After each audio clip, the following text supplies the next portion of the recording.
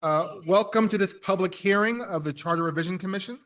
My name is Richard Bury. I have the honor of serving as the chair of the commission. I want to thank you all for joining us this evening. As everyone knows, our mission as a commission is to look at ways to make city government more transparent, more responsive, more effective, with a particular focus on the city's housing crisis. We're also taking a close look at the problem of chronically low voter turnout in city elections.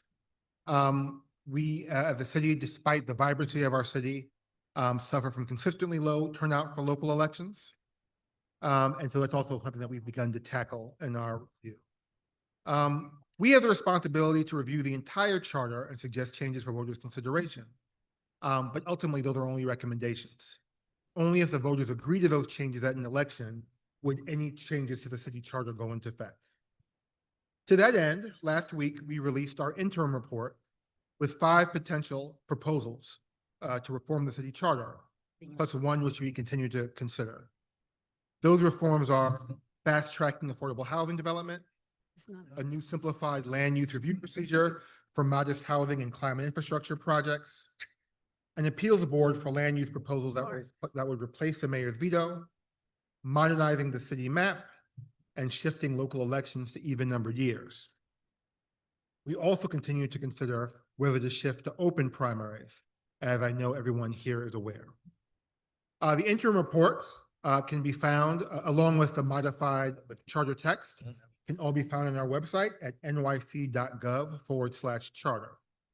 I know that I speak for my fellow commissioners that it has been an honor to do this work. We've been committed to hearing from a broad spectrum of New Yorkers throughout this process, from every borough, including 9 hearings prior to this one, and hundreds of submitted written testimony. And those testimony, both the written and oral, have really driven what we are considering. The important thing also I want to mention, to remind everyone that this is an independent commission. In making our recommendation to the city's voters, we are bound only by our judgment and by our values. We have really striven to pursue ideas regardless of who proposed them, regardless of who supports them, and regardless of who opposes them. Joining me in this task are my 12 fellow commissioners, our Vice Chair Sharon Greenberger, our Secretary Lisa Bozorg, Grace Bonilla, who is in transit, Shams DeBaron, Anita Lermont, Dr. Lizette Nieves, Anthony Richardson, Julie Samuels, Senator Diane Savino, Carl Weisbrod, Valerie White, and Catherine Wild. Testimony at this hearing is on any topic, so you're not limited to the topics I described before. And before we get started, I just want to say a few things about how this will unfold. Members of the public are asked to testify for no longer than 3 minutes. We will call for testimony from 3 people at a time, followed by questions from the commission. I'll ask commissioners to hold their question until an entire panel is finished. We have a full house tonight. I'm expecting lots of testimony, both in person and online. So I'm going to really work hard to keep us to our allotted time. So I'm going to ask you to please your time. I don't want to interrupt or cut you off, but I will if we need to, because I want to make sure that everybody has a chance to speak. We are scheduled to go until 8 p.m. In the event that we don't get to hear someone's testimony, I want to remind you that you can also submit written testimony to the commission by emailing chartertestimony@citycharter.nyc.gov. That is chartertestimony@citycharter.nyc.gov. You can also submit online on our website as well. So before we begin with testimony, I would like to ask for a motion to approve the minutes from our June 23rd public hearing. I move. Is there a second? Second. Any discussion? All in favor, say aye. Any opposed or abstentions? All right, the minutes are adopted. And with that, we will begin our testimony. Despite what I said before, we're going to start with a few invited guests, beginning with the New York City Comptroller, Brad Lander.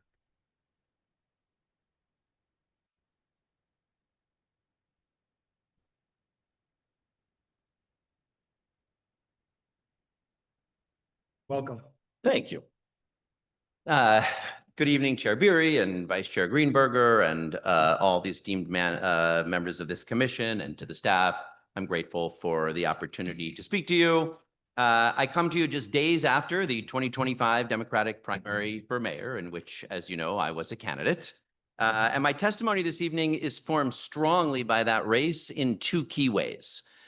First, from beginning to end, I focused aggressively on housing affordability, which has been the work of my whole career, as did all of the other candidates. New Yorkers are desperate for more affordable homes.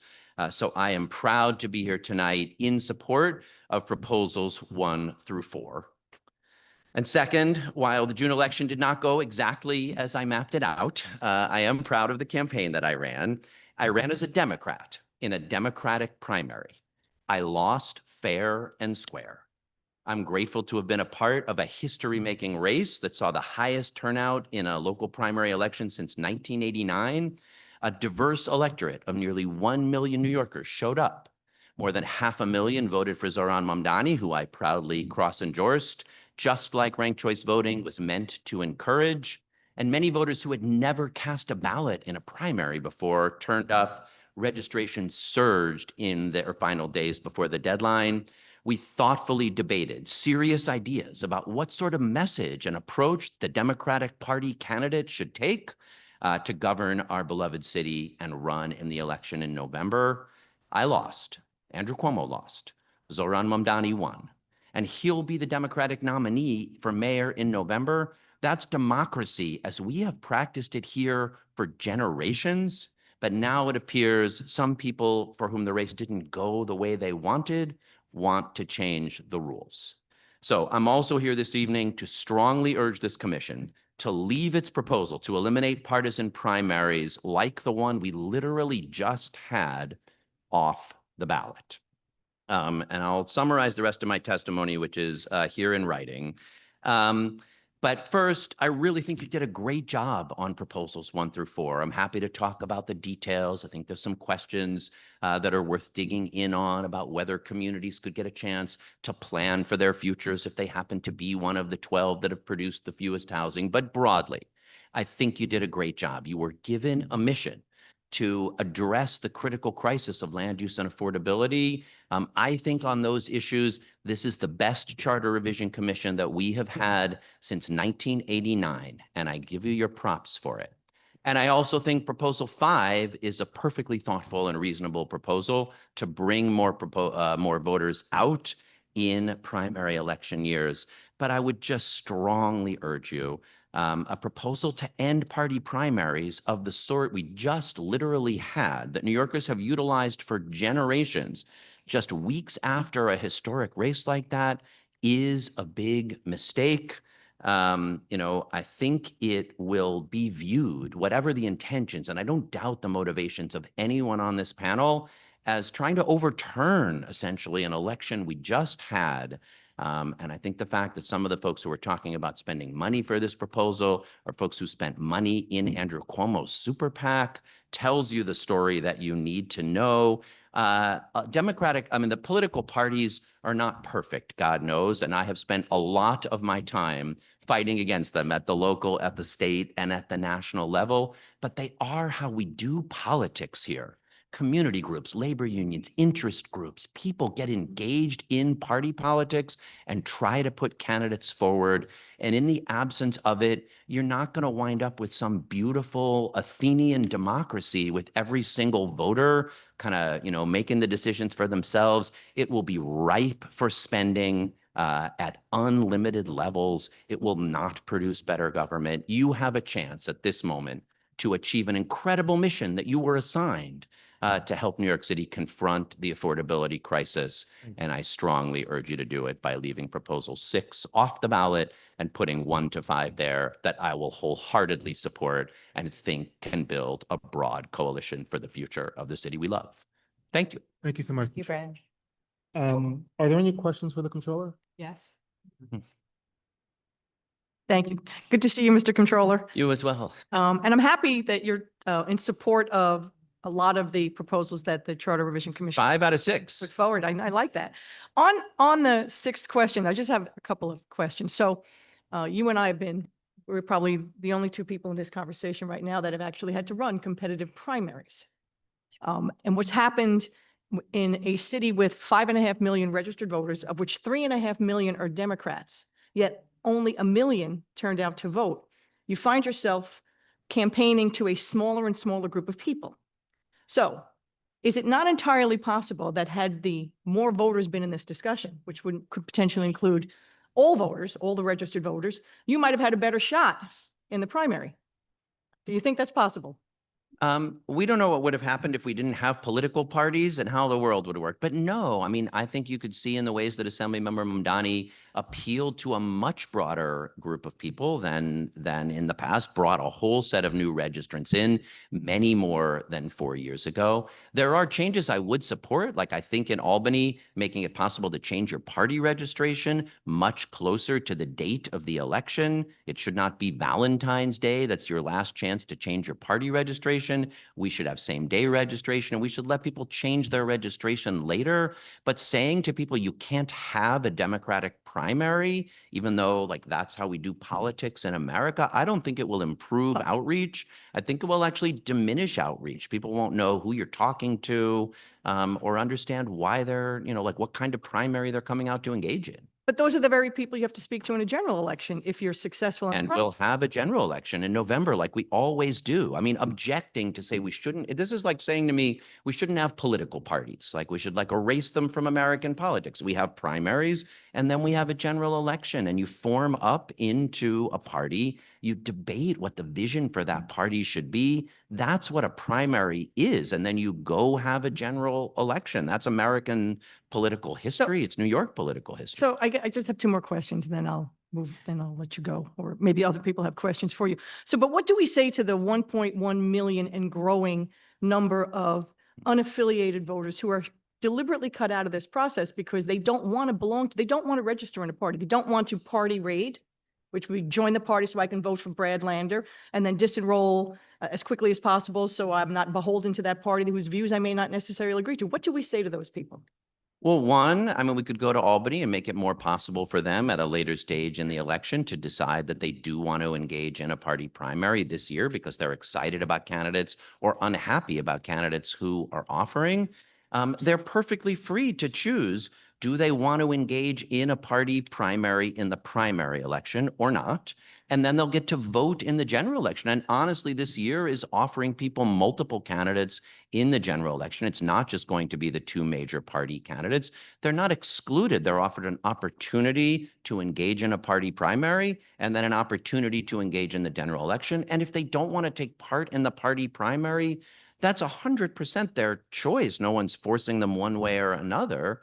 That's how we've done politics in this country for 250 years. It is not perfect, but I don't see why we would change it now other than some sour losers want to overturn the results of an election we just had. I don't really think that's the motivation of the hundreds of people who've come to us to say that they feel that they are carved out of the decision-making process of who gets to run this city because of the fact that they do not want to belong to either major party or even any of the minor parties.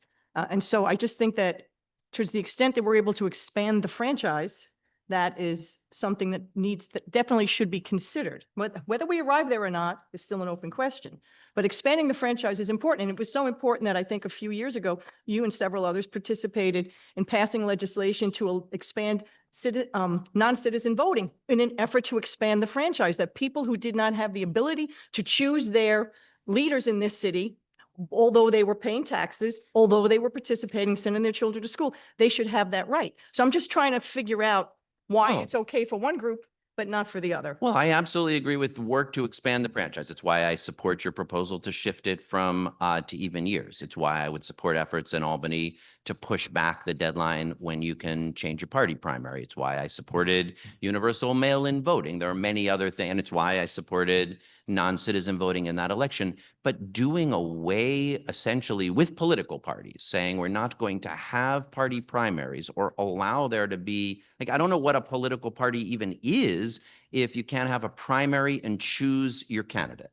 And I mean, the founders had some anxieties about political parties, but we have had them for 250 years. I have a lot of times when I'm livid with Democratic Party leadership and institutions. But I think it's valuable to have primaries in which you put your ideas out and choose your fighter. And that's what a primary election is. That's what a political party does. It's what general elections are for. And I do think that's valuable. So in addition to other efforts to expand the franchise, this one I don't support. Any other? Thank you. Thank you. Any other questions from the commission? Yeah, real quick, how you doing, Brian? Nice to see you, Seamus. Good to see. Uh, so I wanted to ask you something about housing. Uh, what type of coalition you think can be formed, and how should that be formed to support the housing proposals that you see have been suggested? Thank you for this question, and even more for the work to put these 4 ballot propositions on the ballot that I think really get at this. I think we have an exciting moment right now when there is broader than expected support for the idea that we need to build more housing all across the city, especially in the neighborhoods that haven't done so, with a real focus on affordability. That has not been a broad consensus for recent years, and some of us have been fighting those battles, but it's an exciting moment. I thought it was really significant that when Democratic nominee Mamdani was asked in the New York Times, what's one thing you've changed your mind on?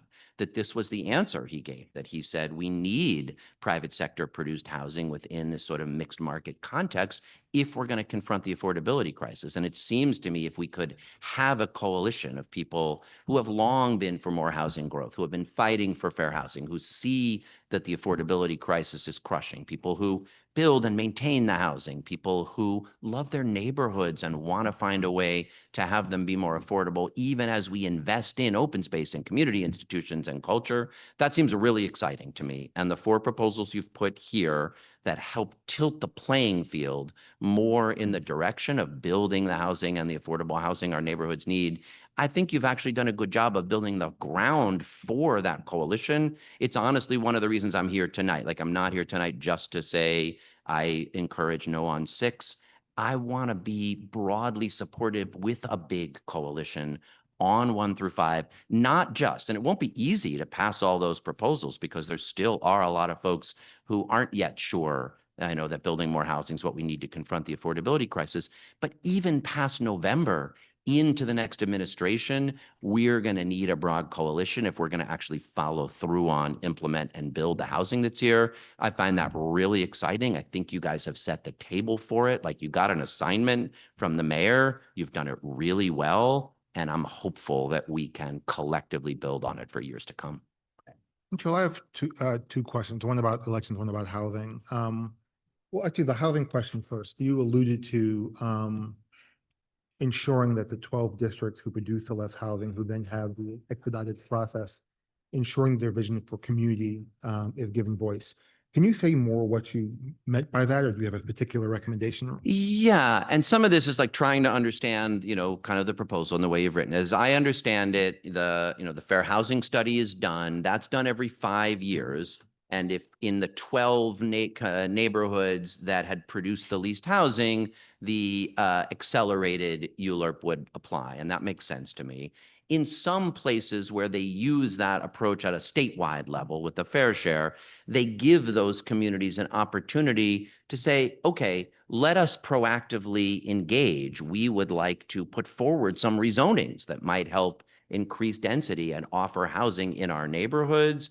And maybe this would provide the incentive for those communities rather than for all 5 years have every proposal that would be brought by a developer go through the accelerated process. There might be some planning opportunity. And if they did, in fact, produce a lot more housing or support rezonings that open up much more opportunity, there could be a mid-cycle process that adjusted. It's not make or break for me. I'm supporting proposals 1 through 4, but if you're going back and doing a little more tweaking, that was one thing that struck me that might be worth taking a look at. Thank you. Thank you. It's very helpful. And then the other is part clarification and part question. One of the things that you described in describing your opposition to Proposal 6 is the important role of parties in elections and not wanting to take parties out of the process. One just point of clarification is that to state the obvious, the proposal did not necessarily speak to removing parties, and people are able to assert their party identification on the ballot.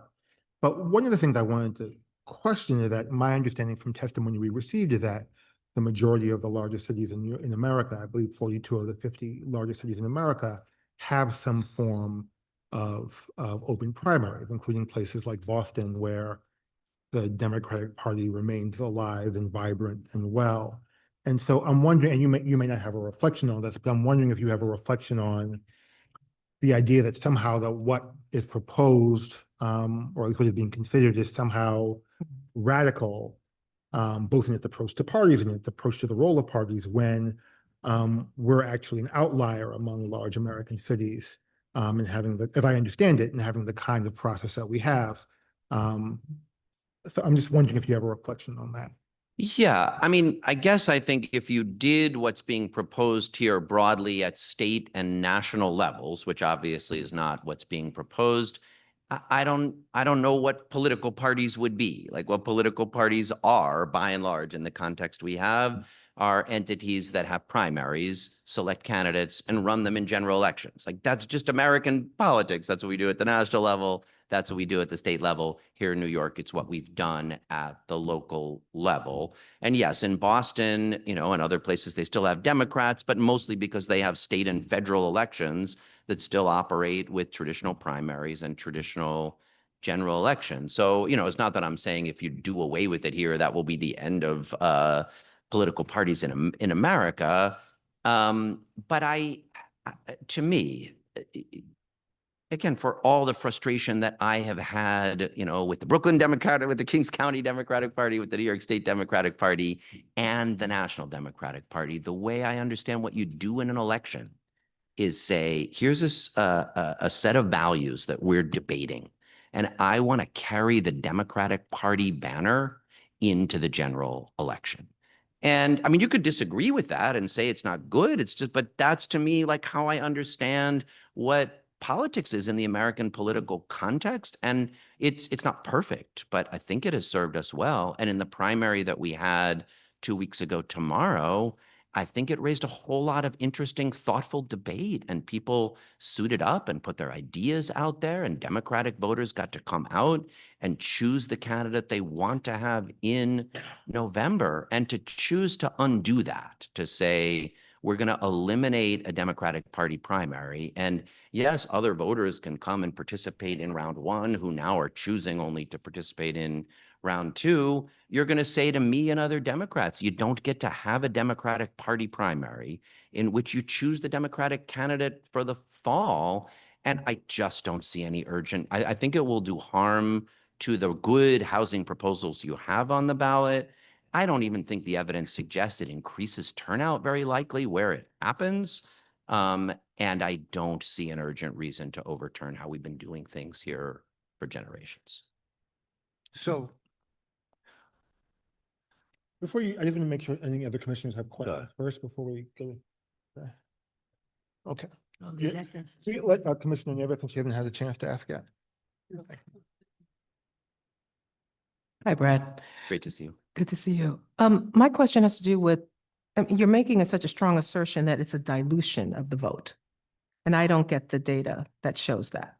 I'm trying to understand it. I'm looking at other places. I'm looking at 6 in particular, and it was mentioned before. When we look at other large metropolitan cities, that's not been the outcome. So I'm curious about that. And so I just want to hear a little bit more about that assumption, because I haven't seen data that supports that assumption. On the dilution specifically of the African-American vote? Dilution of, particularly if we have primaries, the Democratic Party vote. Well, I mean, what I mean there is, I mean, the way a primary works now are that voters who identify as Democrats get to choose the candidate we want to have represent us in the general election in the fall. And if we don't have a Democratic Party primary, we won't have an opportunity to do that. Like everyone, if you have yeah, I mean, that's all I mean there. That's not dilution. That's the way our system works right now. By having a party primary, you get to choose. I mean, you can decide, do I want to identify with one of these parties, and go choose that party's candidate in the general election. And if you do, you register with that party. It's not hard. You should be able to change it later. And you have a debate within the context of, how do I think about what a Democratic or Republican or working families or conservative or green candidate should be, so we can put that candidate up in the fall's election. And that's how we just have historically done politics. And for all its flaws, I like doing it that way. I mean, and I think it's valuable what we did here, not only for Democrats to be able to choose the Democratic candidate in the fall's election, but participate in the broader national American context. What do we want from Democrats right now as we're thinking about next year's elections and as we're thinking about the future? Like, that's how we do politics. We say, you know, what should our party be? Who are the folks within it that stand up and fight? Who else am I relating to? What kind of coalitions are we building? Again, I mean, it's, you know, it's messy. It's got its downsides, but that's American democracy. And it seems strange to me to choose to undo it. Thank you so much, Controller. I really appreciate it. Thank you for your testimony. I really do appreciate all your service and thank you for the opportunity. Thank you for the kind words about our work. Thank I you. appreciate it. Thank you. Next, I want to welcome Councilmember Slavina Brooks Powers, who I believe is on Zoom.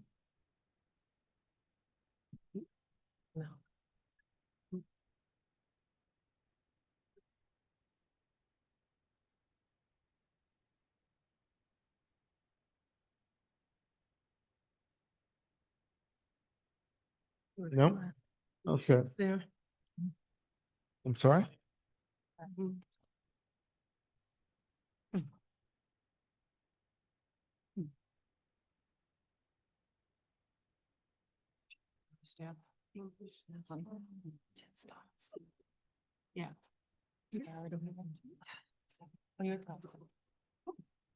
Downstairs.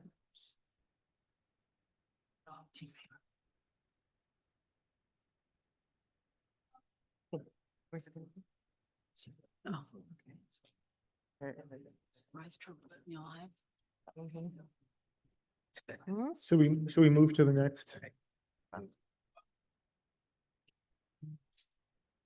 Where is she from? Southeast. Yeah, can we, do you have her? And what was his position? Something. Yeah, but sure we won't.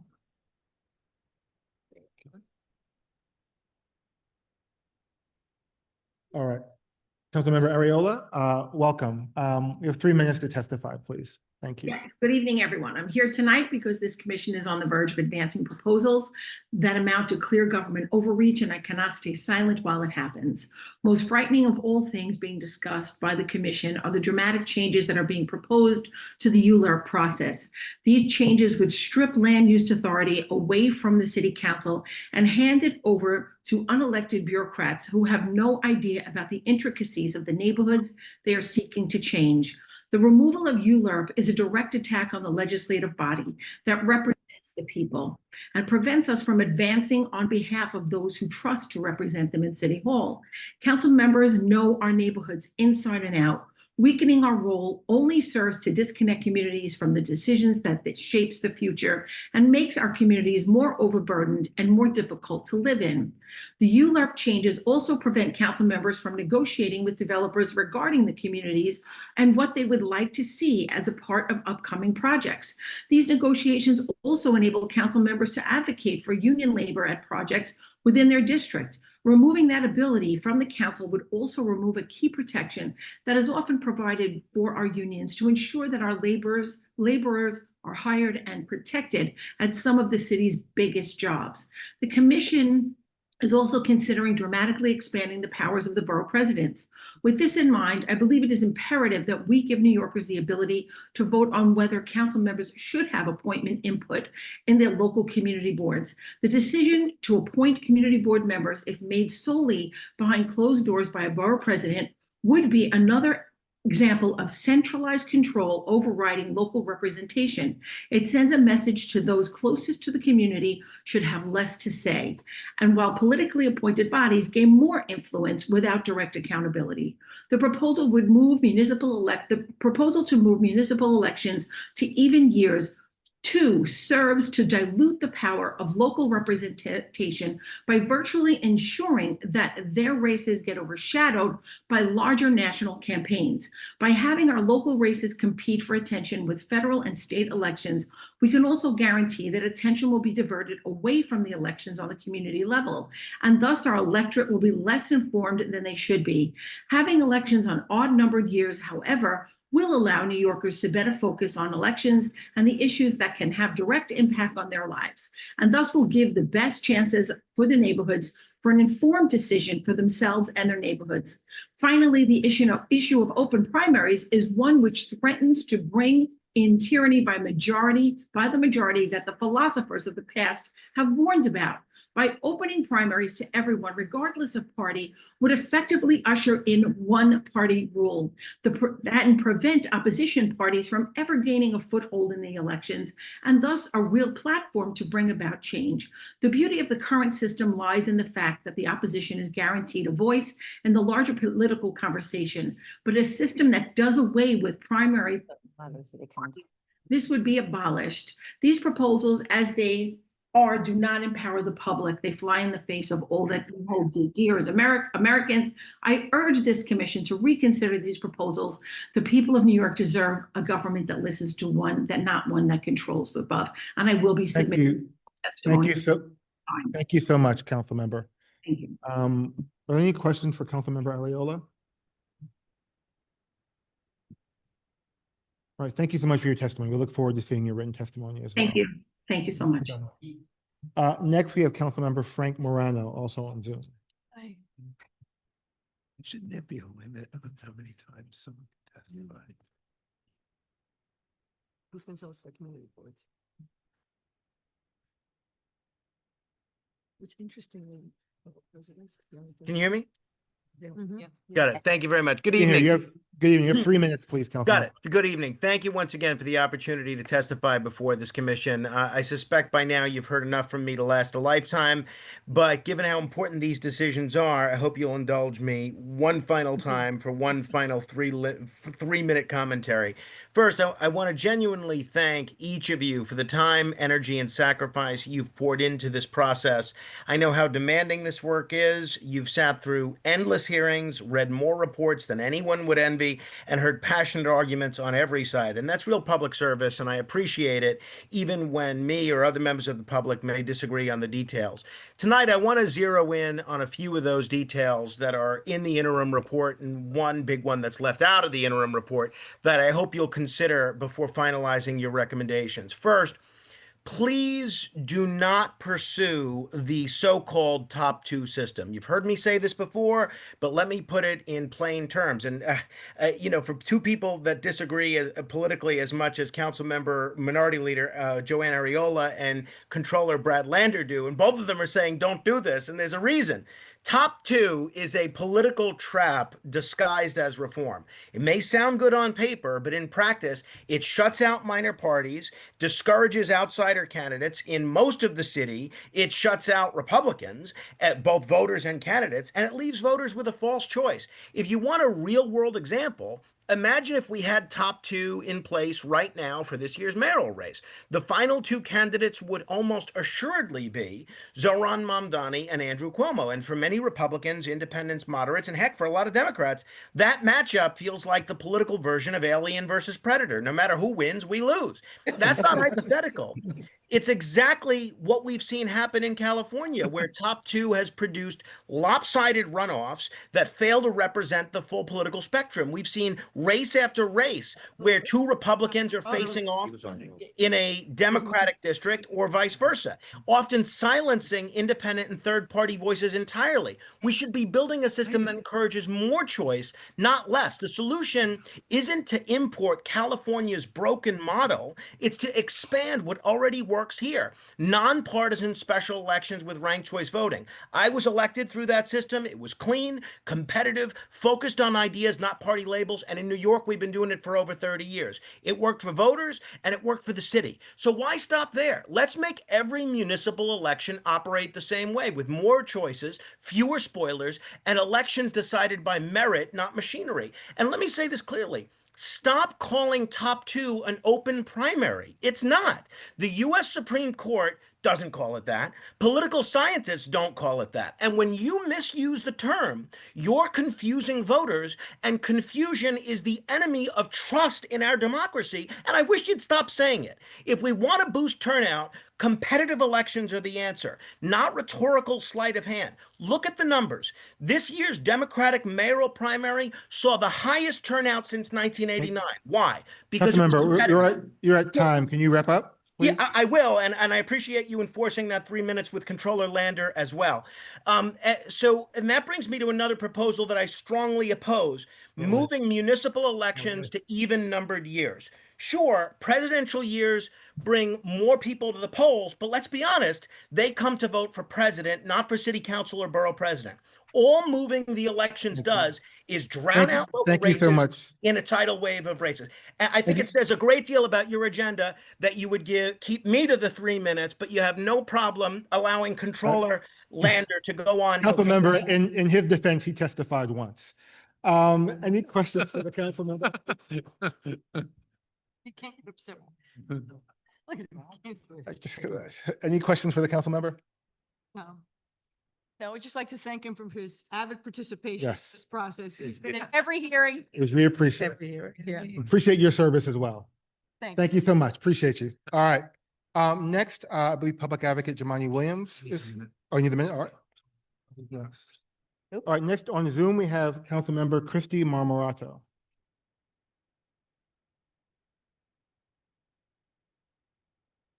Even hear this here?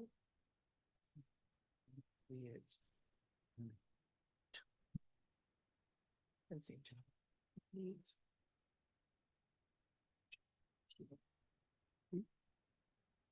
Okay, let's see. This is not. Yeah,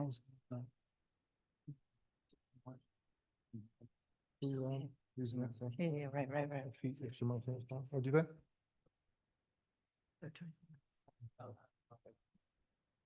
All right, then we'll hear next from Councilmember Brooks Powers.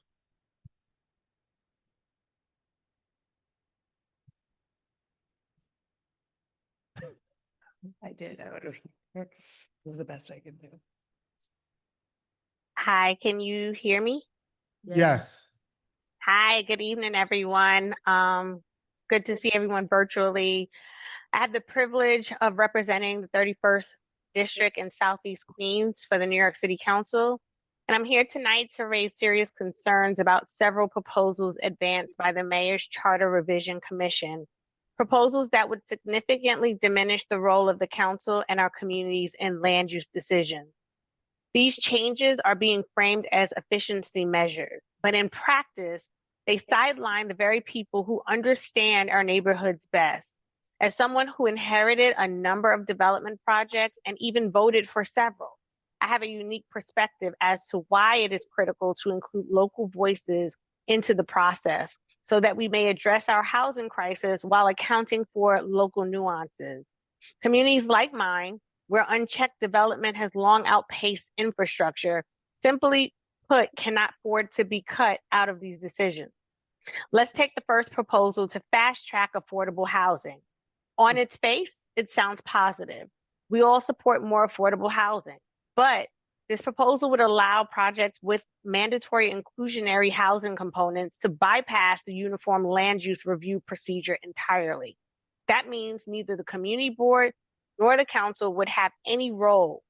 In districts like mine, where we're already grappling with overstretched sewer systems, flood risk, and underfunded schools, that's a recipe for deepening inequality and straining an already crumbling infrastructure, not addressing it.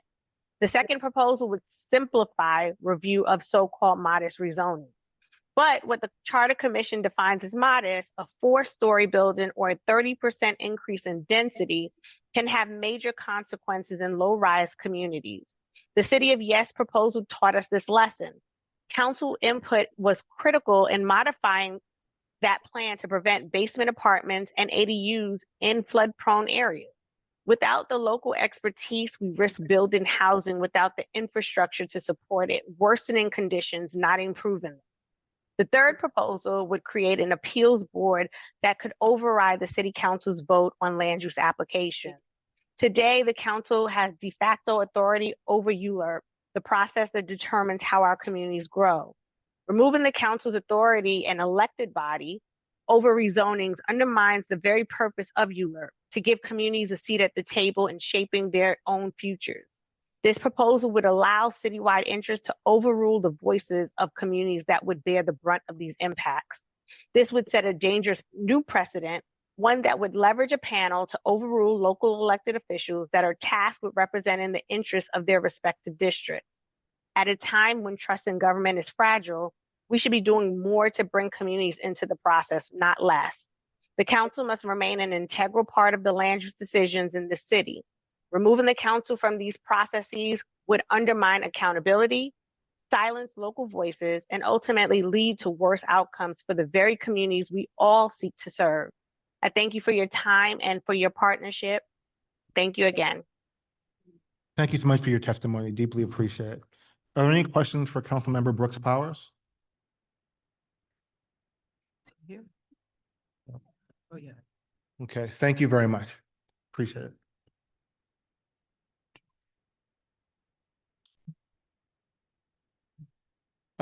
Next, if you're ready, you want to call Public Advocate Jamani Williams? Sorry, He's ready. he's ready. Yeah. You can come down this aisle. Thank you.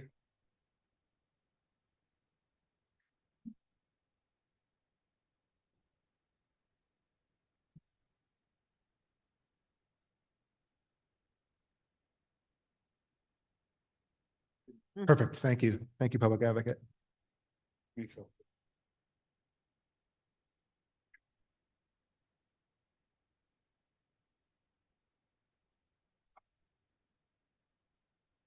I just start? Yeah, we're good. Okay. All right, peace and blessing, love and light to everyone. Thank you so much. I will start just from the framework. I want to be clear. When it comes to the Adams administration, I've lost all full faith and confidence. So I'm concerned about that. But I have a lot of faith and trust in a lot of folks who are on this board. So I'm going to try to have the conversation as if the Adams administration had nothing to do with it. Public advocate for the city of New York, and I want to thank Chair Bury, as well as the members of the commission and my fellow New Yorkers for allowing me to testify before you today. I want to start out by saying many of the proposals that this commission has put forth, I agree with in theory, but I have a lot of questions concerning the implementation of some, the legality of others, and the impact of all. On the housing and land use questions, while I do support shortening the length of the overall review process, I have some concerns about consolidating the review time for the community boards and the board presidents. I believe a consecutive process with a 30-day allotment for board presidents, community boards, and the Department of City Planning. Each would fulfill the goal of shortening the process while providing these groups with their own dedicated time to deliberate and come to their own conclusions. I also have questions concerning the use of mandatory inclusionary housing under the proposed affordable housing fast track. During my time in New York City Council, I found the highest income bands allowed under MIH to be unaffordable for many, and as such, I voted against the introduction of MIH. I have questions on this particular point, and chief among them is what specific income bands will be covered under this proposal. The interim report mentions a range of incomes, generally, quote unquote, between 40 and 80% of area median income, AMI. We should have some specifics, would be changing the process and timing for land use matters that have been in place since 1989, and that was necessary since the U.S. Supreme Court ruled the Board of Estimates process for land use matters unconstitutional, since the mayor, the comptroller, and the council president had 2 votes each, as opposed to the borough president that each had 1, violating the one person, one vote rule. In regards to ballot measures number 3, that proposed the creation of an appeals board and would eliminate both the mayor's veto power in the uniform land use review process and the New York City Council's power to override vetoes. I'm unclear as the constitutionality of this proposal and wonder whether it violates New York City charter that would eliminate a crucial part of our system of checks and balances in the legislative process. It is important to note that land use matters are legislative matters, but if it is actually constitutional, then I might support this, but only if the appeals board is expanded to 5 members, requiring 3 out of the 5 to vote in the affirmative. I'd recommend expanding the board to including the 2 citywide elected officials, comptroller, and the public advocate. On question 4, I have a lot of concerns and don't look favorably on this proposal. as we remove the powers that the borough president currently have to vest all responsibilities and power on a city agency whose agency head is appointed by the mayor, and we often have problems with agencies getting the proper funding that they need. Finally, on the questions of even year elections and deliberation of open primaries, I actually tend to support these proposals in theory. But as the commission laid out in the interim report, open primaries would have a number of positive effects, from allowing unaffiliated voters to participating in the primary process to increasing local turnout and reinforcing ranked choice voting. However, given the relative success of ranked choice voting in New York City, I do believe more research needs to be done into the potential impacts these would have on the process, as well as other potential impacts such as election burnout and down ballot burnout. In conjunction with even year elections, I think this would potentially lead to drop off in voting down ballot, in addition to less informed electorate on local race candidates. So while in theory I support these, I'm concerned that we won't have time to answer some of the questions I have before the general election. And I know my time is up, but when I had the City Council Charter Commission, we did talk about making sure that the Board of Corrections and CCRB had 1% of expense budgets of the NYPD and the Department of Corrections. And we asked for my office to have subpoena power and the standing to sue. Thank you so much, and happy to answer any questions. Thank you so much. Appreciate it. Any questions for both? Good to see you, Brother Jamal. You too, please. All right. So I will be honest. I wasn't able to capture everything you said. Because I spoke fast. Yeah. Please tell me you got written testimony also. We're going to have the written testimony for you in a few days, but if you want me to repeat any of it, I'm happy to do it as well. Yeah. If I'm saying it correct, if you could kind of articulate the specific points, specifically regarding the housing and what your thoughts are on that. And then anything else that you think is important. You also mentioned something about the civilian. Yes. So those things are important. I just want to make sure that I get what you're saying. So I guess proposals 1 and 2, which is primarily shortening the time process, which I think we should, but I had some concerns with the fast track, particularly around collapsing the community boards and the borough president into, I think you had it 60 days. I still believe community boards should go first and borough presidents go second. So the timing was less of an issue, but making sure that if it could happen consecutively. And I believe it seemed like it was connected to MIH and some of the income bans. I voted against MIH because I didn't think it brought the kind of affordable housing that we actually needed. And some of the language in the report was that the area minimum income will be generally between 40 and 80% of AMI. I don't know what generally means. And so some more specifics about what will be built would be helpful. And for ballot measure number 3, for the appeals, if we're gonna talk about, as when I ran for speaker, I was actually one of the only people who talked about the issues of member deference, which might be part of the reason I didn't become speaker. But I thought it was an issue then, and it is an issue now, but you want to find the right balance. I'm concerned that 2 votes might be a little too easy for, I would imagine the speaker would not go against the council, so it would be the mayor and a particular borough president. I think having a third person to have to convince might be better off to find that balance, and using 3 out of 5 as opposed to 2 out of 3, I think would make more sense. Would that be a public advocate or somebody? I was recommending having the public advocate and the controller be on it. Actually agree with you generally. Okay, that's helpful. So not necessarily an objection to the process, but expanding the appeals board. Yes. I have a question. You make sure I understood as well. You're objecting to the proposal 4 around the city map. Can you say a little bit more about your concern? So for my understanding, it wasn't, I thought it might add to help the borough presidents do some of the local things better. My understanding is that it would take away some of the mapping powers that the borough president does now. And I feel like they actually are more locally connected. So taking that fully away, I think, is an issue. And there's also issues with agencies now not having the proper funding they need to focus on things. And so putting it back all into the agencies, I'm concerned would it have the resources that it actually needs.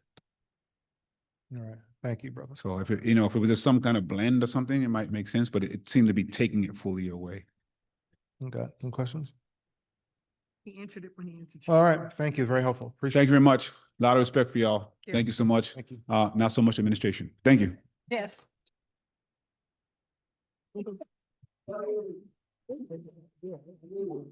Something to yeah.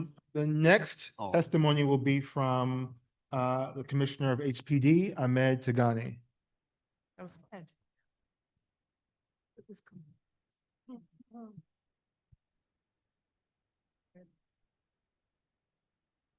Next. I'm with the sound system. Yeah. I find the sound system very blurry. The other. Yeah, even and on Zoom too, just very, That's our. Blurry. Last council. what, yeah, Yes. but particularly Jamani and.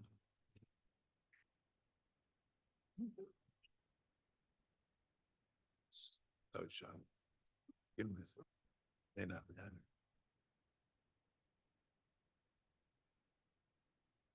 Good evening, Chair Bury, Vice Chair Greenberg, Secretary Bozarg, and members of the Charter Revision Commission. I am Ahmed Tigani, Acting Commissioner of the New York City Department of Housing Preservation and Development. I'm joined by my colleague, Michael Sandler, Associate Commissioner for Neighborhood Strategies. We're thankful for the opportunity to testify on how this commission's proposed revisions to the city charter will accelerate our agency's work to create and preserve affordable housing for New Yorkers and help address our long-standing fair housing challenges. We commend this commission's reports, which documents the limitations and challenges of a uniform land use review procedure in balancing meaningful community involvement with the emergency confronting the current state of housing access in our city. HPD greatly values and places tremendous resources into community engagement when we advance new projects through the various discretionary approval processes. Yet, it's hard to ignore that ULURP has regularly become a speed bump, if not a roadblock, to lowering housing prices for everyone and expanding New Yorkers' choices to move to where it is best for them and their families. At a time when we need to build in every neighborhood to respond to the ongoing housing emergency, ULURP adds cost and time, ultimately limiting HPD's ability to build deeply affordable housing.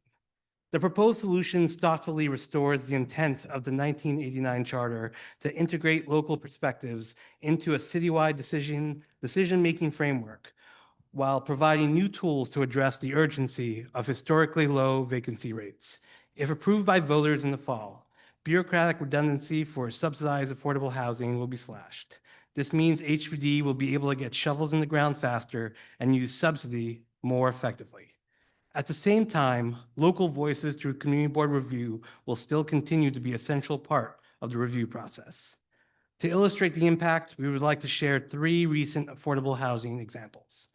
1093, 1095 Jerome Avenue in Highbridge shows how ULURP disadvantages affordable housing to market rate housing. Unanimously supported by the community members and elected officials at all levels, this recently approved project replaces 2 structurally unsound buildings with a newly constructed 100% affordable housing building serving low-income individuals and families. Yet even for projects like this one that meet zoning requirements, ULURP is required for public land disposition, while projects on private land require no discretionary review. For this project, HPD spent over a year in pre-certification and 7 months in ULURP itself. Under the proposed expedited land use review procedure, projects that conform with zoning would skip pre-certification, continue to undergo community review, and then go straight to the city council. 9704 Steuffen Boulevard in Jamaica shows us how the process, even for minor changes, put projects at risk. This transit-oriented housing project replaces a single-story health center that is delivering senior housing above a new facility operated by the Community Healthcare Network. This project, however, needed ULURP to rezone the site to be part of the immediately adjacent zoning district. In the years between when the project was first conceived and when it received approvals, hard costs and interest rates And I'm rose. sorry to interrupt, Commissioner, because we are over time. Can you, if you could I can. wrap up, I would appreciate it. Sure. Let me just finish by saying that recognizing the scale and complexity of our housing crisis and fair housing challenges, these are tools that we need in order to deliver affordable housing at a speed that the crisis demands. We believe that these are measured, reasonable. We appreciate the input that you took to shape them, and we believe that these will have incredible impact at a time when we have too many people in shelter, too many people rent burden, and not enough choices to create the housing that New Yorkers deserve. Thank you so much, Commissioner. Certainly, the commissioner of the agency tasked with addressing these problems, very helpful to have your feedback. Next questions, Commissioner? Yes, Commissioner, I have one factual question.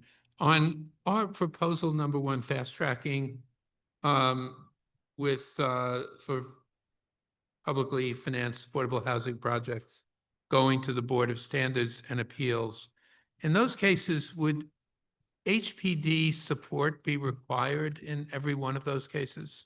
It would. We would be providing, we'd work closely with the BSA. And in fact, we work closely with the BSA now, and we've had several examples of affordable housing But come through.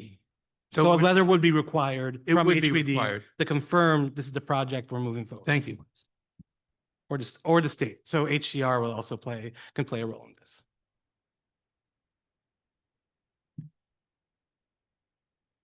Thanks for your testimony. I know you both have also worked in a borough president's office as well. Can you, do you have any examples of, or talk a little bit about the challenges with the various topo offices and the proposal to kind of streamline and centralize that process from HPD's perspective? You know, a specific example doesn't come to mind, but generally speaking, the poll letter that's required, that becomes part of a mapping change, or even when going through all the steps that we're talking about in the Euler process now, anything that we can do to create more consistency and direction and uniformity and streamline the process, especially when it's condensed within an entity that may already be handling other parts of your process, saves money. It allows people who are not as familiar and not having to go and buy and hire extra help to deal with the complexities of moving from office to office. Paperwork is less likely not to move as slowly, which again, what we're talking about here is creating a process to build affordable housing, to build housing at a quicker pace, put that money back into the affordability of those units, put that time back into delivering units faster for people who need that housing. Excuse me. We have a question. Okay. Sorry. Hi, it's nice to see you. I have a question. You know, a lot of the council representatives that speak here talk about us cutting out communities from planning. And we know that that's not actually really where the effort with communities works. So I would just like to hear a little bit about, you know, HPD's efforts in community planning, because it is not our intention to not have any community voice. It's just not having community veto that we're looking at here. I'm actually going to let Michael Sandler, who I'm proud to say is a coworker and runs our Office of Neighborhood Strategies, talk about that work. Yeah, it's a great question. So the projects that HPD is taking through ULURP are on public land. So these are projects that are typically preceded by a request for proposal to identify a development team to advance that project. In advance of issuing that request for proposal, HPD does a community visioning process. We host a series of workshops, tabling events, an online survey to solicit input from the community about what they want to see on that lot. And that's informing the selection of the team and the project that we then take through ULURP. So that's happening right now, years in advance of taking a project through ULURP. And then after we designate a team, we're coming to the local community board every single time to present that project. And then right now, before ULURP, we're coming at least once in the lead up to certification, and then usually multiple times during ULURP. We're right now engaged. We're about to go into ULURP on a project that's actually a scattered site project across 4 community districts, where we anticipate probably 15 community board meetings as part of ULURP, and that would continue as part of the proposals that we're discussing today. The only thing I would add is that is a process when it's an individual public site that maybe has not already gone through a neighborhood planning process. So in the neighborhood planning process, HPD is involved in shaping the housing plan, in which we talk through and discuss a plan for multiple housing sites. Just because we've done that and we've mapped out that work, we will still do the neighborhood planning playbook process that Michael just described. On top of that, when we release the RFP or a community visioning document, we'll also refer to maybe supplemental documents put out by the community board, other visioning and neighborhood planning documents created by local organizations. For us, having the full vision as part of a developer's response allows us to have better conversations and inclusive conversations down the line. Thank you. I just wanted to get that on the record. Questions? All right. Thank you so much, Commissioner. Really appreciate it. Thank you. Yeah. Next, I'd like to call Sophie Sharps from the New York City Campaign Finance Board.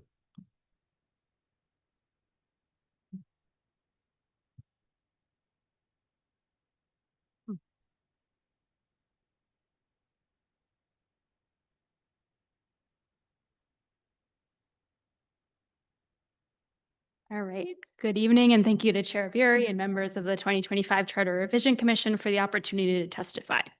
My name is Sophie Sharps, and I'm the Associate Director of Policy at the New York City Campaign Finance Board.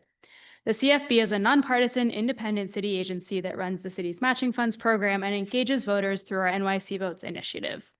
Our mission is to make local democracy more open, transparent, and equitable by giving New Yorkers the tools that they need to vote or run for office. I'm here to highlight key findings from our 2024 Voter Analysis Report, or VAR, and share policy recommendations that could reduce voter fatigue and expand voter participation.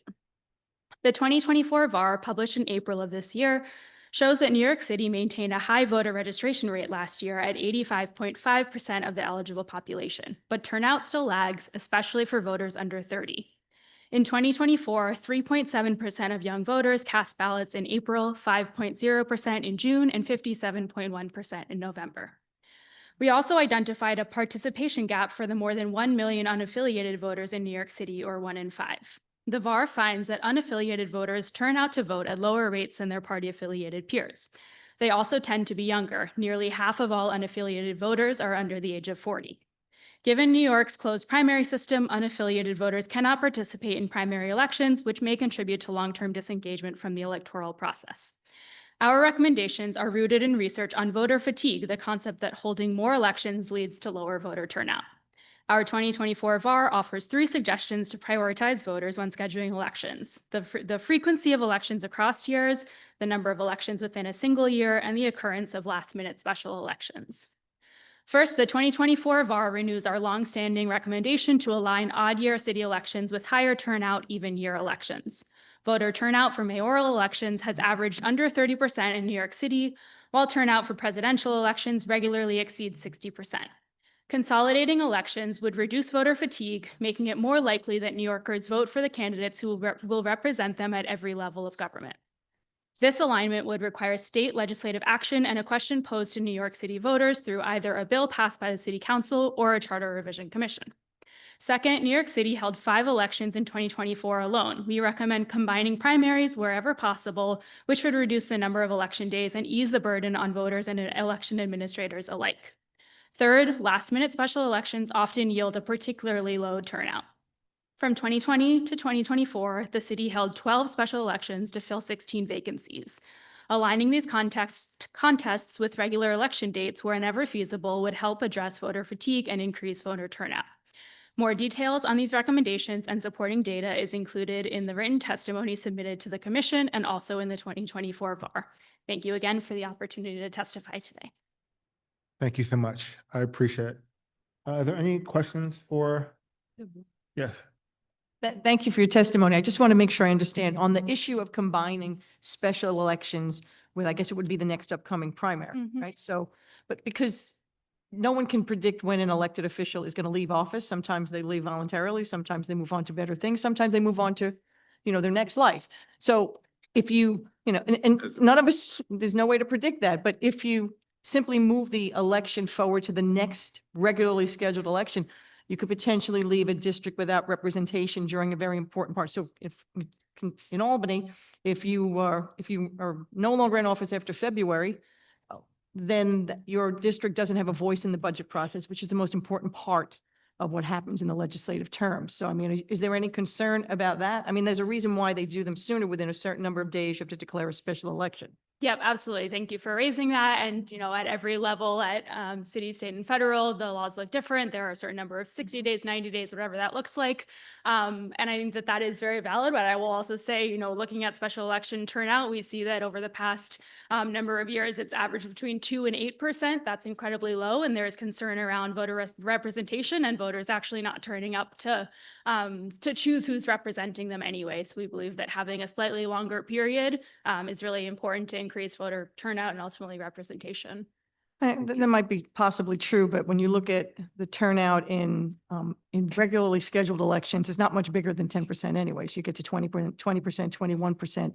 I just think, there is a concern about leaving a district without an elected representative to be their voice in an incredibly important time frame, whether it's in the state budget process, the city's budget process, or even the legislative term. Thank you for your testimony. Thank you. Any other further questions? Thank you so much for your testimony. Appreciate it. Next, we'll hear from Candace Tall and Kyron Banks together as a panel.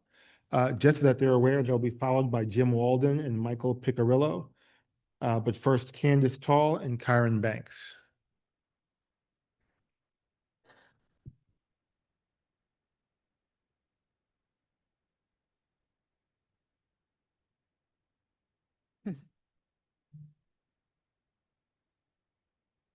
And again, Jim Walden and Michael Picarillo will be next.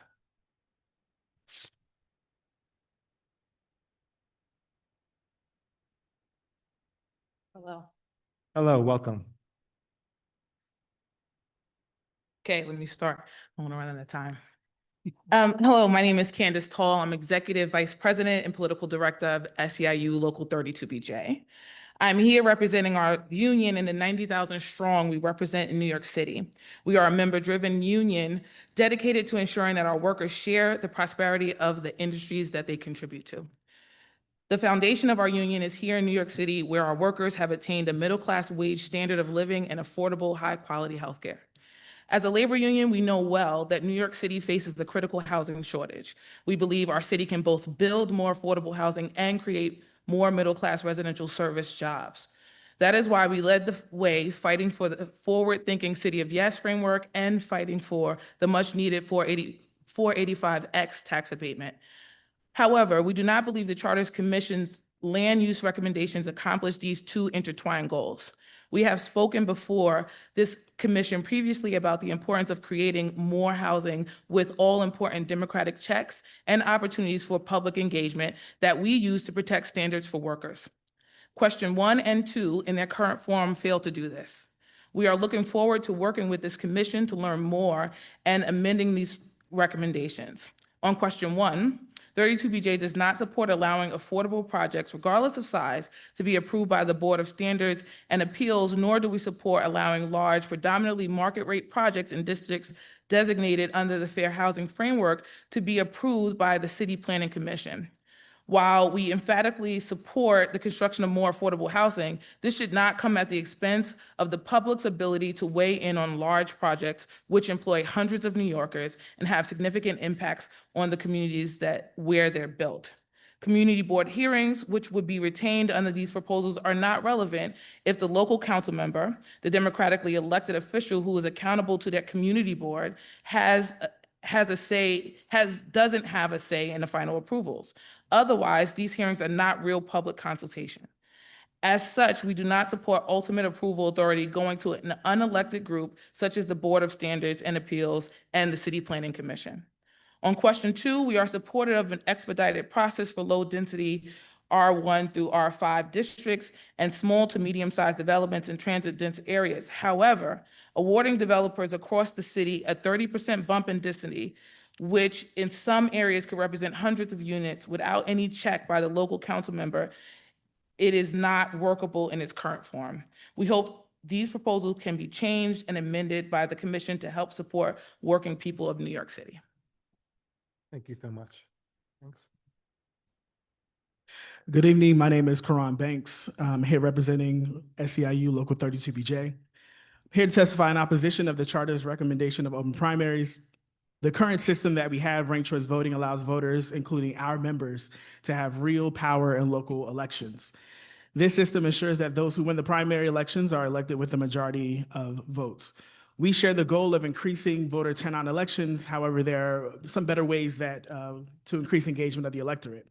Currently, the city invests in voter education, but the city can do more in investing in voter registration and voter education of voters across the city.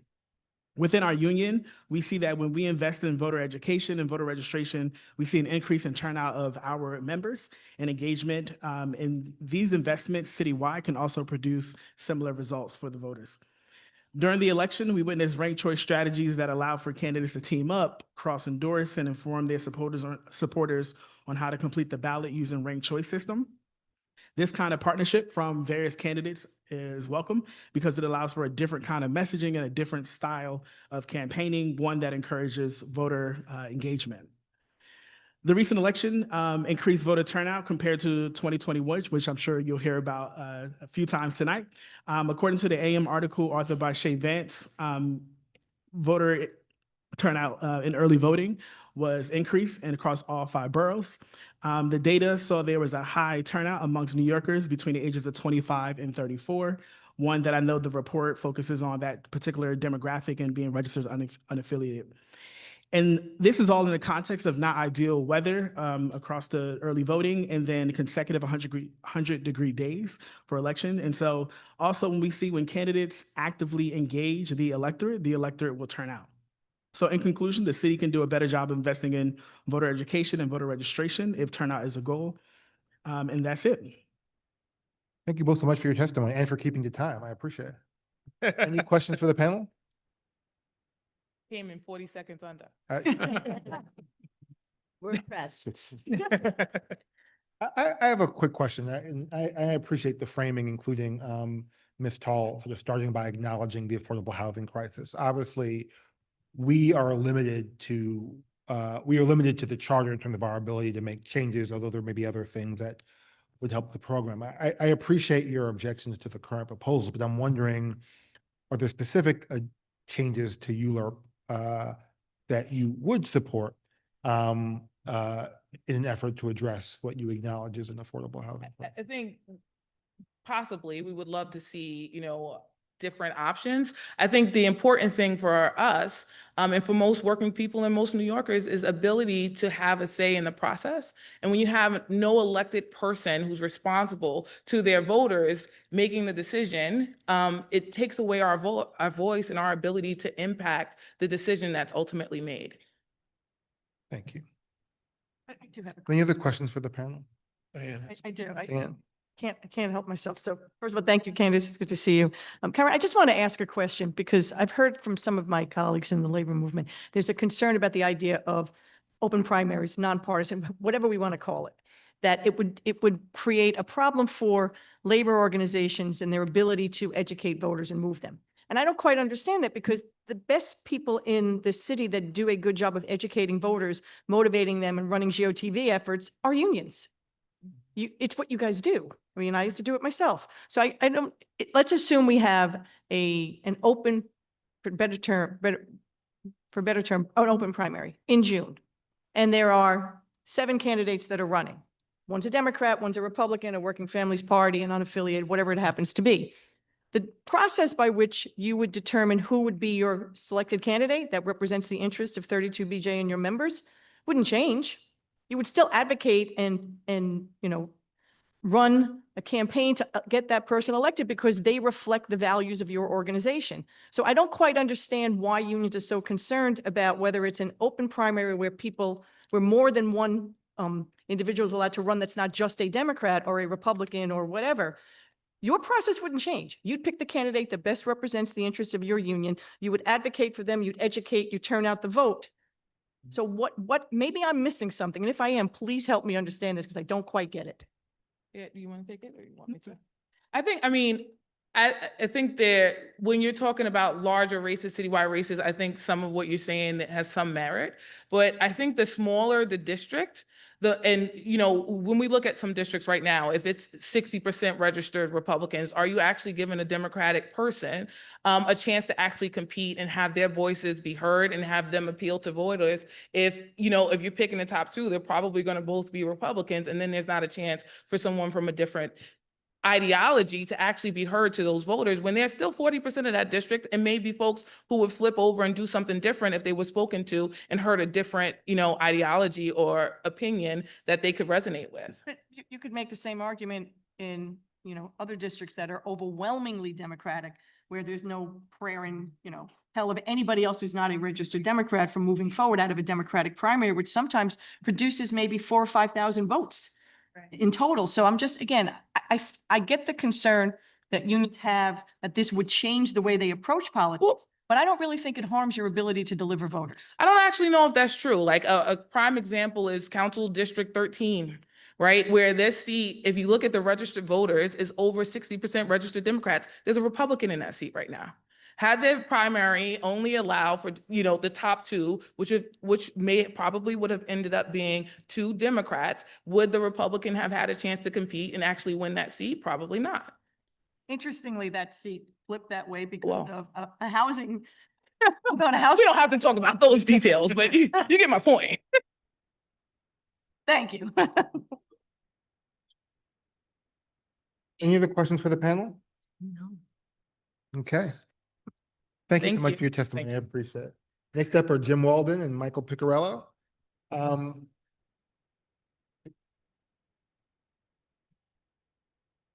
After this panel, just so you're ready, will be Jasmine Gripper and Kai Rosenthal.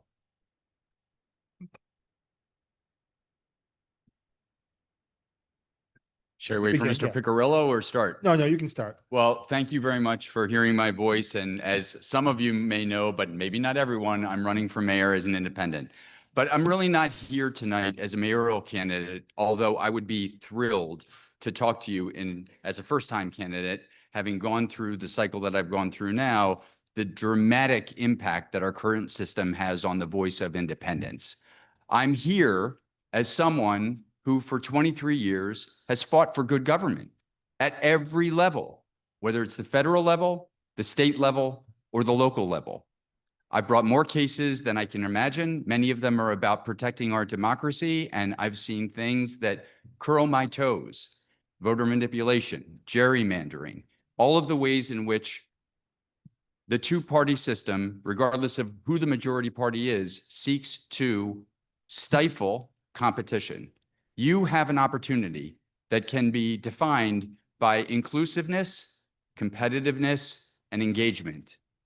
And I hate to use an acronym that's not a good one, but it's ICE. So sorry about that. That was unintentional. And I'd ask you to think about the stakes here. And I do appreciate all the work that you've done. On inclusiveness, you know that there are now 1 million unaffiliated voters in the city of New York. Not one of them can vote in the primary.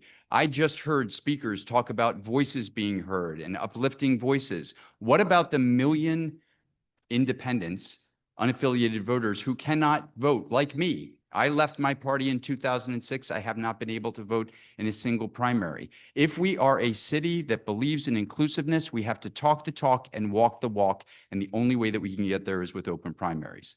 Competitiveness. I cannot tell you the number of times that I've been told you can't win in New York City as an independent. Historical examples are ignored. It is present in every possible way in our system. You can level the playing field so that it may very well be that in an open 2 system, only 2 Democrats emerge, but at least the independents will have a meaningful chance to get the kind of support they need before the race is essentially declared over because of the primary system. And finally, on engagement. Who is being excluded in the roughly 1 million independents in this city?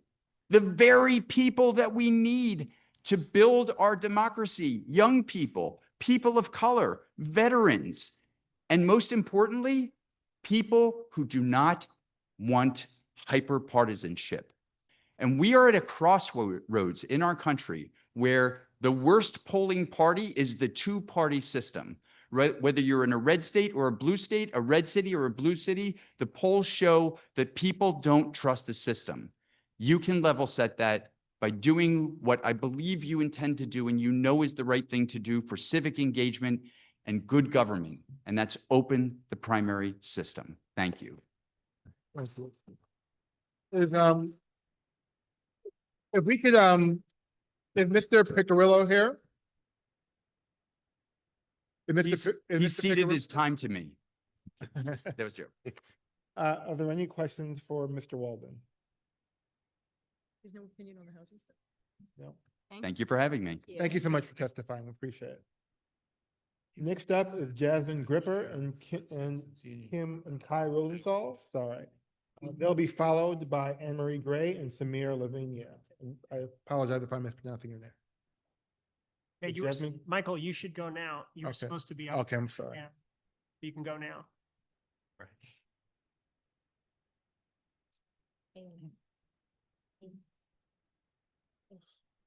Members of the commission, my name is Michael Picarillo. I'm the Director of Area Standards for the New York City District Council of Carpenters. My focus is on creating more work hours for our members and protecting the rights of non-union workers. While we generally support reforms that make building in New York City easier, we stand against this proposal. Proposal 1 and 2, despite noble intentions, have potential for abuse. We fight bad actors daily and recognize loopholes.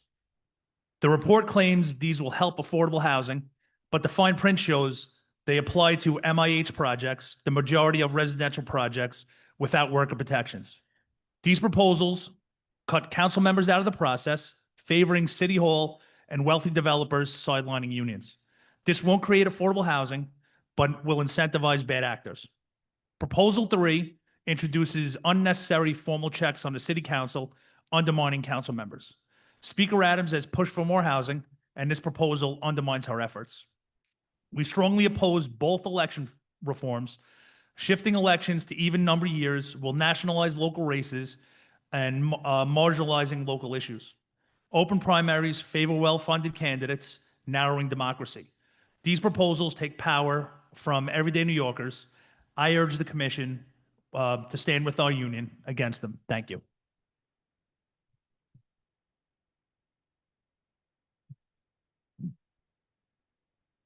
Thank you for your testimony. Are there any questions for Mr. Picarillo? I have a quick, well, we're gonna get an expand. I have a quick question. That you spoke about the role of money in open primaries. Can you speak a little bit more about that and the difference between the current primary system in terms of the role of? Say that again, I'm sorry. You talked about the role of money in speaking about the electoral reforms. I think you mentioned that one of your concerns was that an open primary system would increase the role of money in elections. I was wondering if you could speak more to that and how that differs from the current system.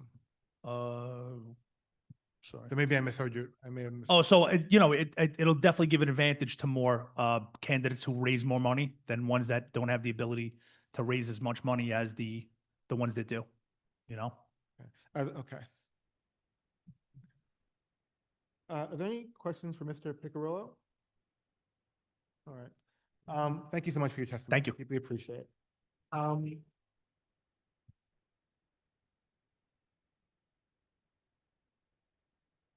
Next up is Jasmine Gripper and Kai Rosenthal.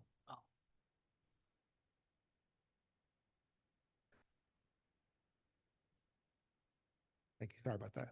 No worries.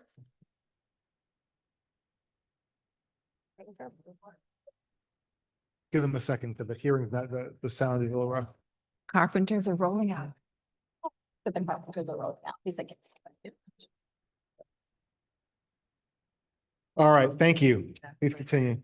Good evening, commissioners. Thank you for the opportunity to testify. I'm Jasmine Gripper, co-director of the New York State Working Families Party, and I'm here in opposition to the proposal that would eliminate partisan primaries in New York City. 1 second. I'm going to ask folks, and I appreciate supporting each other, but it makes it hard to get through the testimony. So if we can just let people speak, and I believe that you support her.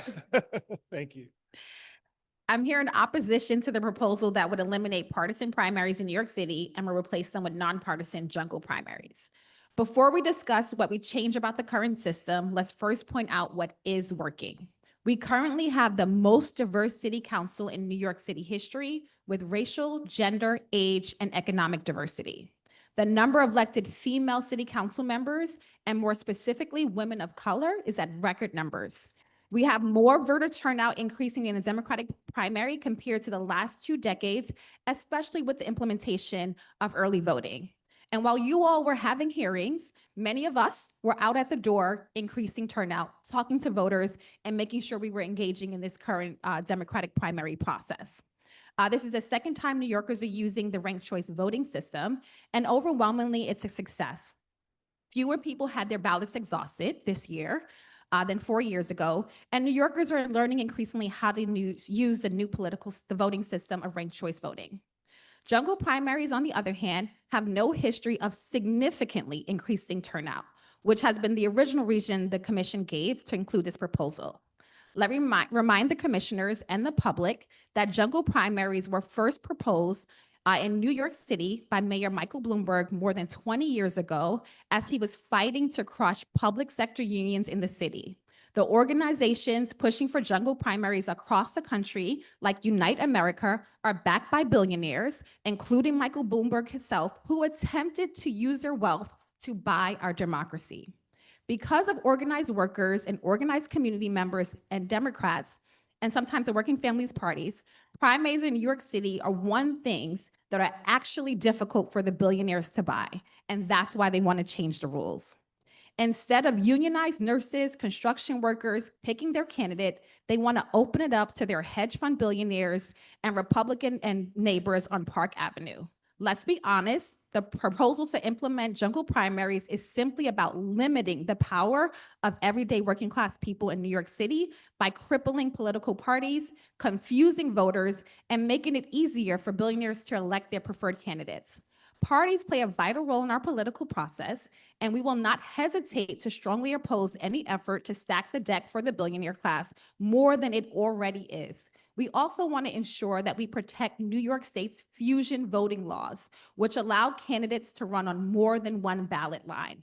If the commission goes forward with nonpartisan primaries on the ballot this November, the Working Families Party will be put in a position where we would be obligated to explore legal challenges in the courts and mobilize our members, affiliates, and labor unions in strong opposition to the proposal.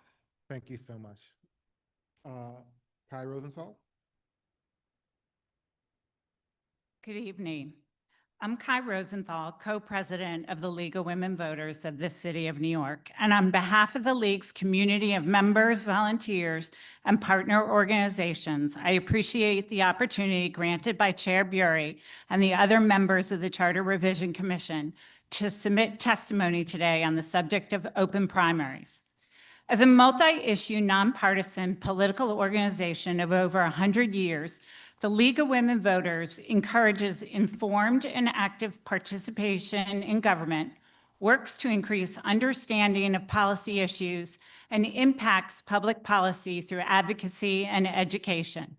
We are in favor of the proposed ballot question that would establish open primaries for city elections. The League is a grassroots member-led organization that engages in study and consensus-based processes to reach positions. We studied the question of opening up the primary system in New York State, including in New York City, and found broad-based consensus among our membership across the state with regard to this issue. Our position supports allowing all registered voters to participate in the primary, regardless of party affiliation or lack thereof. Turnout is still limited by the inability of non-party affiliated voters to participate in the primary system. The League encourages electoral methods that provide the broadest voter representation possible and are expressive of voter choices. Increasing numbers of voters decline to choose a party when they register to vote. This trend is particularly pronounced among younger voters who in New York often do not choose a party.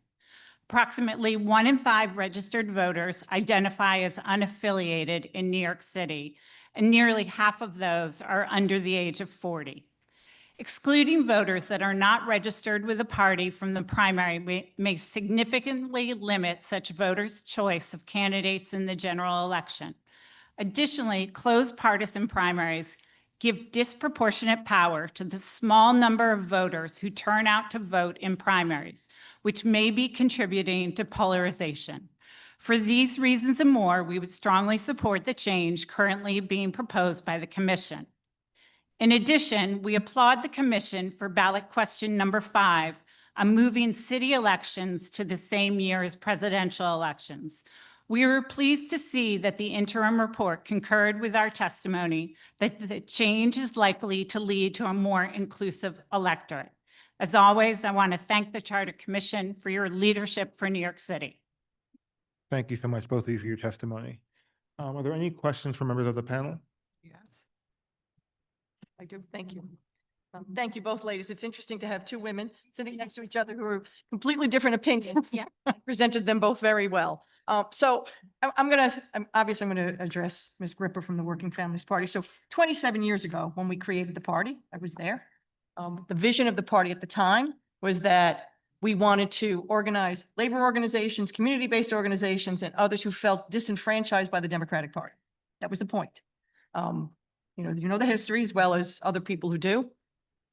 And we made a conscious decision that we were not going to go out and enroll voters in the Working Families Party because we wanted to be able to participate in the Democratic Party primary process. And that's still true to this day. As of the end of 2024 in the city of New York, there were only 22,206 registered Working Families Party members.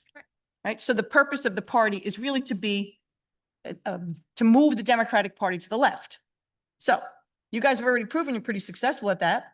2 weeks ago, you managed to launch a campaign to influence Democratic voters in their primary process to vote for somebody different than, or actually to reject a particular candidate. So you've proven that you're able to move voters.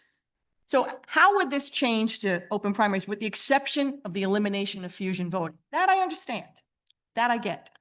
Eliminating fusion voting is a big deal. It's a state law that you would not actually have permission to do. But I will just say, just even to speak to question, we should jump to it.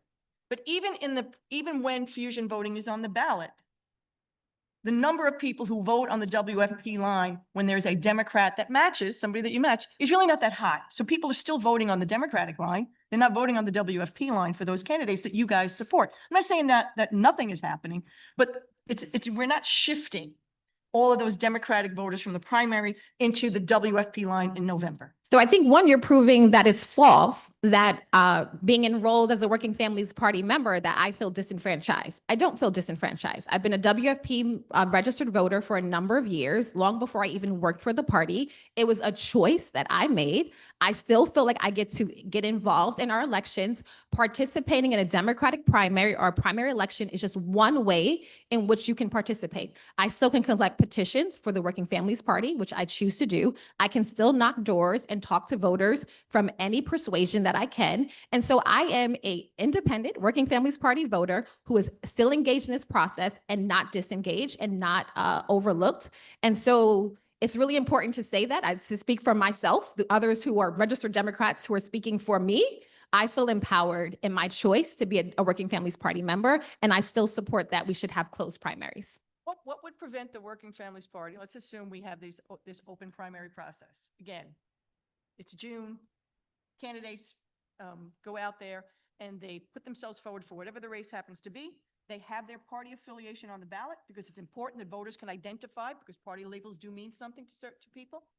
The Working Families Party could run their own candidates, and you might potentially be at the top two and wind up winning it. Yeah, and we do run our own candidates sometimes, right? Tish James' first election was as the WFP candidate only. We have the ability to either fuse our votes with another party, or we have our opportunity to have our own candidate.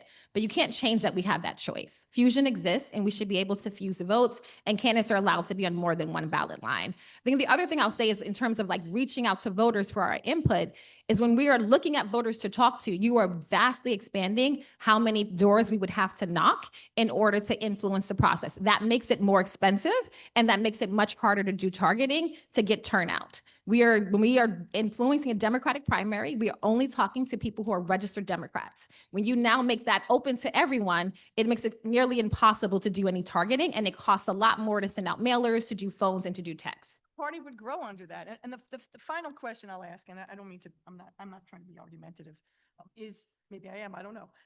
part of my nature, is how often when the WFP selects a candidate in the primary process that's also running in a Democratic primary, and that candidate doesn't win, how often do you allow the candidate that you chose originally, right? John Smith, Democrat, also on the WFP line. John Smith loses the Democratic primary. How often does John Smith go on to the general election on the WFP line? Very rare. Exactly. Thank you. Thank you. If you can, please just respect the process. Everyone's ability to sign up to testify. Candidates are allowed to decline the line after losing the Democratic primary after a change in state law in recent years. Thank you. Any other questions for the panel? No? Good question. All right. Nope. Thank you so much. Appreciate it. Thank you so much for your testimony. Next up is Anne Marie Gray and Samir Lavingia. They'll be followed by Dr. Jesse Fields and Grace Rao.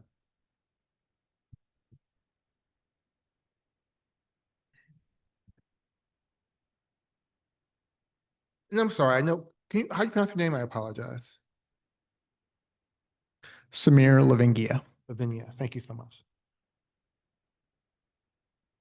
Great. Good evening, commissioners. My name is Anne Marie Gray. I'm the executive director of Open New York, an independent grassroots pro-housing nonprofit with hundreds of volunteer members across the city of State. And I'm testifying on behalf of the organization. The housing issues you are considering are so important that I am in front of you for the third time this year. As I've said previously, and as both of the preliminary and interim reports explain clearly, our housing affordability crisis is rooted in a dire shortage of homes, which is exacerbated by the current design of our land use review process. I am very excited to see questions 1 through 4 address the priorities I have highlighted in my previous testimony and years of work at Open New York. Question number 1 is a type of fast track for fair housing proposal that has been our top priority, adding teeth to the speaker's fair housing framework and real accountability for low growth neighborhoods that have been allowed to opt out of being part of the solution for far too long. Question 2 will help break down our current system where nearly every proposal is a toxic fight, where only the largest and best resource developers can afford to go through the lengthy and costly public review process, where small climate resiliency projects hit unnecessary barriers, and where the type of modest incremental growth that has defined our city for generations can be an option again. The proposed land use appeals board in question 3 is along the lines of reforms that other cities and states have adopted to balance the hyperlocal veto points that keep our neighborhoods segregated, exclusionary, and expensive. It is essential for the final details of this proposal are designed to prevent bad faith rejections of new housing, not undermine pro-housing council members who are negotiating for better projects in good faith. Question 4, there are so many invisible and unnecessary bureaucratic hurdles that make it hard to approve our city. This is an easy low-hanging fruit reform that can speed up building more homes. We look forward to learning more about the details of the final questions, but I recommend these 4 advance to the final stage. The additional questions being considered about elections are outside the scope of Open New York's focus. However, I strongly recommend you do not put additional controversial non-housing questions on the ballot that risk distracting from the success of the housing reforms. Explaining complex housing and land use issues in plain language enough for the median voter to understand and building support for them will be hard enough. The urgency of smart reforms to our land use process and the unique opportunity and responsibility for the commission to do everything in your power to help bring down the cost of housing for New Yorkers is too great to endanger. We have a real chance to reform the city charter to address our housing crisis, to ensure we remain a city not just for the privileged few. The stakes are very high. Thank you.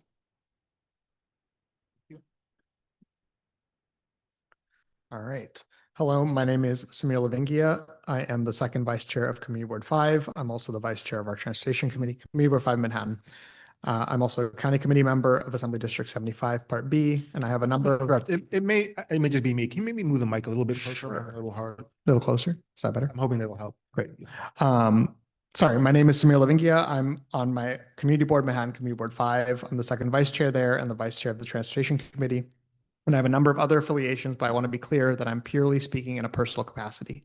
I'm excited to see the proposals that the commission has put forward. Land use is a critical issue in the city.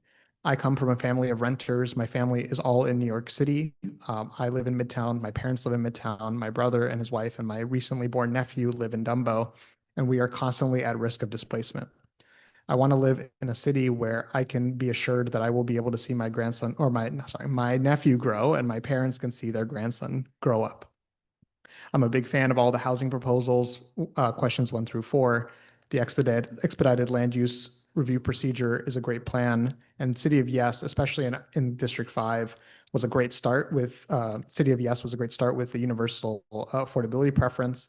And for housing to have this additional option to add a little bit more density is also a great thing that we should add. I'm also a big fan of the appeals board.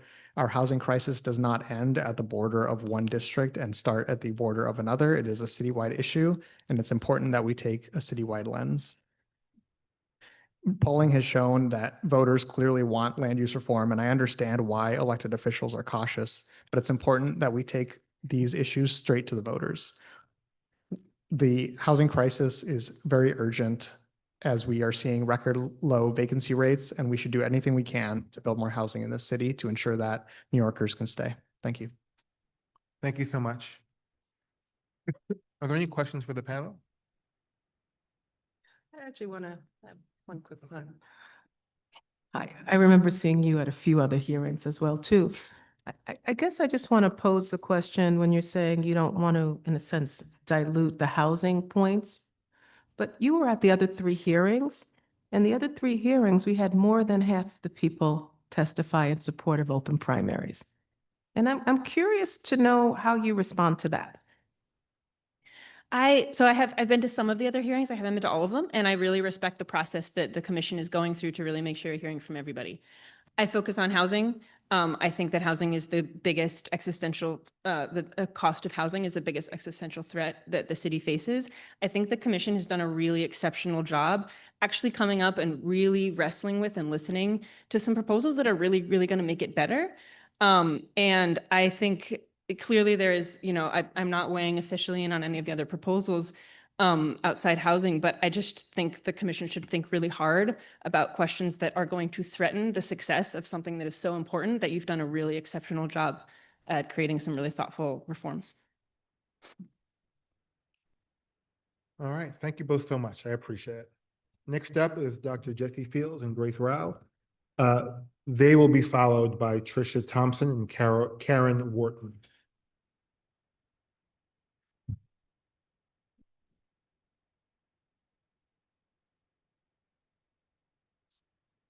Dr. Fields, please. Good evening. I'll begin? Yes, please. Okay, thank you for the chance to testify this evening. I'm Dr. Jesse Fields, Harlem community doctor and a board member of Open Primaries. And I'm one of the independent voters who is excluded from voting in primary elections. I do not want to join a political party, and our city should not be forcing me to make a choice between joining a political party whose longstanding hierarchical policies and practices I do not agree with, that making a choice between my opinions and voting in our taxpayer-funded primary elections. It's not a fair choice. Closed primaries are a form of political discrimination. And independent voters, independent New Yorkers who are registered to vote but don't want to, but want to remain unaffiliated, we have waited long enough for equal voting rights. We should not have to wait any longer. I particularly want to thank this commission for focusing on top 2 nonpartisan primaries, nonpartisan elections. 85% of cities use this model, including Dallas, Houston, Boston, Chicago, LA, and many more. And these cities are functioning, they have active political parties. New York is an outlier. Top 2 nonpartisan primaries put the voters in the driver's seat, not the parties and not the top-down special interests. The voters are empowered by nonpartisan top 2 primary elections. There's a lot of special interests here that you're hearing from that say it's a bad thing or it's not the right time, but there will never be a, quote, right time for them to give up their power. That's the appeal of top two nonpartisan elections. It empowers voters. It's voter-centric. As your own interim report so aptly demonstrates, top two primaries not only would empower 1 million New York City independents, they would increase electoral competitiveness and improve representation and turnout. All New Yorkers would benefit. So why wait? We don't know exactly what some of the people, such as Dr. Martin Luther King Jr. and Fannie Lou Hamer, some of the people who fought for voting rights in this country, we don't know exactly what they would say if they were here to testify today. But we do know what they said and did when they walked on this earth. 11 days before the successful completion of the Selma to Montgomery March, Dr. King wrote, quote, "When the full power of the ballot is available to my people, it will not be exercised merely to advance our cause alone. We have learned in the course of our freedom struggle that the needs of 20 million Negroes are not truly separable from those of nearly 200 million in America," unquote. I hope this commission seizes the moment and advances an initiative to open the barriers of closed primaries to those voters who have been excluded Thank for you. far too long. Thank you. Thank you so much.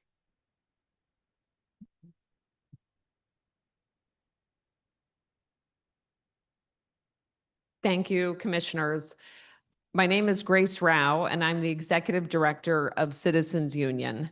We are a nonpartisan good government group that works to ensure honest and accountable government, fair and open elections, and a civically engaged public. I'm here to comment on the two proposed election reforms in your report. First, we strongly support your proposal to move local elections to even-numbered years. This change would be transformative, bringing more New Yorkers into the political process, increasing civic engagement, and helping create a city government that better reflects the people it serves.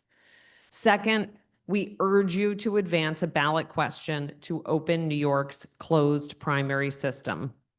It is time to move away from closed partisan primaries, which exclude more than 1 million independent voters. The open primary model under discussion would allow all registered voters to participate in a nonpartisan primary, with the top two advancing to the general election. We want to address concerns that have been raised about this proposed reform. Some have argued that it could reduce the power of minority voters, particularly Black voters. But a study by voting rights expert Dr. Lisa Handley and former U.S. Attorney General Loretta Lynch found that the open primary system would not diminish turnout among any protected class or make it harder for a Black or Hispanic preferred candidate to win. In some cases, it may even help. Others have said that open primaries would harm progressive candidates. Predictions about partisan outcomes are simply speculative. Open or nonpartisan primaries have helped elect mayors like Karen Bass in Los Angeles and Michelle Wu in Boston, just as New York's closed primaries have produced winners across the political spectrum. In fact, Zohran Mamdani's victory in the Democratic primary was fueled by support from areas with high concentrations of unaffiliated voters. Neighborhoods like Elmhurst in Queens, Bay Ridge in Brooklyn, Westchester Square in the Bronx. His base included many young and Asian voters, the very groups most likely to be shut out under the current system. Another concern is that this reform would confuse voters so soon after ranked choice voting. But the voting experience would remain largely the same, and passing this in 2025 would provide nearly 4 years for robust education before the next citywide election. The question before you is whether we will continue to exclude 1/5 of our city's voters from the most decisive election of every municipal cycle. We believe all New Yorkers deserve a meaningful say in choosing their leaders. Thank you all for your time and this commitment to this process. Thank you both. Are there any questions for the panel? Dr. Fields, can you talk a little bit more about your emphasis on top two over top four or even semi-open primaries? Well, I think the important thing clearly is that unaffiliated voters be included and empowered. The form nonpartisan top two elections, I think I like a lot because it is nonpartisan and it allows the voters to decide who will go on to the general election, all the voters. It gives an opportunity for voters to choose to vote for a Democrat, an independent, Working Families Party, whatever. You have a mixture of people to vote for. And I think one of the things that I think is important about it also is it's an opportunity to build coalitions, dialogue, collaboration across party and ideological lines, which I think is very important for our country and for our city right now. So it's truly nonpartisan. That is, the parties are not in control. It doesn't eliminate parties, but it gives you a way, people are very diverse. Even within the Democratic Party, I spent a lot of time on primary day speaking to people about the fact that I couldn't vote because I'm an independent, and would they support changing the process and opening it up. And a lot of people I spoke to said, I know what you mean. I'm registered in the Democratic Party so that I can vote in the primary, not because I agree with everything. In fact, I don't. But I want to be able to vote in the primary. I wasn't registered in the primary, and I went to vote and I couldn't vote. I learned my lesson. There were so many people who said that to me. I think we should free all the people, all the party members and the independents to be able to vote the way that they want to, not because they're forced into a structure that doesn't represent them. Did I answer your question? I'm not sure. Hi, this question is for Grace. Thank you for your testimony. One thing you didn't mention, and I often look at the material and data that you put forward, is the impact on, some people have been saying that this is going to have an impact if we do open primaries on being much more, money will play a larger role in that. Can you speak to that? We think that money will actually play less of a role in an open primary system. There are more voters that need to be reached and participate in the process. It's actually a closed party primary where big spending can have a much larger impact, right? There are fewer voters to reach. And so by opening this up, by ensuring that all registered voters have a role, we are creating circumstances by which the candidates competing to win over New Yorkers need to speak to a much broader swath of the electorate, and the winners that emerge will be much more representative of the city as a whole. But wouldn't that require more? I'm not understanding the connection to how that would require less spending. That would require significantly more, wouldn't it? I'm asking without judgment. I mean, well, I think I can't predict the future entirely, but I think that when you have a smaller electorate, that is ripe for big money to come in and spend and sway voters. And we've seen that already. I think the results, though, of our most recent closed primary have showed that the current campaign finance system that we have is incredibly robust, has gone a very long way to empowering small dollar donors, and that giving them a bigger voice in the process through our strong campaign finance system has been able to overcome big money efforts, super PAC spending that we've seen on a big scale. Thank you. Any other questions for the panelists? Thank you so much. Next up, we have Tricia Thompson and Karen Wharton.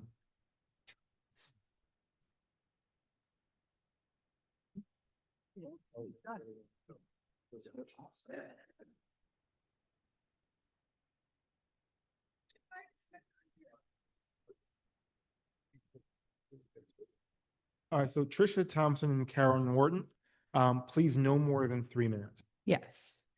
Good evening, commissioners.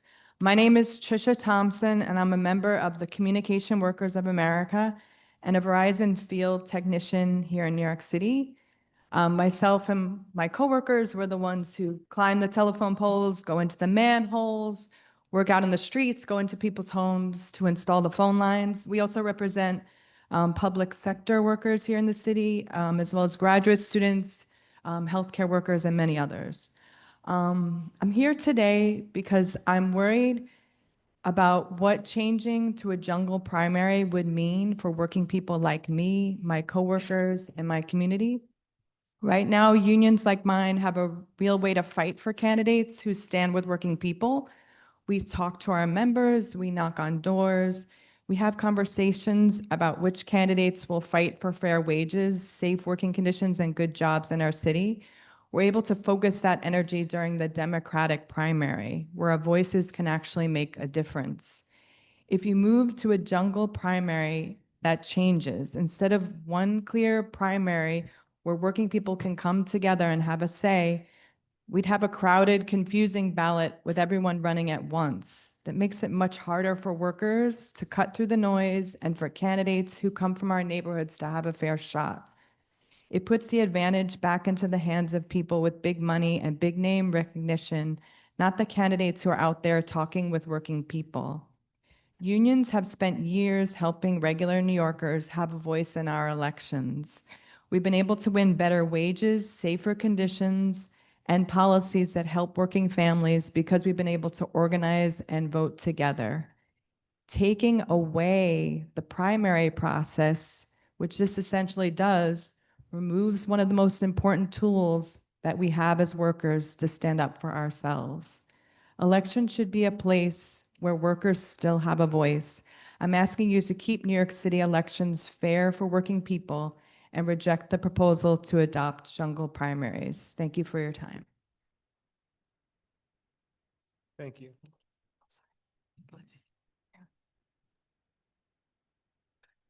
Good evening, everyone. Good evening, commissioners.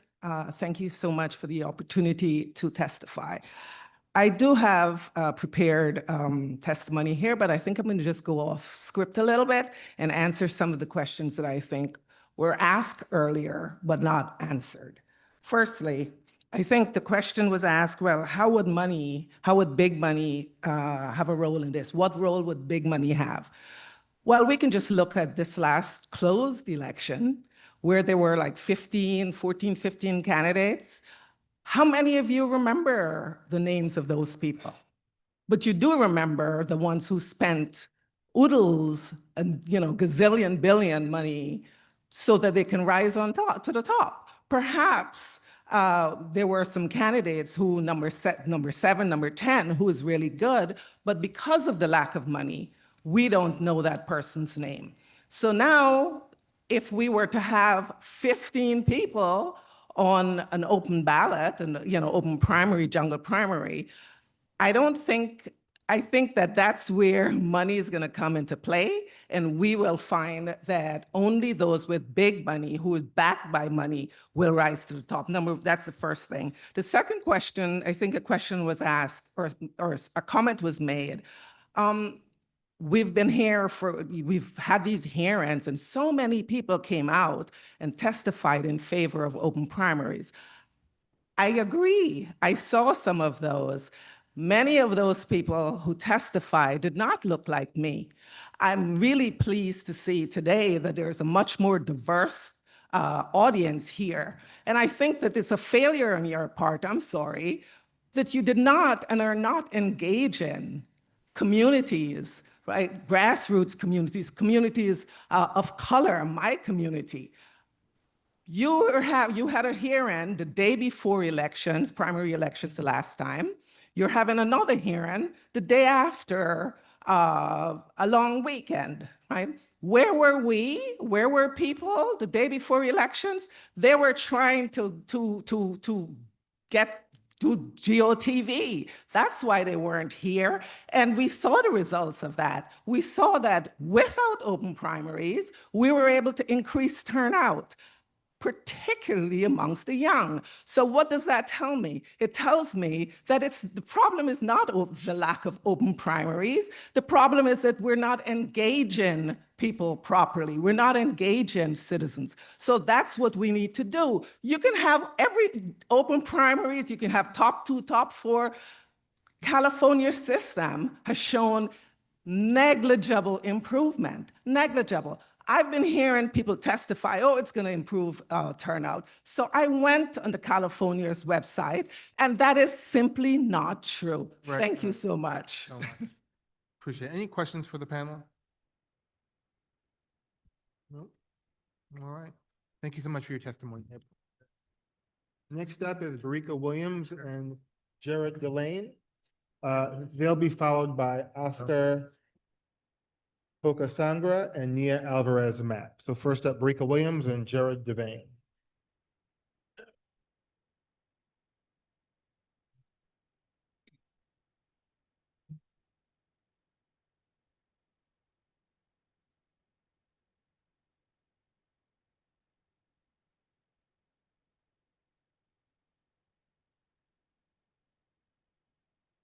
Great face. Oh, you guys. Please, thank you so much. See. Hi, everybody. Good evening. My name is Barika Williams. I'm the Executive Director of the Association for Neighborhood and Housing Development, and thank you for having me here again to testify for the third time before you all on the recommended ballot proposals. ANHD's mission is to build community power to win affordable housing and thriving, equitable neighborhoods for all New Yorkers. I want to say up front, thank you for the thoughtful research and deep examination that went into getting us to this point and this far. Also, I'm going to try to zoom through because I've got a lot, but I want to uplift that some of what we've heard before has been around echoing concerns around community voices, and that our members share many of those concerns as a priority, and that we also have to understand those considerations with the reality of our current land use and planning process, which is deeply inequitable, and many of the outcomes of these decisions are rooted around your race, your wealth, and your power of your either elected official or your neighborhood. So we're not starting from an even place. To just go through them, we support Proposal 1 to create a fast track for affordable housing. Pleased to see it tied to the Fair Housing Plan and including enforcement and moving us towards comprehensive and equity-based planning. Something we fought for many years, would recommend and suggest adding AMI limits or weighted AMI averages to ensure that we're getting the deeply affordable housing that neighborhoods would need. And we also have recommended suggestions to the metrics for designating those low MIH, those low fast track neighborhoods differently than what is currently proposed. We have concerns about Proposal 2. But generally in support of the overarching Proposal 2 tied to affordable housing development, with some questions around the modest increases for lower density districts and the mid to high density districts, especially some questions around who would determine MIH levels, and the fact that the lower density changes do not require any affordability. So we're getting new supply, but not necessarily new affordable housing as a part of those. Lastly, we have concerns and questions around Proposal 3, the Land Use Appeals Board. Understanding that this is hard and difficult, but echoing some of the questions and concerns have come up around how to keep folks accountable, especially given that it's a 3-person appeals board. I think how we're trying to interrogate this for us, ANHD, is that we want a process where a board can review and say yes to projects that are being opposed and denied going forward, given our current council process, where they're benefiting and adding to our overall city goals, right? Be it also keeping in mind, this is housing, economic development, transit, a combination of things.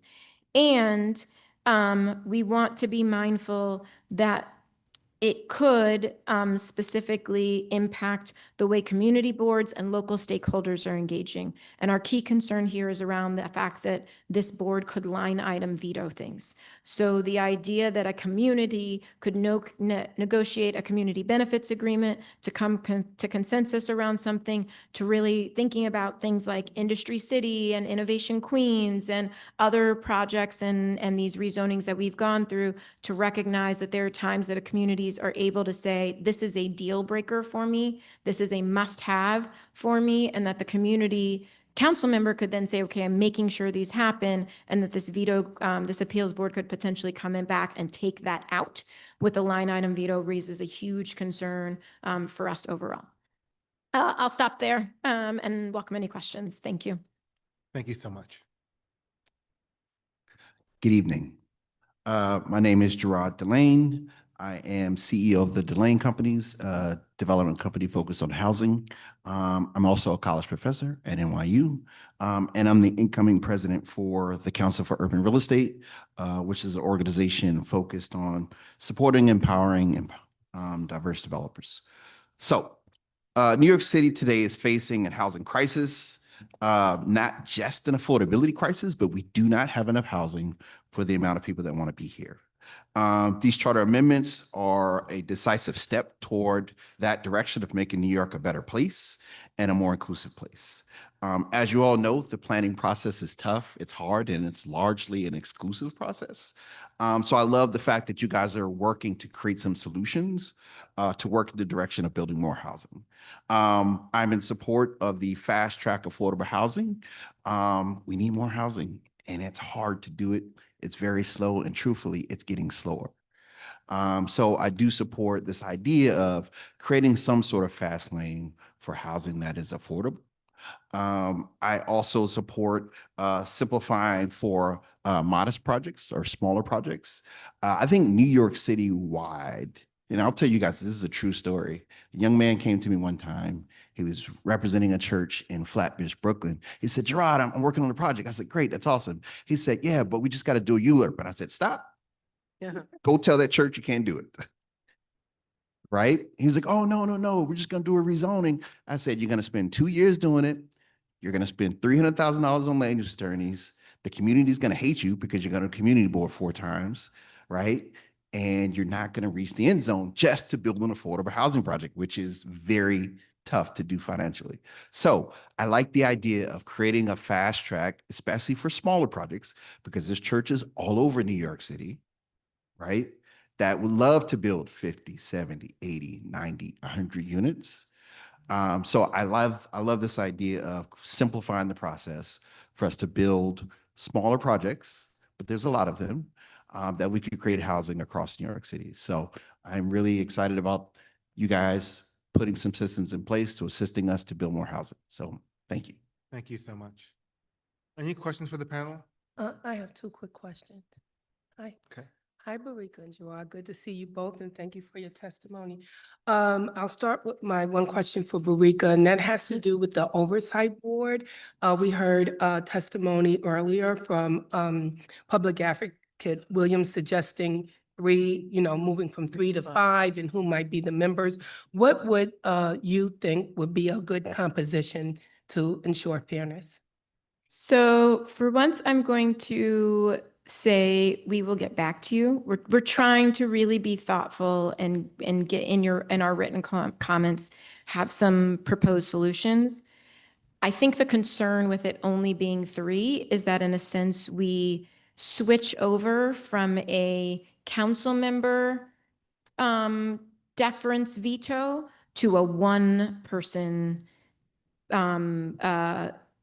with like anytime you can sway 1 to 2 of the 3, you've basically gotten yourself back to a veto, right? And then we also are very thoughtful, mindful, and cognizant of the fact that we have diverse communities that look very different, and not wanting local politics to be played out in the guise of development. A council member versus a BP, right? And that what we're manifesting is like a local political battle in the on the platform of an overall fast track or overall ELRP appeal. Okay, great. It would be great if you can get us something, Yes. quickly on that. Yep. 'cause I think We got through all 200 pages in the first week, so that's our first great. accomplishment. Wonderful, thank you. And Gerard, just a quick question. I know you as a developer and a lot of the work you have done, and you explained that story that you gave me is a scenario that many of us hear that doesn't allow nonprofits as well as some smaller for-profits or faith-based institutions to go forward with affordable housing.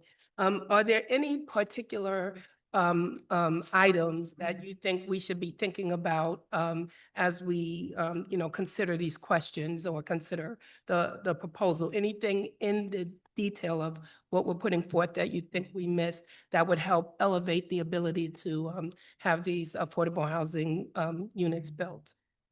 So I just mentioned the faith-based groups. So there's a lot of them. Right. I think they have a vested interest in these communities. Yes.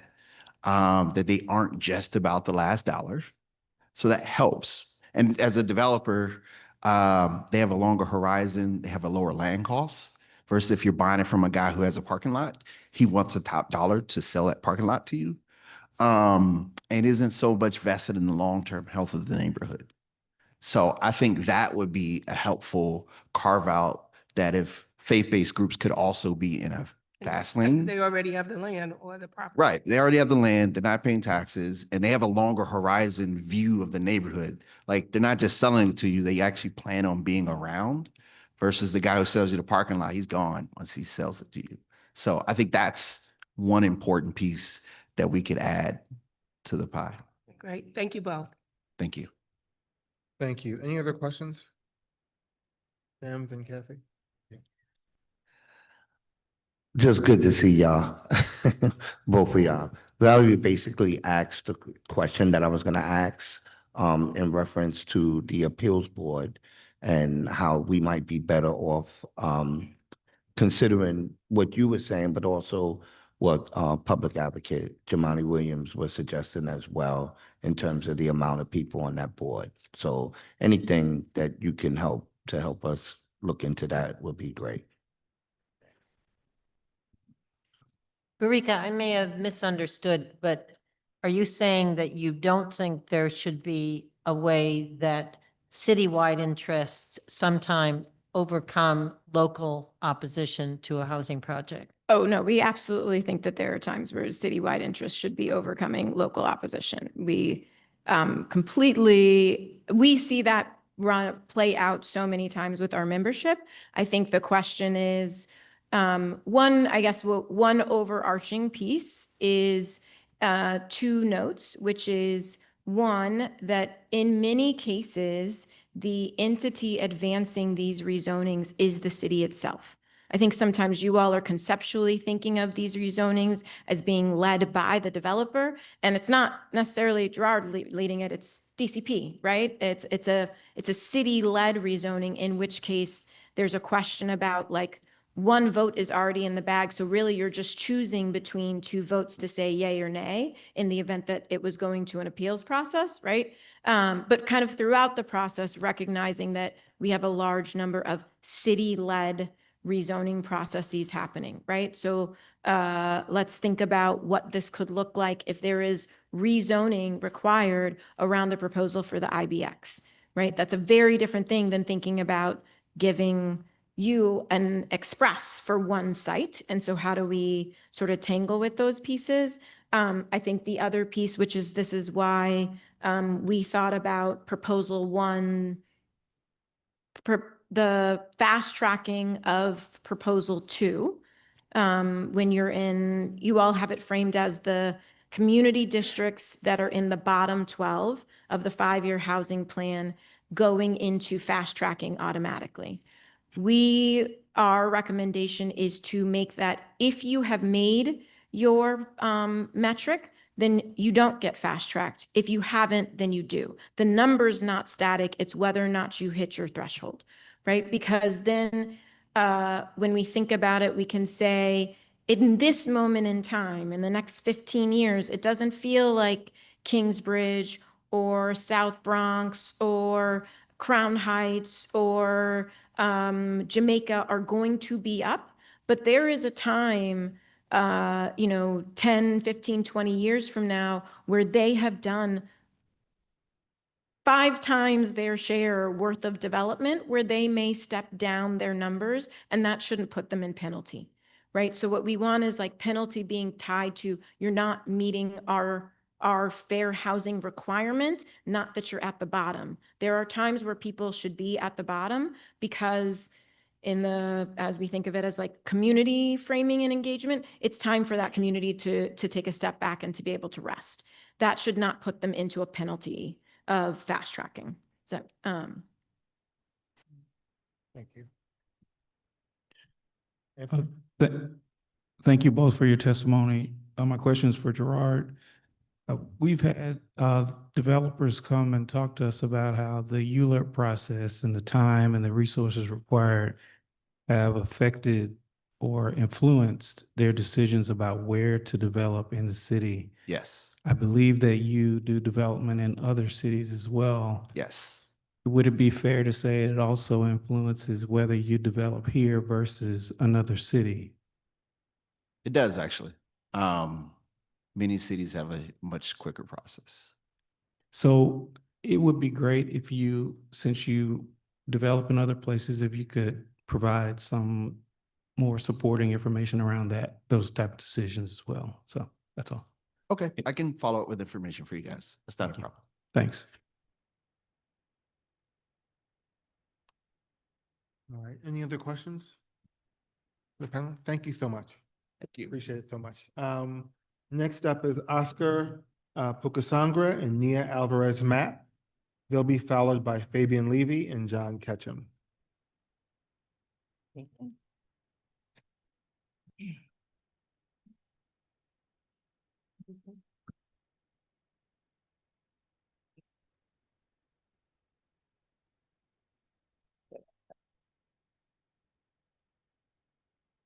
Welcome. Hi, good evening, and thanks for the opportunity to testify. My name is Oscar Pocasangre. I hold a PhD in political science from Columbia and currently work as a senior data analyst for the think tank New America, where I research electoral systems and electoral reform. I'll discuss two questions related to open primaries, particularly with RCV and the top two general election. And one is whether they would increase turnout, and two, whether it would negatively impact underrepresented communities. First, to the best of my knowledge, there is no evidence that the alternative proposed, a jungle RCV primary followed by a top two general election, affects turnout because it's not a widely used model. One of the main goals of RCV is to avoid a runoff altogether. That's why it's called instant runoff.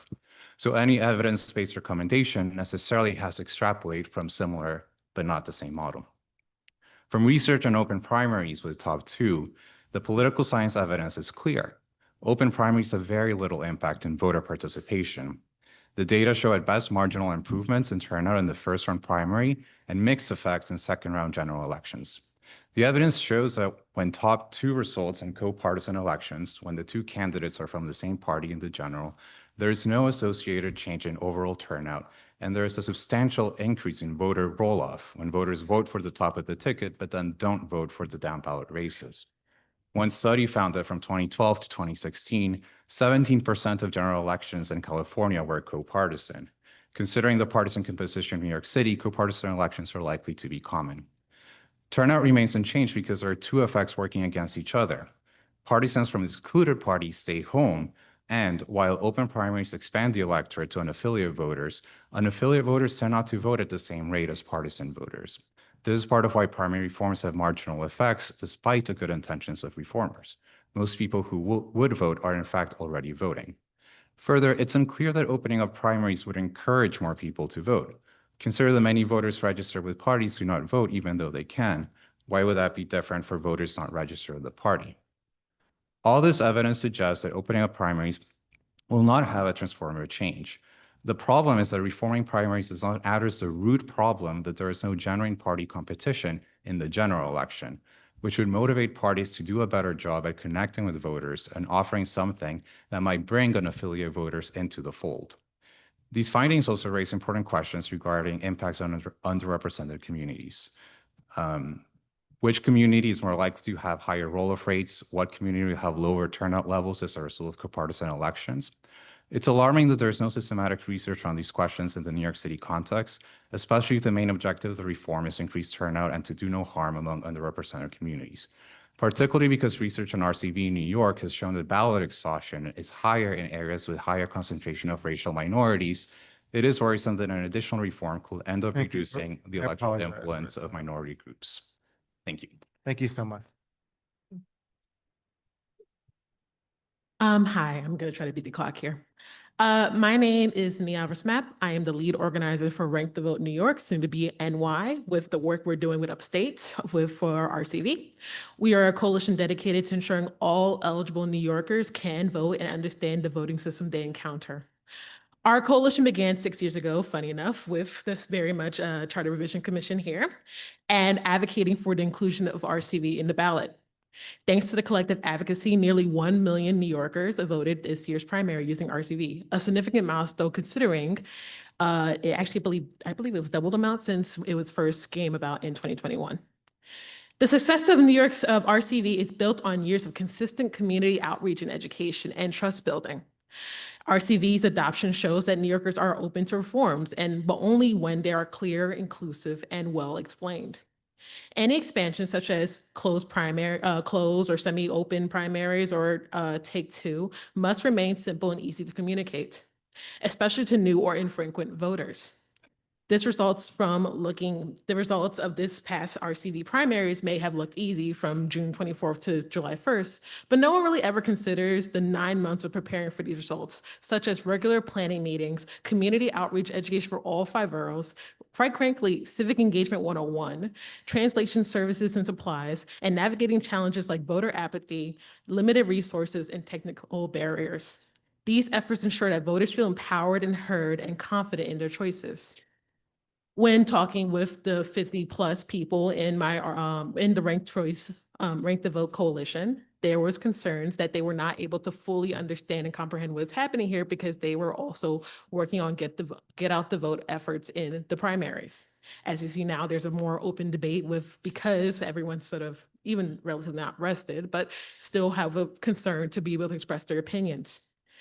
There is a real list of lack of preparation and timing when it comes to introducing new reforms with voter elections. As a matter of fact, when we talked about RCV in the past, some of the critiques that were given was due to older and Black residents and citizens that they did not understand it. I'm curious to see if the commission has considered that, especially considering that other organizations such as NAACP have also expressed those concerns when it came to that explanation of outreach and understanding. We really do support the concept of open primaries, but we just wanted to have a little bit more delay because we want to have a more open debate. We want to make sure that all us people, especially in our written testimonies that you'll be hearing soon from our various coalitions, will have a better say and insight and research to be able to give a full informed opinion on it. And again, the results really shows the consistent effort and community outreach that it takes all of us to be able to make sure people get out to vote. And again, thank you all so much. Thank you so much. Any questions for the panel? I have a question for the professor from Columbia. So I'm just curious, you're an expert on this, I'm not, but I have run a few campaigns in my life. So when you run a primary, campaigns are very simple, right? You want to only talk to voters that you can reasonably predict are going to come out to vote, likely voters, or in a primary, they're triple prime voters. You build a campaign around that narrow slice of the electorate. And over the years, I've heard a million reasons why people don't vote. So first it was money. So we introduced campaign finance reform in the city. It was a 1-to-1 match, a 4-to-1 match. Now it's an 8-to-1 match. With each successive election cycle, less people are voting. So it's not the money, obviously, right? We instituted ranked choice voting. It has not increased participation, although everyone told us it would increase voter participation and hasn't. So you don't think that opening up the opportunity for other voters and not just speaking to that narrow slice of the electorate, which is what campaigns do, you don't think that might potentially increase voter participation? Please don't speak from the audience. Yeah. Please. They come up and testify. I'll ask you questions too. The evidence we have is that the increases in turnout are marginal. And it speaks to your question of, we have all these reforms and turnout doesn't seem to go up that much. I think that's more a structural problem of the parties are not offering much that the voters want. That is not something that will be changed with primary reform. That's something that would be changed more with the electoral system reform. So allowing more parties to participate actively and meaningfully in elections. Comparatively from around the world, that's one thing that we know increases turnout. So countries that switch to systems that allow for more parties, they see a substantial increase in turnout. But these are marginal changes. I think they're band-aids to the system. Yeah. So then perhaps you can explain, how do we get more people to participate? We have all of these reforms that we put in place. We are spending boatloads of money. It's almost criminal the amount of money we're spending on these campaigns. And that's taxpayer money. Not to mention the independent expenditures that are done by other people. And yet we're still only talking to a narrow slice of the Democratic Party in a Democratic primary, same thing in a Republican primary, a very narrow slice of voters because we know they're the ones who are going to turn out to vote. How do we expand that so we take that money that we're spending and we're reaching more voters? Part of the problem is to win an election, you just need one more vote than the other person. And that's part of the electoral system that we have in the United States. A different type of electoral system, which are associated with higher levels of turnout, would be things like proportional representation, for instance, which are I didn't hear what you said. Sorry. Repeat that. are used throughout the world. Those do engage more voters because even if you only get 10% of the vote, your party will still have some representation. So everyone has some incentive to participate as well. We also get stronger and healthier parties, and parties are organizations that have this mobilizing infrastructure and have connections and strong linkages with voters. That's what get voters to participate and to feel represented in a party. Yeah. In an ideal world, the problem is the parties themselves are structured in a way they protect their own interests, which is generally to reelect their incumbents and to shut out other party members because they're not loyal to them. It's a challenge. And we could do this all night. Yeah. But what you had to say as someone who does this for a living. Yeah. From a different perspective. Thank you. Thank you so much. Thank you for your testimony. I do have I didn't catch all of your data, particularly on California, and I just want to make sure that you are submitting it. I will, yeah. Written I'll submit form, it online. 'cause I'd like to see that, because it does speak, if I understand what you said about California, it does speak to the larger question that my colleague asked, which is that does speak to the larger electorate and yet has not increased participation, if I understand what you're saying. Yeah, that's what the evidence shows from California. And I'd also like to, if you are submitting written testimony, please, I'd like to see them both. Thank you very much. Thank you for your time. Next up is Fabian Levy and John Ketchum. They'll be followed by Councilmember Gail Brewer. My name's Gail Dell. I came here 2 hours ago. I'm sorry? Excuse me, I'm sitting here, I'm talking to you. We got 13 people here, got 7 women. You women should be out here. I'm sorry, we have a Excuse me, you we have a women should be line. out here trying to get the vote out. That's how you get the vote out. My father, 70 years ago, talked to Nelson Rockefeller. Nelson Rockefeller was a Republican. My father, a Democrat. Nelson called my father, said, excuse me, I need your help. Oh, I'm a Republican, you're a Democrat. I need your help. My father helped him organize sorry, sir, unions all over the there's a country, line not for just in testimony. Spirit, quiet. It's not in New York. So all these people here, you 13, should get up and do what you gotta do to get the vote out. That's what you do. That's all. Don't be lazy, brother. Thank you. Stop being lazy. Fabian Levy and John Ketchum. That's all you gotta do. You're lazy. And you're talking about this and that. Get up and get it done.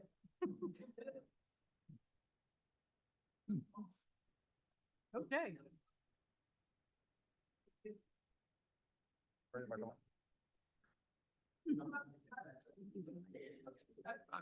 It just, it is hardly.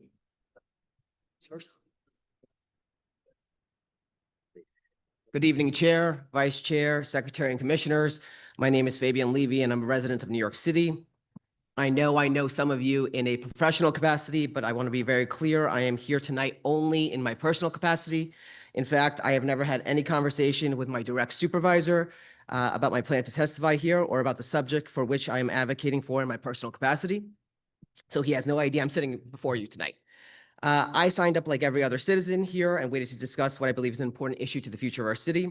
I'm here to discuss the need to adopt open primary elections in city elections and lend my personal voice to that cause. As someone who has worked in multiple cities and multiple states across the nation on different political campaigns, specifically in 3 of the races I have worked on in Louisiana, in California, and in Florida, red, blue, and purple, my candidates have participated in open, or what are sometimes called jungle primaries, where the top 2 vote getters move on to a general election or a runoff. These races ensured all the candidates were trying to speak to as large a swath of voters as possible, not just the consistent voters who often participate in closed primaries like me. I also want to point out that I am not in support of open primaries because my past candidates did well in these races. In fact, in all 3 of the races I worked on with open or jungle primaries, my candidates either did not move on to the general election or lost in the runoff. On the other hand, in all the local or statewide races that I've worked on that have had closed primaries, my candidates actually won those elections. This, however, is not about winning elections, but about ensuring we do what is best for our city, and that is ensuring every voice is heard. That is why so many major cities across the nation have adopted open primaries and why so many good government groups support it. Multiple people tonight have testified that young people are the ones who are disenfranchised with closed primaries, and they're right. I know because I was once one of those young people a long, long time ago who thought I could vote in a primary but was told no because the deadline to change from an unaffiliated voter, which I registered as an 18-year-old, was long before the voter registration deadline in that election. I've been a registered Democrat since that time, almost 2 decades ago. I've heard some also argue that putting something like open primaries on the ballot could hurt the housing reforms being proposed as well. I disagree. First, look at last year's ballot's proposals, which had split results. Additionally, if we are worried more about the results of voters voting for or against a specific proposal than we are about having voters actually vote, I feel like we have strayed from our priorities as a republic. Lastly, I want to be clear that my testimony here tonight has nothing to do with the results of the Democratic primary that took place 2 weeks ago. I simply believe, like I would hope many of you, that every vote should count. And if we do believe that every vote should count, then every potential voter should have the ability to vote, whatever party they belong to, or even if they do not belong to a party. I encourage the commission to put forward a ballot measure that supports open primaries this fall and give voters the ability to decide if their voices should be heard earlier in the cycle. Some say country over party. I say city over party. Thank you. Thank you so much.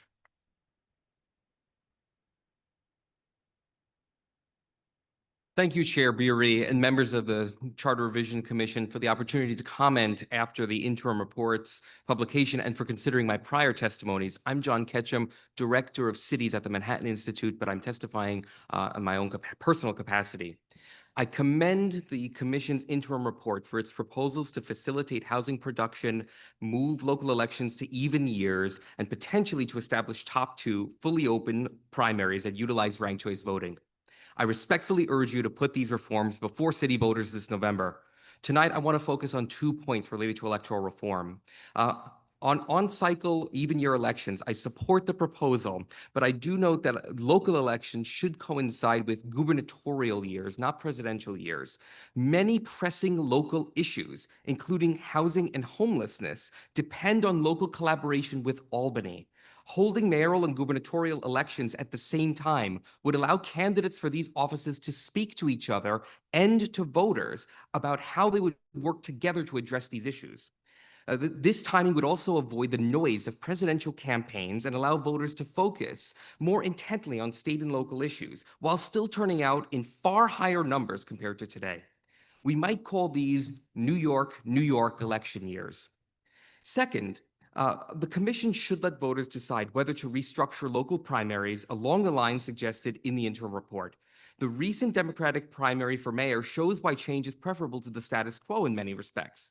Though turnout improved to approximately 30.7% of registered Democrats by my count, about 1.78 million registered voters were excluded from that election, including more than 1 million unaffiliated voters.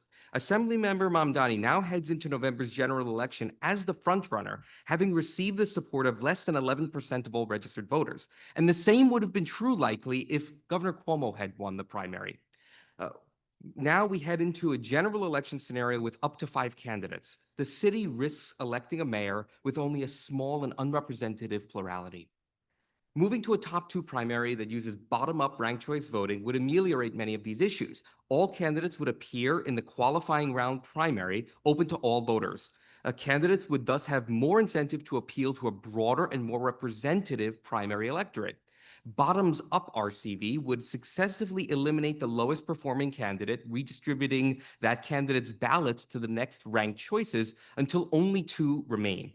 This approach would make fuller use of RCV to select the 2 candidates who proceed to the general election with broader support, and importantly, it would not impact the way voters rank candidates.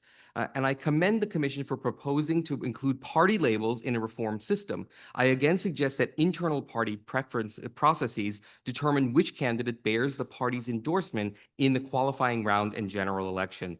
This would allow voters to understand that the party label implies institutional support, not mere registration.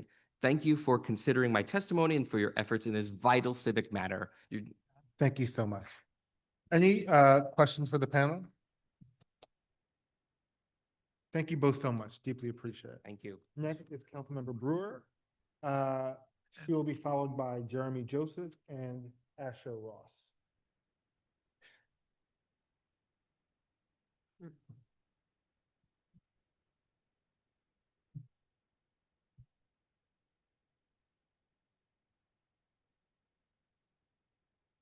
Thank you. I'm Gail Brewer. I'm going to talk about land use, but I just want to say about elections. Hold on one second, Gail. If I could ask people who are testifying to use the other aisle. I'm sorry. No, it's okay. Just because I'm afraid somebody's going to trip on the wire in the car. I got We through. can just use the other.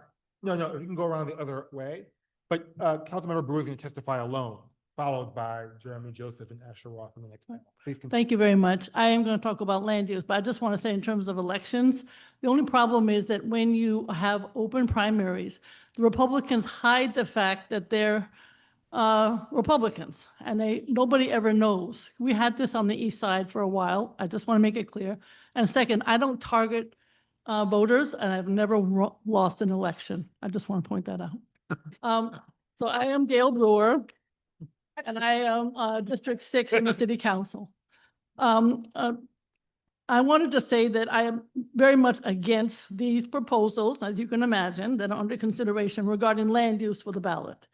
The fast track and the expedited land use review procedures may appear to support housing production, but I think in reality, they do so by undermining public accountability, democratic checks and balances, and the role of the communities we serve. We all want affordable housing. But let me just give you some of the challenges that I feel are very strong. First of all, with the issue of, I'll summarize this, the issue of the appeal board consisting of the mayor, the speaker, and the borough presidents.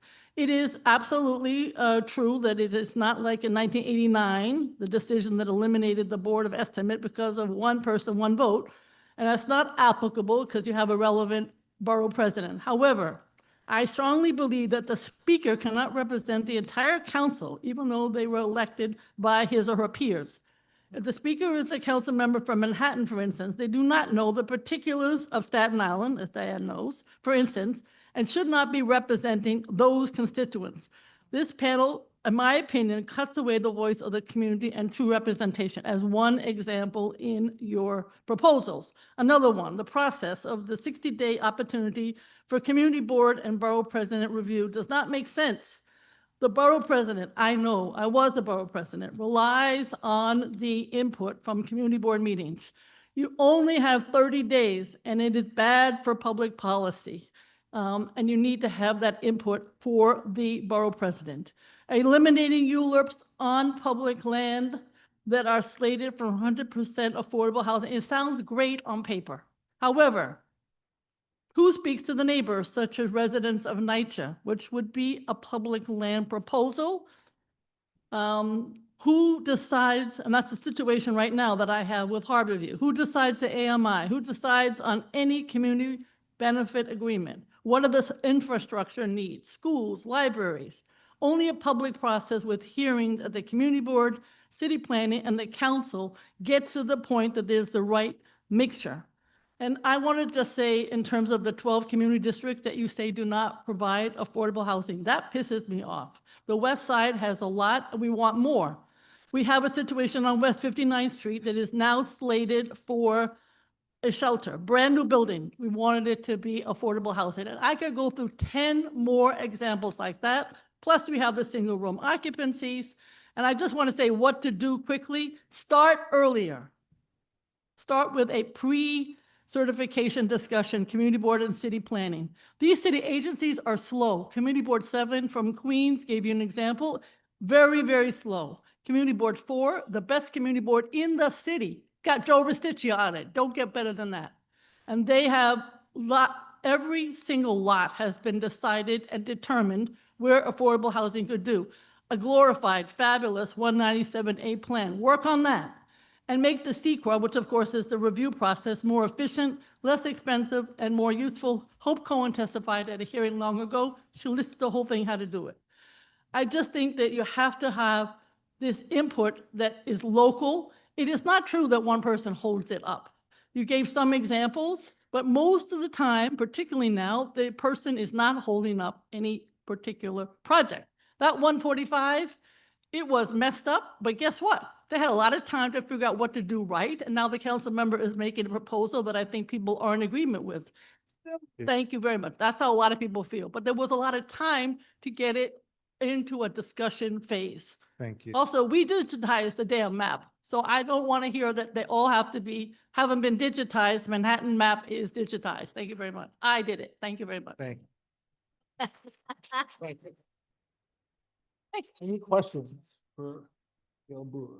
No, I'm afraid. You agree. Thank you, Diane Savino. I appreciate that. All right, thank you. Thank you so much. I appreciate it. Don't we all? Thank you so much. All right. G. G. All right. Next up is Jeremy Joseph and Asher Ross. Will be followed by Leon Bell and Emily Skydow. Yeah, sure. A lot.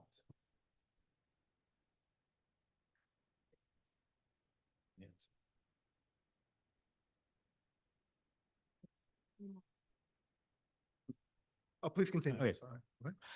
My name is Jeremy Joseph. I'm the data director at the New York Civic Engagement Table.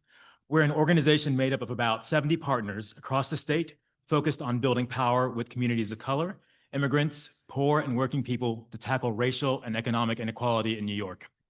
A core aspect of our work is nonpartisan voter engagement. In New York City alone, our partners collectively attempt to contact over 1 million voters each year because we believe that our elections should reflect all the many communities of our city. The Charter Revision Commission report identifies a very real issue. Voter turnout in New York City, historically, has been disappointingly low. The report correctly identifies that youth and Black and Brown communities are especially underrepresented in our voting population. However, it is our belief that the proposed reform to establish jungle primaries is not the solution to this problem. In the accompanying Lynch report, the pre-clearance analysis asserts that jungle primaries would give more voice to protected classes. It cites that a majority of unaffiliated voters, 54.5%, are minority voters, with more than a third, 35.3%, consisting of Black and Hispanic voters. If unaffiliated voters had a higher percentage of people of color than those registered with a party, then this might be a good argument for instituting jungle primaries. But this is not the case. In fact, those numbers I just cited from the report are lower percentages than that of all registered voters. This demonstrates that jungle primaries would actually significantly dilute the voices of Black and Brown voters in New York City. As for youth turnout, this is a real challenge, not just in New York City, but nationwide. But as this most recent primary election has shown us, those numbers are no longer in decline. This is our only second mayoral race with ranked choice voting. We're seeing informed participation and increased turnout amongst voters, and yet we're already discussing more changes. At a time where we are seeing renewed interest in city elections, especially from young people, a change of this magnitude at this time would likely undermine that. The best way to increase voter turnout is a solution the Charter Revision Commission has already identified: even year elections. In the most recent report, the CRC recommended moving municipal elections to align with presidential election years. While we support moving municipal elections to even years, we urge the Commission to consider moving the election to align with the gubernatorial cycle instead.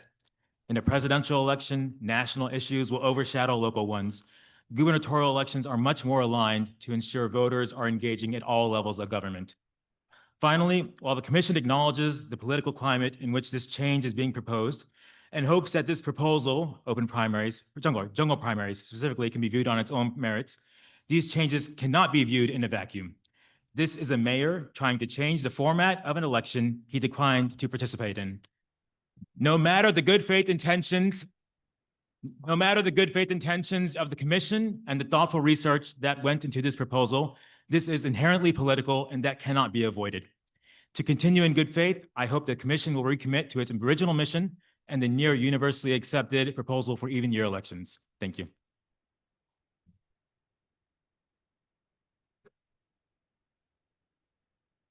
Good evening. Thank you for the opportunity to testify. My name is Asher Ross, and I'm here representing the New York Immigration Coalition. And I'm here to express our strong opposition to the proposed adoption of a so-called jungle primary system in New York City elections. We are opposed to jungle primaries because they would diminish the power of member organizations and grassroots groups, including labor unions and community organizations. These groups have worked long and hard to organize, educate, and mobilize working class and immigrant voters so that they have a voice in our political system. And importantly, they act as a counterweight to big money in politics. These groups have spent years organizing within the Democratic Party to win representation for their communities. Jungle primaries would nullify their work and their role in our elections, and it would allow big donors and corporate interests to gain the advantage and have a dominant role. As others have noted, we've just had an election in a closed primary with exceptional voter engagement and turnout, including by young voters and traditionally low turnout groups. We've just had an election in which the playing field was leveled by our public matching fund system, allowing candidates that weren't funded by big donors and corporations to compete and get their message out to working class voters. And we've just had an election in which voters could rank candidates in their preferred order, leading to coalition strategies that allowed voters to rank their preferences while not wasting their vote. These reforms have only been in place for 4 years, and they're clearly working to help engage and grow the electorate. We should let them continue to produce positive results and not tamper with our current election system. Right. Are there any questions for the panel? No? All right, thank you so much. I appreciate it. Next up is Leon Bell and Emily Skydell. They'll be Leon Bell and Emily Skydell. They'll be followed by Zakia Ansari and Susan Lerner.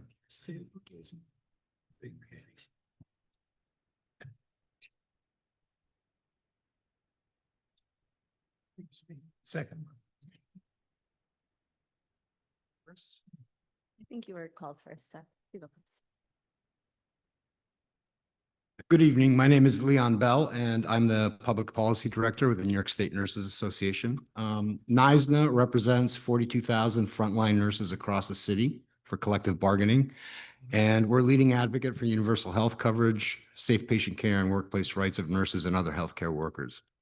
We're here today to express our opposition to the proposal to adopt an open primary process in New York City elections.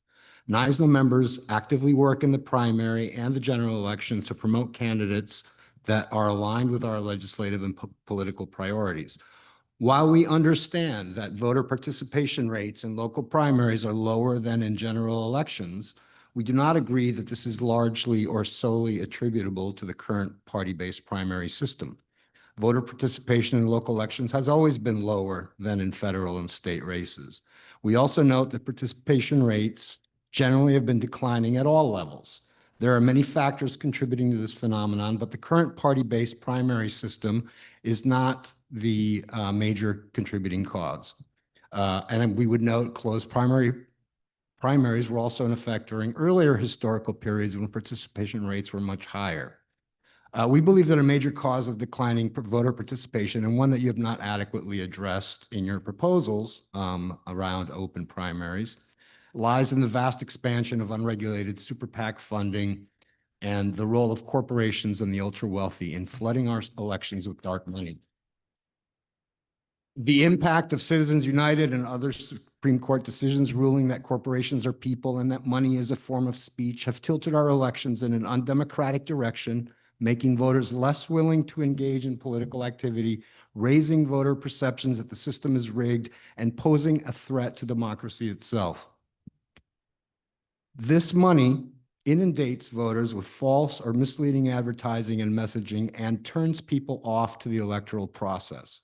Changing the current party-based primary system, whatever its shortcomings, will only accelerate the growing power and influence of the wealthy and corporate business interests in our elections and make it more difficult for nurses, unions, political parties, and other opponents of policies that favor big business interests to effectively fight back. The commission also fails to recognize the importance of political parties in a democratic system. Opening primaries would essentially result in the candidates of parties being chosen by members who are not members of those parties or are even members of opposing parties. Party organizations are a means for people without access to money to fight back against more powerful interests by disseminating their ideas and generating mass support. Moving to an open primary system will undermine or eliminate this important pillar of our democracy. Billionaires and corporate dark money pools already have too much influence and outright control over the economy and our government. And given the current political, economic, and social context, if I may finish my sentence, we should not be making it easier for these anti-democratic interests to buy control of local political offices. We urge you to reject that proposal. Thank you so much. You can move the mic over. Thank you.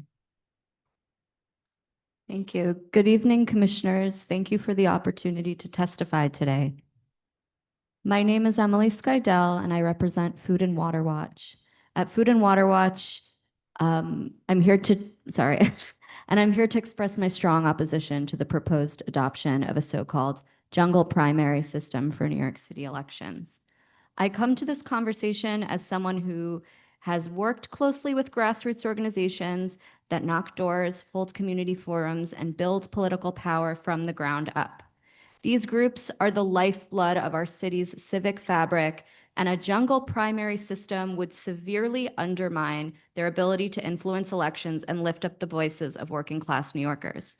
First, jungle primaries erase the strategic foundation grassroots groups rely on, party primaries.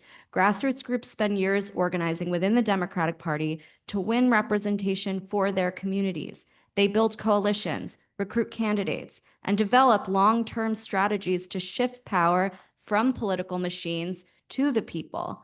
A jungle primary blows that up. In a top 2 or top 4 system, there is no party primary. Every candidate, regardless of party or values, appears on one crowded ballot. That forces grassroots candidates to compete in massive, often expensive fields, splitting the vote and making it far harder for community-backed candidates to break through. Second, jungle primaries amplify the power of money over organizing. In a high candidate, low information race without party cues, the winners are usually those with the biggest war chests, the most name recognition, or the backing of wealthy interests. Grassroots groups can't compete with that kind of money. Their strength is people-powered campaigns that build trust over time, not six-figure media buys and insider endorsements. Jungle primaries put movement candidates at a severe disadvantage and tilt the playing field back toward the very institutions grassroots organizing seeks to challenge. Third, this system would discourage long-term community organizing. One of the most powerful aspects of our current system is that it gives communities clear political targets, party primaries where their votes and their organizing can make a real difference. That's how working-class tenants have elected champions. It's how immigrant neighborhoods have shifted city policy. Jungle primaries scramble those lines, make electoral pathways murky, and they take power away from communities that have only recently begun to claim it. Let's be clear, this proposal is not about empowering voters. It's about disempowering the people who have learned how to organize within the existing system to demand more for their neighbors. If we want a more inclusive democracy, the answer is not to blow up the tools that marginalized communities have just started to master. The answer is to make those tools more accessible. For these reasons, I urge you to reject any attempts to implement a jungle primary system in New York City. Thank you. Thank you so much. Any questions for the panel? Thank you so much for your testimony. Next, we have the Kia Ansari and Susan Lerner. They will be followed by Elias and Saul Early.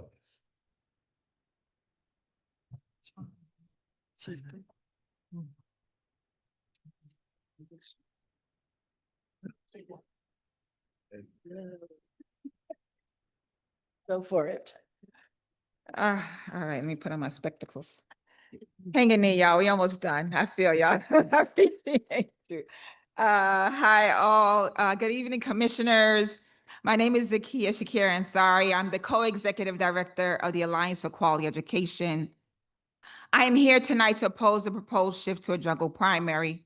As someone who works alongside parent leaders and other grassroots organizations, I see firsthand the power of community-led organizing to make change, especially in the fight for educational equity in Black, brown, and low-income communities across New York City.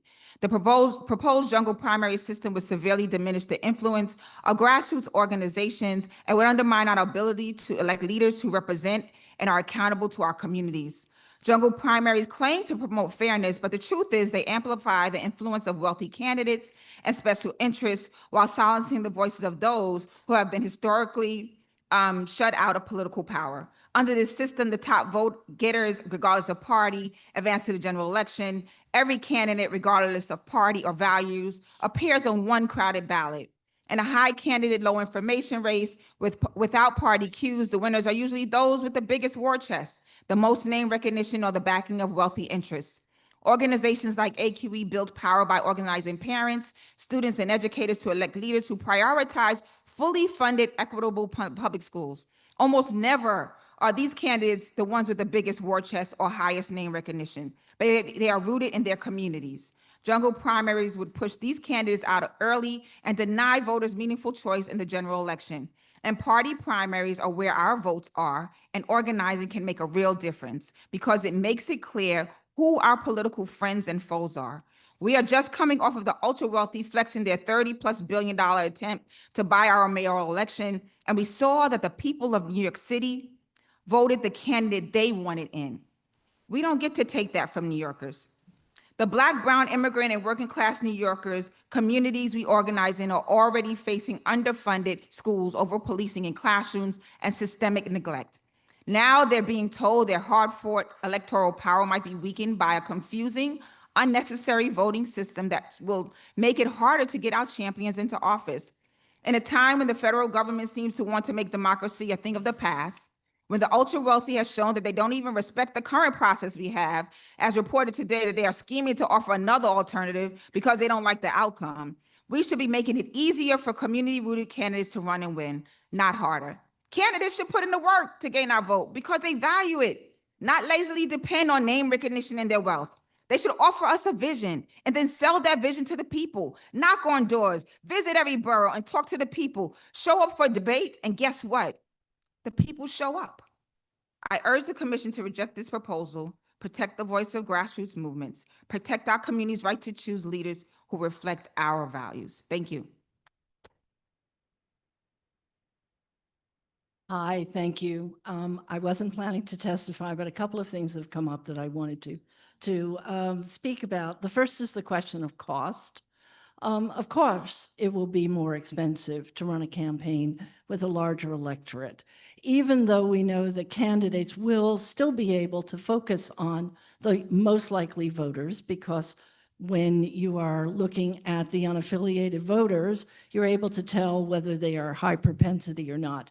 But with a larger number, you will have more costs in order to campaign. And because with a larger number of candidates, the academic research shows with the jungle primary that voters are grasping for some source of information, because the usual labels aren't going to work in a primary where you have Democrats running against Democrats, or you have a lot of candidates who are making up party names that are unfamiliar to the voters. So the voters then will be much more susceptible to the independent expenditures that we see overtaking our elections. One of my concerns and one of my frustrations about this process is that there now is, in the minds of most individuals, a congruence between the concept of open primaries and the jungle primary. And as we have seen, it is the concept of the jungle primary, which has really brought people out to say, wait a second, this is undercutting the ability of everyday New Yorkers to organize. A jungle primary is about hostility to organized people. It is to leave each voter on their own. And for those of us who want to have a broader community-based discussion about open primaries, this congruence makes it that much harder. We have talked to our partners, groups like the Chinese American Planning Council, Minkwon Council, the Minkwon Community Center, and the APA voice that they represent. And countless number of groups that I believe will, if they don't get to testify by Zoom tonight, because we're running out of time, will be adding their voice through written comments, have said to us, we need more time. We want to build a consensus around the unaffiliated voters, but I would like to point out that if we are really, again, I will say, concerned about the unaffiliated voters, we could go to a semi-open primary. We could allow organizing to continue around the primaries, and the unaffiliated voters would be able to be heard. But that is not what is being discussed. And therefore, this is extremely polarizing, and it makes the work of those of us who seek to build a community-based consensus that much harder. And we ask you not to place this on the ballot so that we can undo some of the negativity and build truly broad-based support.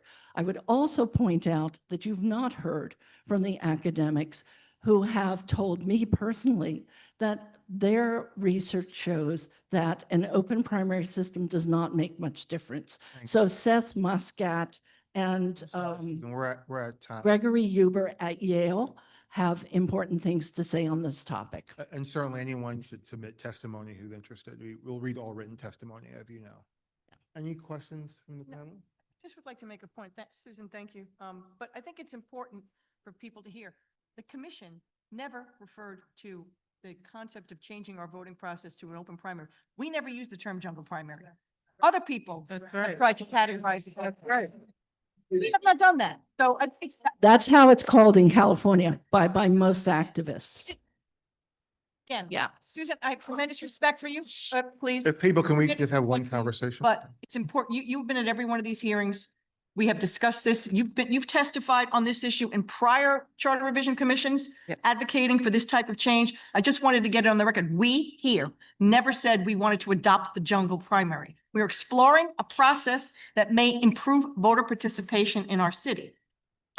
And again, unfortunately, the actual research and experience does not show that. If what you are concerned about is giving a voice to the unaffiliated voters, I don't understand why you're hostile to semi-open primaries. I'm not hostile to anything, but you said we should stop this process because we don't want it to turn into a jungle primary, but we never suggested that. Other people are suggesting. The open primary proposal that you are considering is, you must admit, very divisive. Just listen to this room.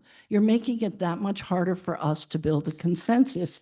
And 20 years ago, a similar proposal went down with broad-based opposition, and you are hearing broad-based opposition. The nonpartisan groups we work with do not want to be forced into telling their people no. They want more time to research types of open primaries and build a consensus. Thank you. I'm sorry, are there any questions for the panel? All right, thank you so much. Thank you. Appreciate it. Next up to testify is Elias and Saul Ehrlich, followed by Jesse Field and Joanna Holgerin. Dr. Jesse Field. What's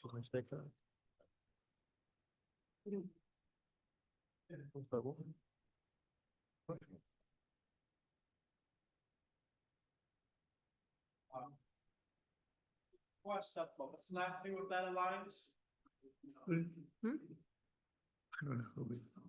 Hold on. Elias. I'm sorry, hold on a second. There's no last name on the list. Okay. I'm sorry. Yes. Question? Yes. I don't know. One thing I will ask people, I'm getting a lot of pushback when I'm trying to hold people to time. I'm trying to hold people to time so that as many people have a chance to speak as possible. So I'm asking all of you to please work with us. I don't know that we can hear from everybody. We have a lot of people signed up.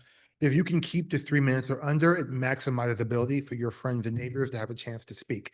Similarly, the applause is not helpful because then we can't hear actually when you're applauding. It slows us down. It's not productive to us taking in information. So, okay. All right, please continue.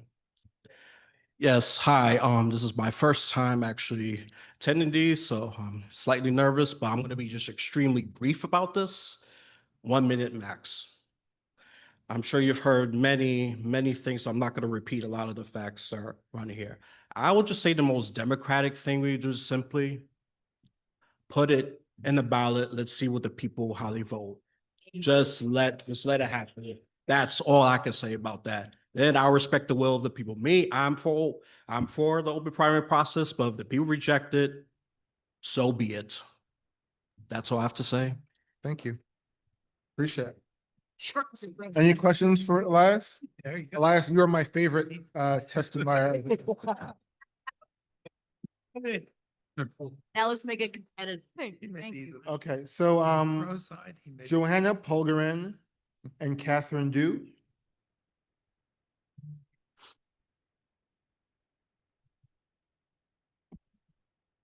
Good evening. Sorry. Good evening, please continue. Welcome. Good evening. Thank you for having me here. I'm Joanna Plagarin. I'm a district manager for Community Board 1 in Brooklyn, and I'm testifying on behalf of the Community Board. Of all the voting bodies involved in the land use matters, community boards are in the unique position to have intimate, hands-on involvement in relationships with the land, neighborhood, and residents, and landowners actually involved in the various applications. Although the recommendations are only advisory, those recommendations are vital to an objective and meaningful evaluation regarding the effects each application will have on the community and what concerns or conditions, if any, should be considered by the city in its ultimate decision on land use items. Although other voting bodies have hearings at which interest parties are permitted to give testimony, none afford the all-encompassing, hands-on, objective, and democratic exchanges among all residents, elected officials, city agencies, and land use applicants that community board committee meetings and public hearings provide. To diminish in any way the role of time allotted to community boards for meetings with those involved in land use applications will be a terrible disservice to our communities and well-informed urban planning. In sums, community boards play a vital role in informing local land use plans, providing a democratic and direct voice for local communities to provide input in planning their neighborhoods. Eliminating or reducing this role could result in the consolidation of planning power with a handful of people, making the land use process less democratic, less informed and poorly planned, and more susceptible to corruption. This is why the Board of Estimates was eliminated in the first. Shutting out local voices this way will be a huge step backwards. We would like to suggest that an area of exploration to help reduce the time and cost for land use applicants will be to leverage AI technology to perform environmental reviews and draft impact assessments and statements. This technology is helping with so many areas. Land use seems like it will be an excellent fit for this advancement. Thank you so much for your time. Thank you.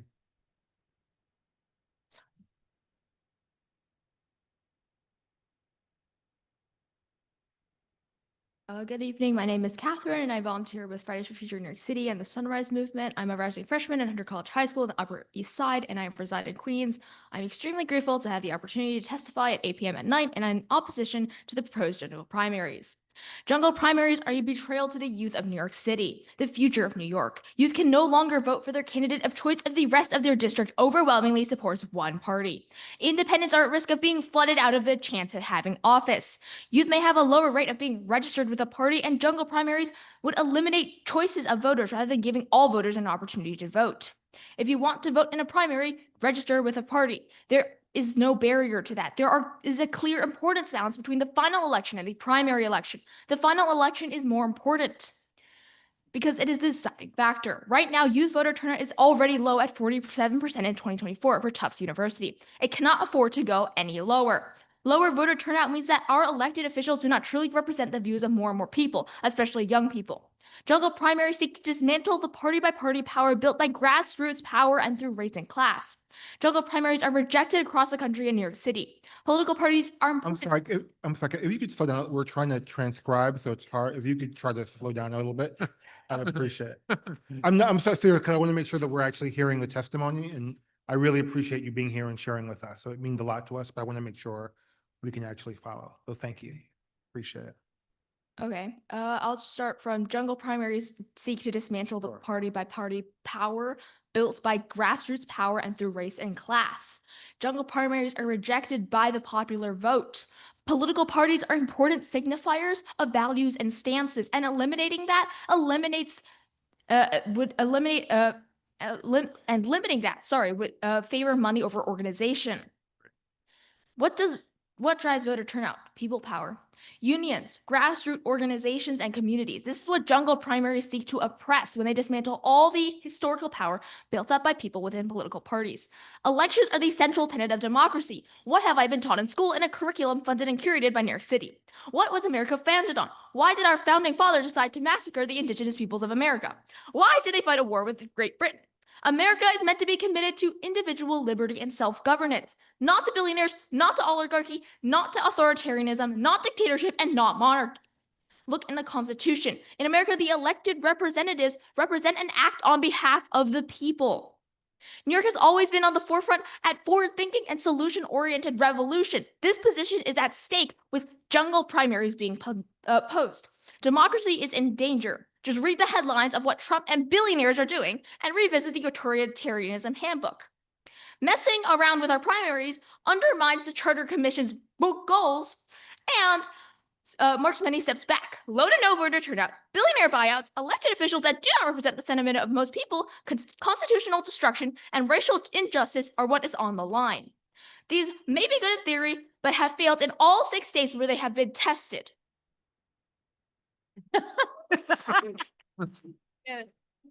Wow. Thank you so much for your testimony. Are there any questions for the panel? Thank you so much for being here. I really appreciate it. Next up is Heather Beers, Dimitriades, and Susan Stetzer. They'll be followed by Alan Cox and Victor Edwards. And might I suggest when I say the second panel, if you can move closer to the front, it'll make it go a little bit more quickly. I want to try to get as many people in as possible. So Heather Beers, Dimitriades, and Susan Stetzer. They'll be followed by Alan Cox and Victor Edwards. So if Alan and Victor can move to the front so that they can come to the panel immediately afterwards. Thank you so much. And if you remember that someone is trying to keep transcription, particularly for people who are hearing impaired and participating, so it is important. I know I'm keeping you to time, but if you could try to make sure that we can follow, I'd appreciate it. Thank you. I think you're first. Okay.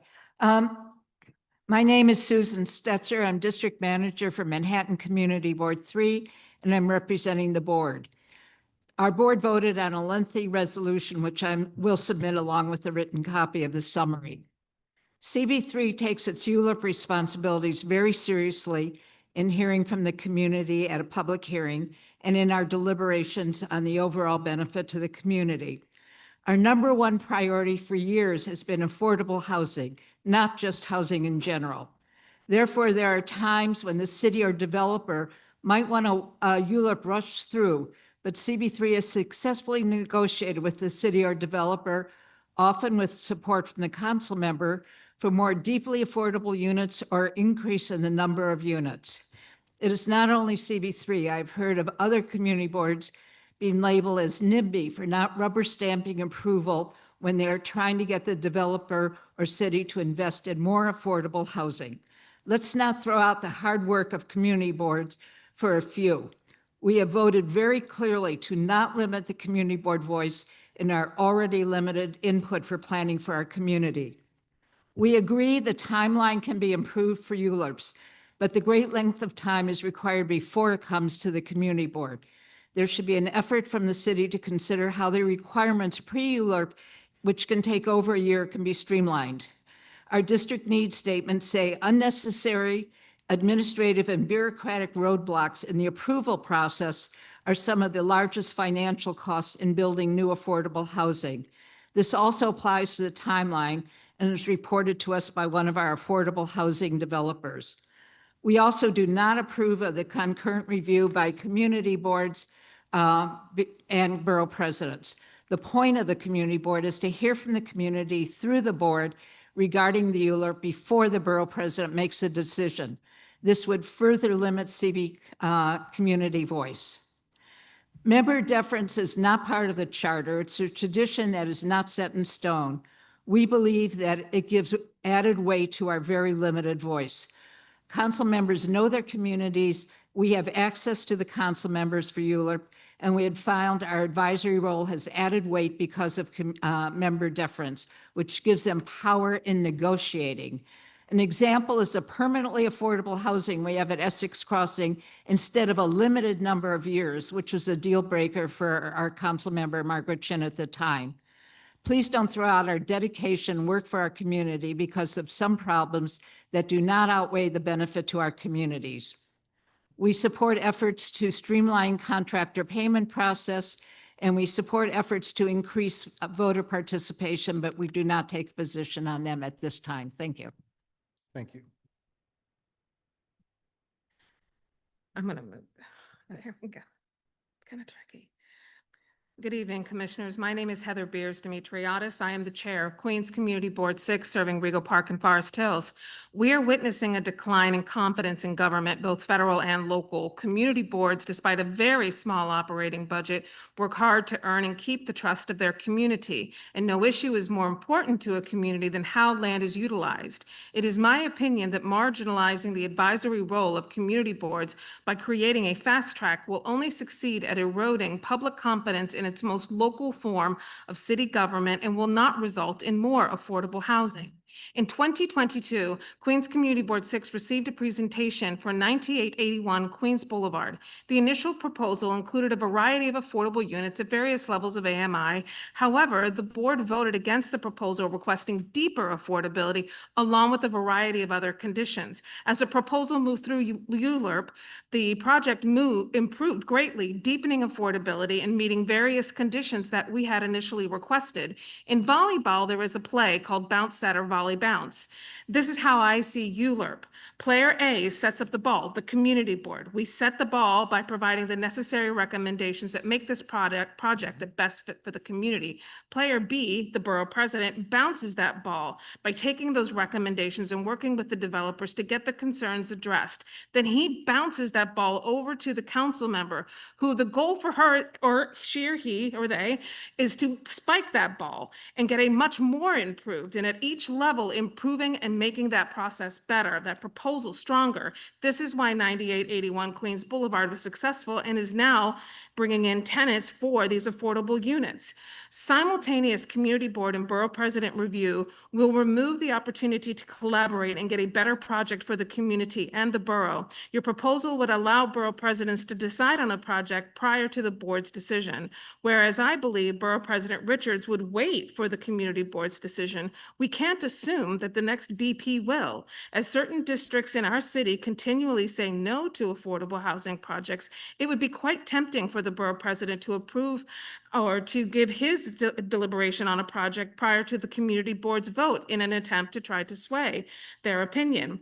In conclusion, meaningful community engagement is not an obstacle to progress. It is the very foundation of sustainable, equitable development. When community boards are given the respect and time they need to do their job, we see better projects and stronger public trust. The volleyball metaphor illustrates what collaborative government looks like, each player fulfilling a vital role to achieve a common goal. Stripping away this sequence by marginalizing community boards or disrupting the order of review risks not only procedural confusion, but also a dangerous erosion of public faith in city government. We urge the commission to recognize that true progress requires partnership, so not shortcuts, keeps the community. Our work time. I just have one so line, much. please. I worked on this. Keep the community in the process and you will keep the public in your corner. Thank You you. gotta have the conversations. They're hard, they're So brutal. You next gotta have up, them. next up, we have Alan Cox and Victor Edwards. They'll be followed by Angelo Peace Dudo and Portia Childs. One thing I want to, just to level set, we have well over 40 people signed up to testify in the room. More than that on Zoom. We are not going to get it to everybody. So one thing I do want to remind folks is that we will read all written testimony. You can submit testimony online, or you can email testimony to chartertestimony@citycharter.nyc.gov. We will not be able to get to everyone who still signed up to testify. Please. You're making, please, sir, you're making it difficult for everybody to testify. Alan Cox, please continue. Thank you. Please, we're trying to hear people who signed up to testify, please. Well, you're making it harder for everybody to testify by engaging in conversation. Good evening, commissioners. Looking up at y'all, y'all seem like a heavenly body. I want to welcome you to Harlem, where I was born, right across the street there. My name is Alan Cox, and I wanted to come today and say thank you for listening to so many independent voters like me who have come before you and asked for full voting rights to be given access to the primaries that we help pay for. I know that you are now considering whether to put a top 2 open primary on the ballot this November, and I wanted to offer my full endorsement. From LA to Boston, most cities and most cities in between, top 2 primaries are the norm in 85% of US cities. So why must we debate this as if it's a radical experiment? Top 2 primaries are the norm because they are far more fair than our current closed primaries, which not only shut out independents, but also silo party voters as well. Top 2 primaries treat all candidates and all voters equally, ensuring every voter has the opportunity to vote for every candidate. I'd be thrilled to have this system here in New York City. You may notice, but independents like me are much more likely to be ticket splitters than any other group of voters. That's why every New Yorker should be able to consider all the candidates for an office. Top 2 primaries would make our elections more representative and our elected officials more accountable. I think this top 2 open primary system is a good fit for New York City. I hope that you put it on the ballot this November. As an independent, I've waited a very long time to have an opportunity for fair and full voting rights. Please don't make me wait any longer. Thank you so much. Any questions for Mr. Cox? Thank you so much, and thanks for your kind welcome to Harlem. Next up is Angelo Peace Dudo and Portia Childs. They'll be followed by Howard Epbaum and Gia Lowe.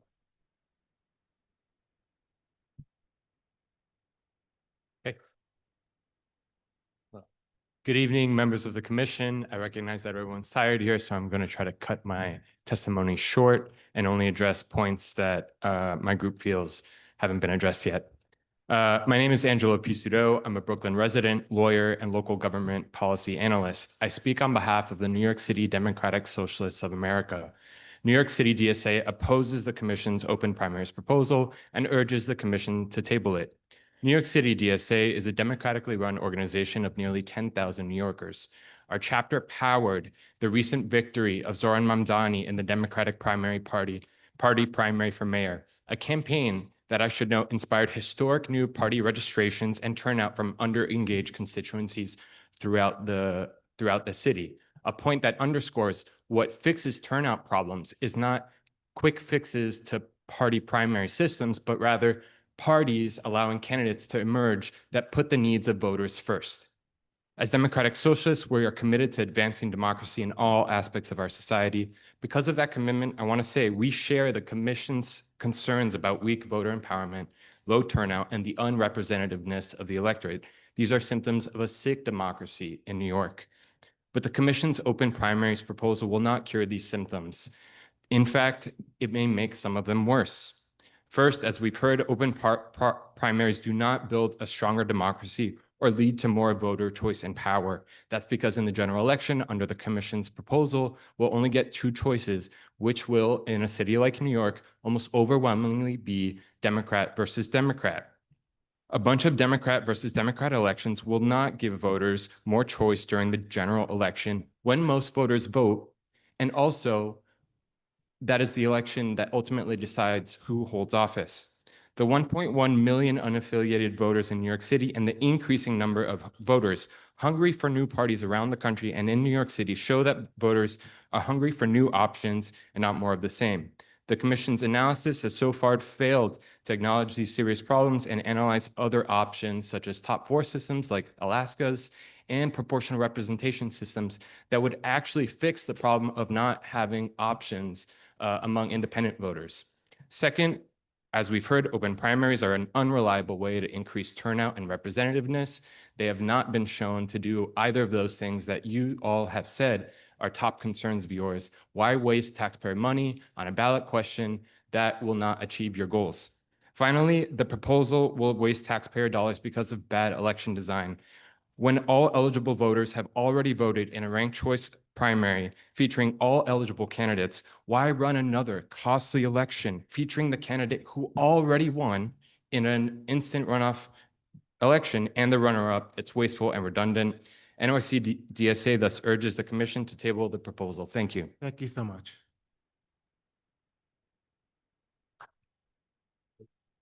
Good evening, Commissioners. My name is Torsia Childs, and I am here just as a mother.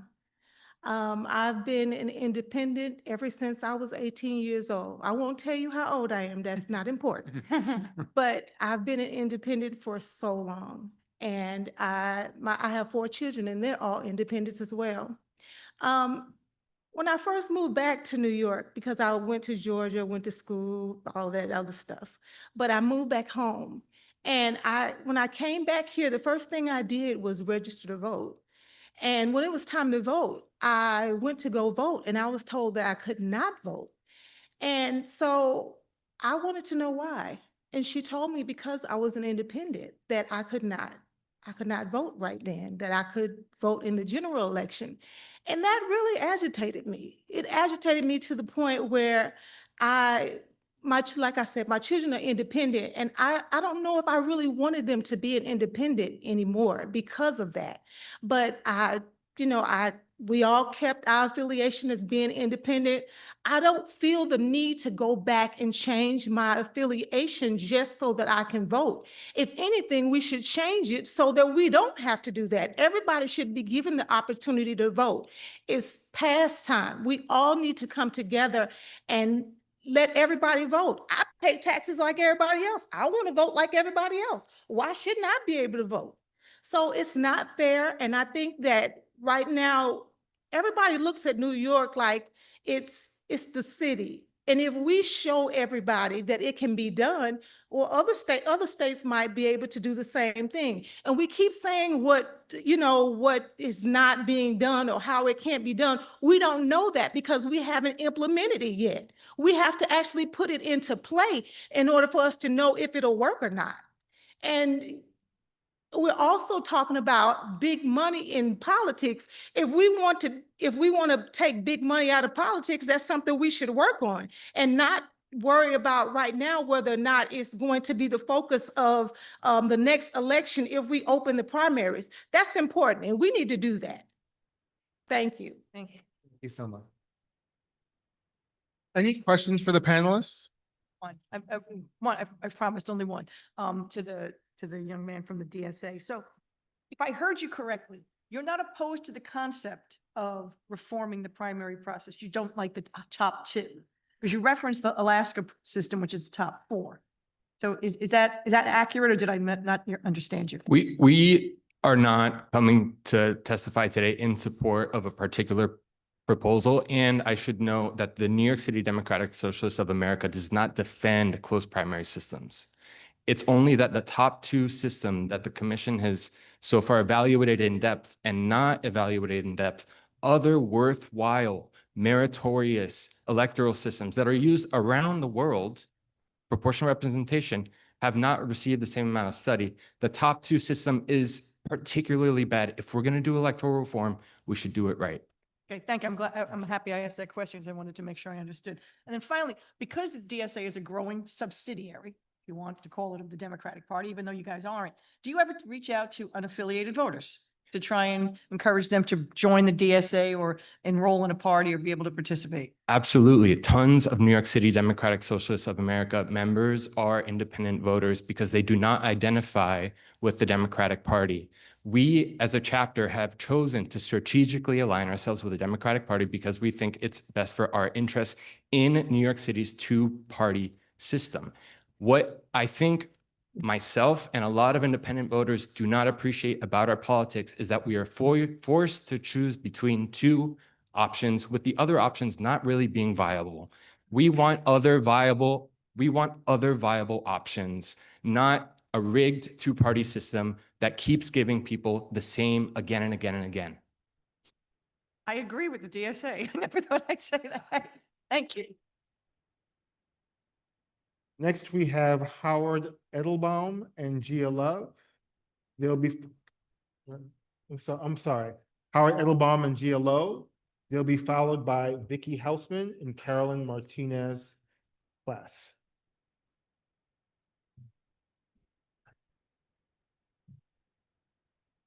Good evening. My name is Howard Edelbaum. I'm an accountant and a visual artist from Ditmas Park.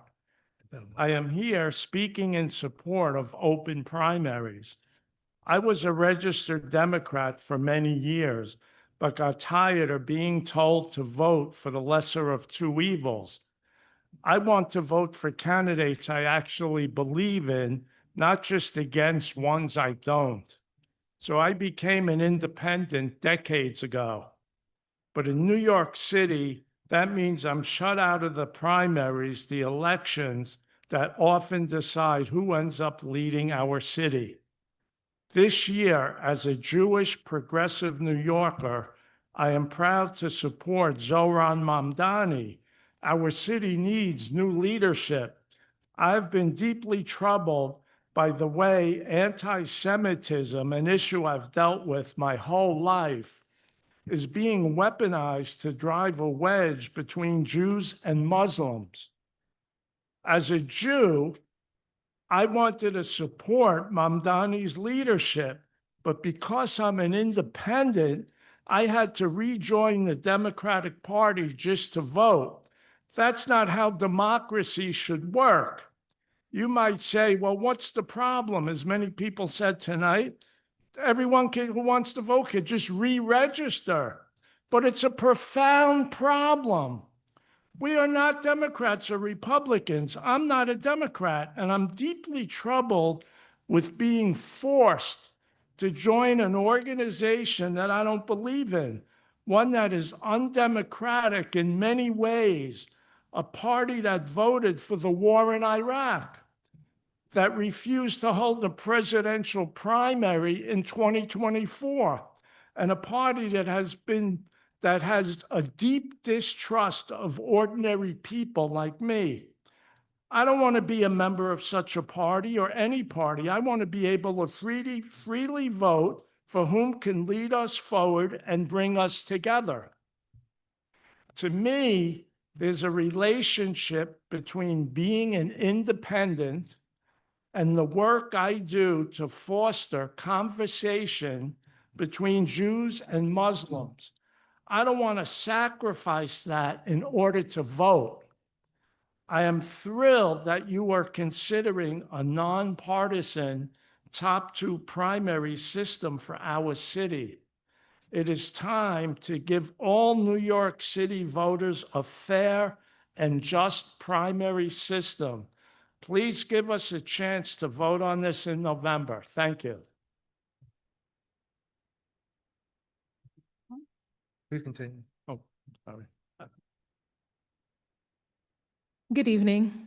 My name is Gia Lowe. I'm a proud Bronx native, an entrepreneur, a community advocate, and a New Yorker who believes in the power of justice, transparency, and accountability, especially when it comes to public safety.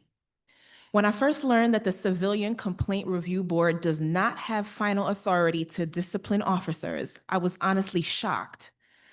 Like so many New Yorkers, I assume that if an independent body investigates police misconduct and substantiates a claim, that would lead to real enforceable consequences.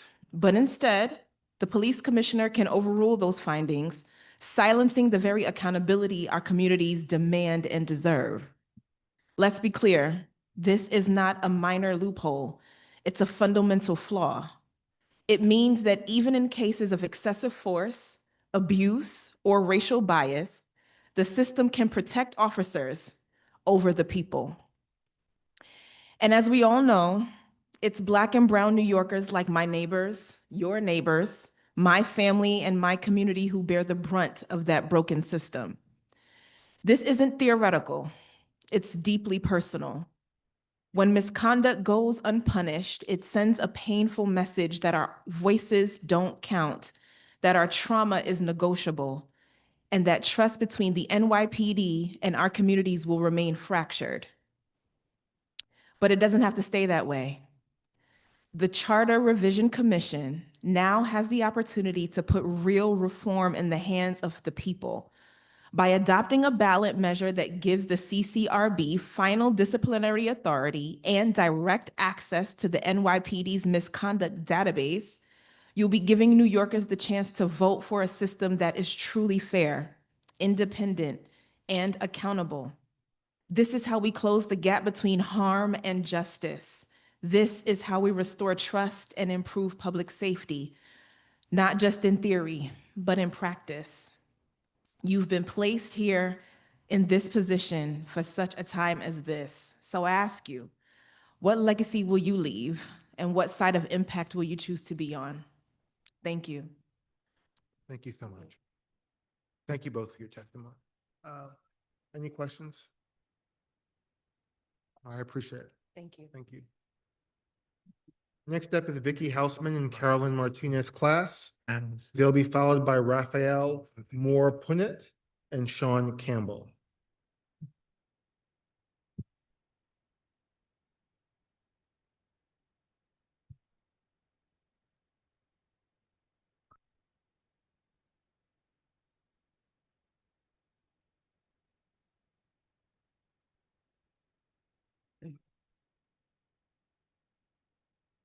Don't call. Yeah. Go.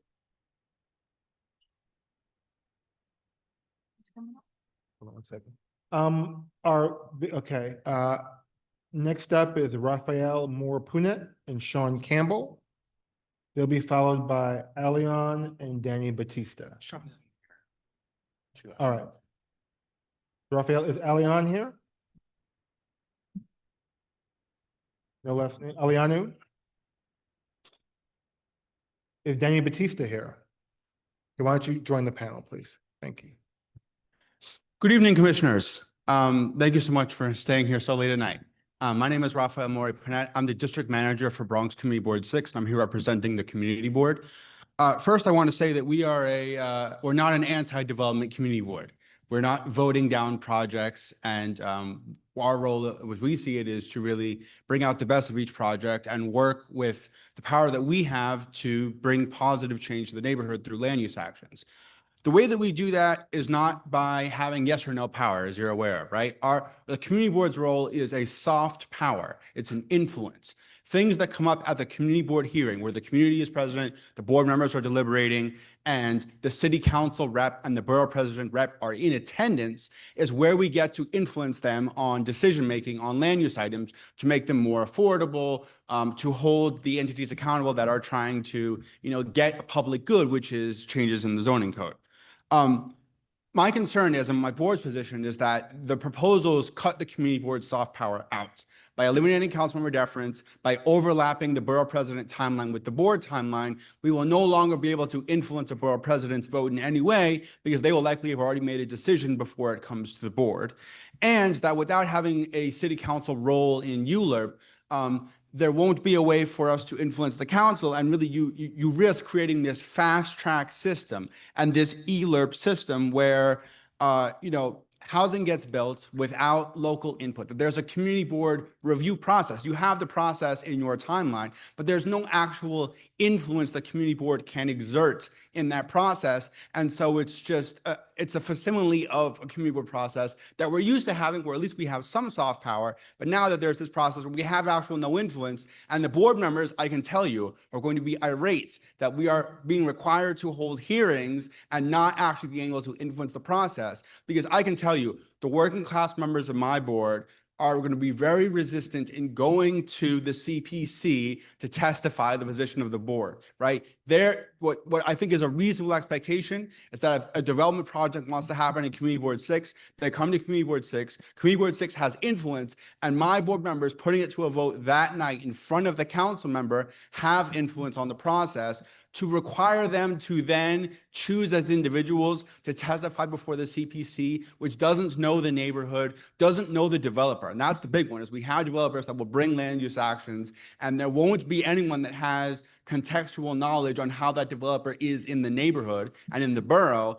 To expect us to have that same influence of the CPC is just it's not realistic. And it's really cutting local input out of land use actions for the sake of fast tracking projects that are going to be at 120 AMI and are not going to be for this community, are going to get built in this community without local input.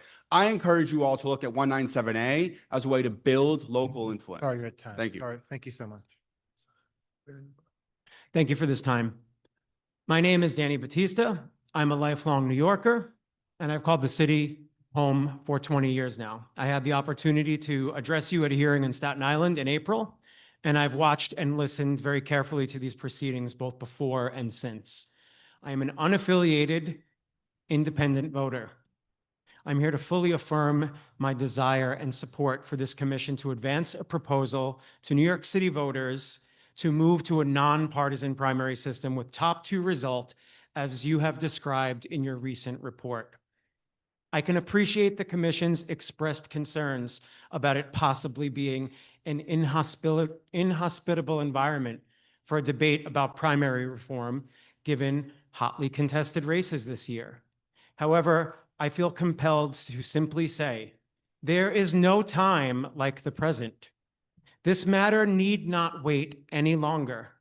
And I don't believe there'll soon be some well-illuminated and unobstructed runway to avoid an unduly polarized debate on this issue.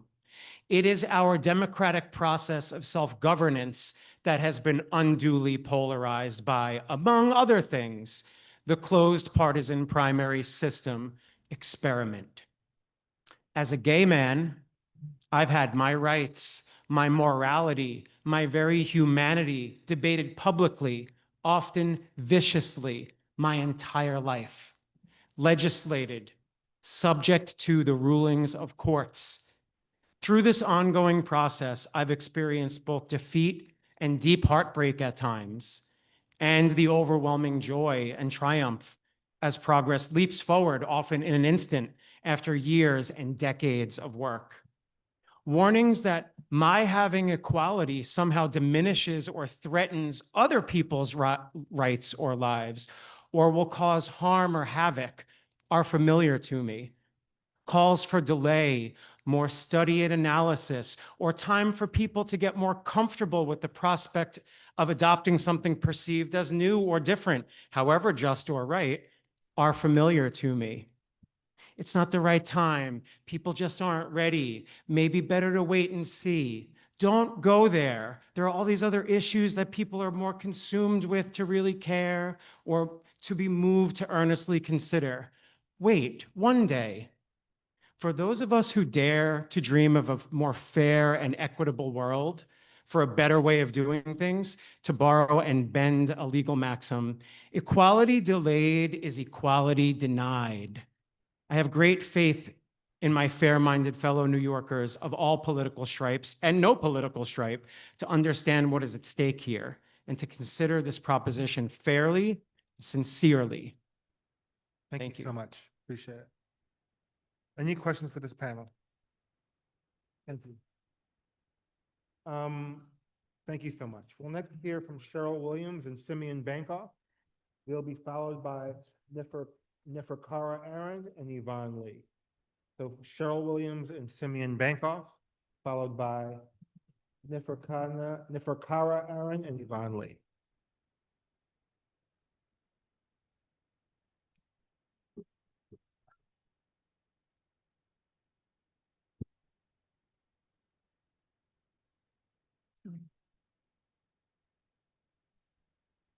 Hello, good evening. My name is Cheryl Williams, and I'm speaking as a concerned American citizen and patriot. I want to see America live up to the full measure of its promise, liberty and justice for all. Now, I'll quote James Baldwin.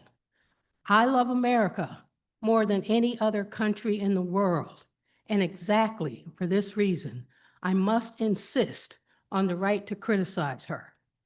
This country is both more beautiful and more terrible than anything anyone has ever said about it. Thank you, Uncle Jimmy. So let's sit with the uncomfortable truths of our shared history, rather than to whitewash it. That James Baldwin quote speaks to me not because of bitterness, but with a deep belief in what America promises. My mom passed away last year. Tomorrow would have been her 92nd birthday.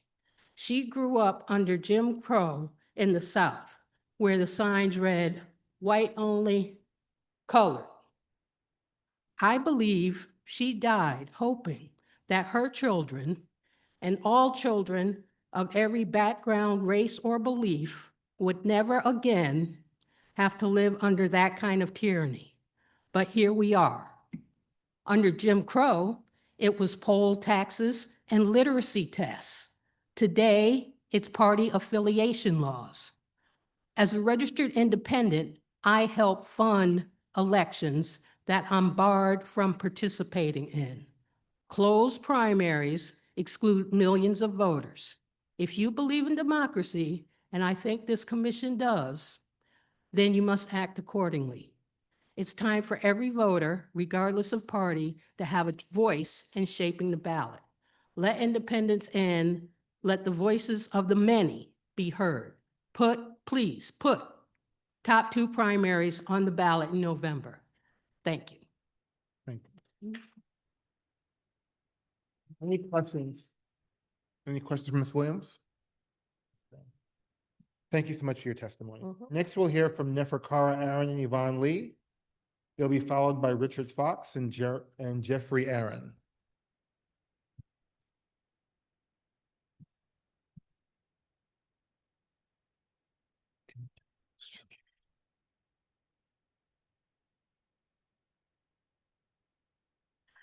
My name is Neferkara Aaron. I'm a native New Yorker from Brooklyn. I'm currently a student at the CUNY School of Public Health, concentrating in health communication for social change. I care deeply about making our city safer, more just, and more accountable. In my neighborhood, I've witnessed police officers abuse their power, engaging with community members in overly aggressive ways. Some of these officers have damaged personal property in the name of pursuit without consequence. Sadly, this behavior has become normalized and is no longer surprising to many of my neighbors. Reading reports and hearing firsthand accounts like these made me realize that misconduct often thrives in climate ignorance, not on the part of officers, but among community members who don't know where or how to voice their fears, concerns, and complaints. How can the Civilian Complaint Review Board provide independent oversight without true independence? Despite its efforts, the CCRB lacks the authority to enforce discipline and accountability. Too often, its recommendations are ignored by the NYPD.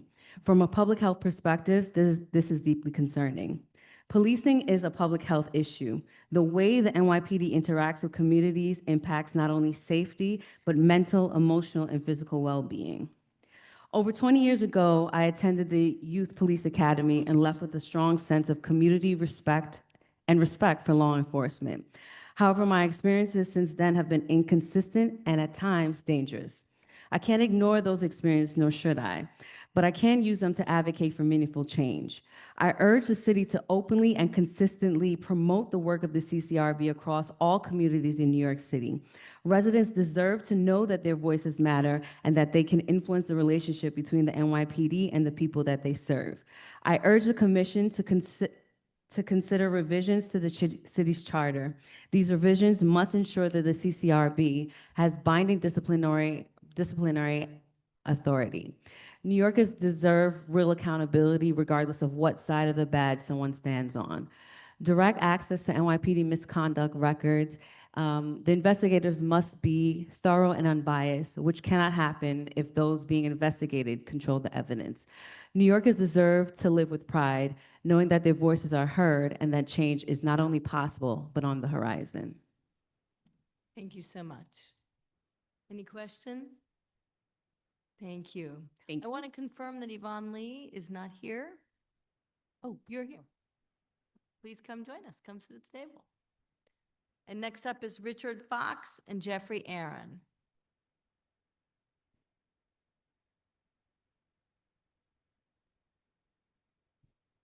Good evening. My name is Yvonne Lee.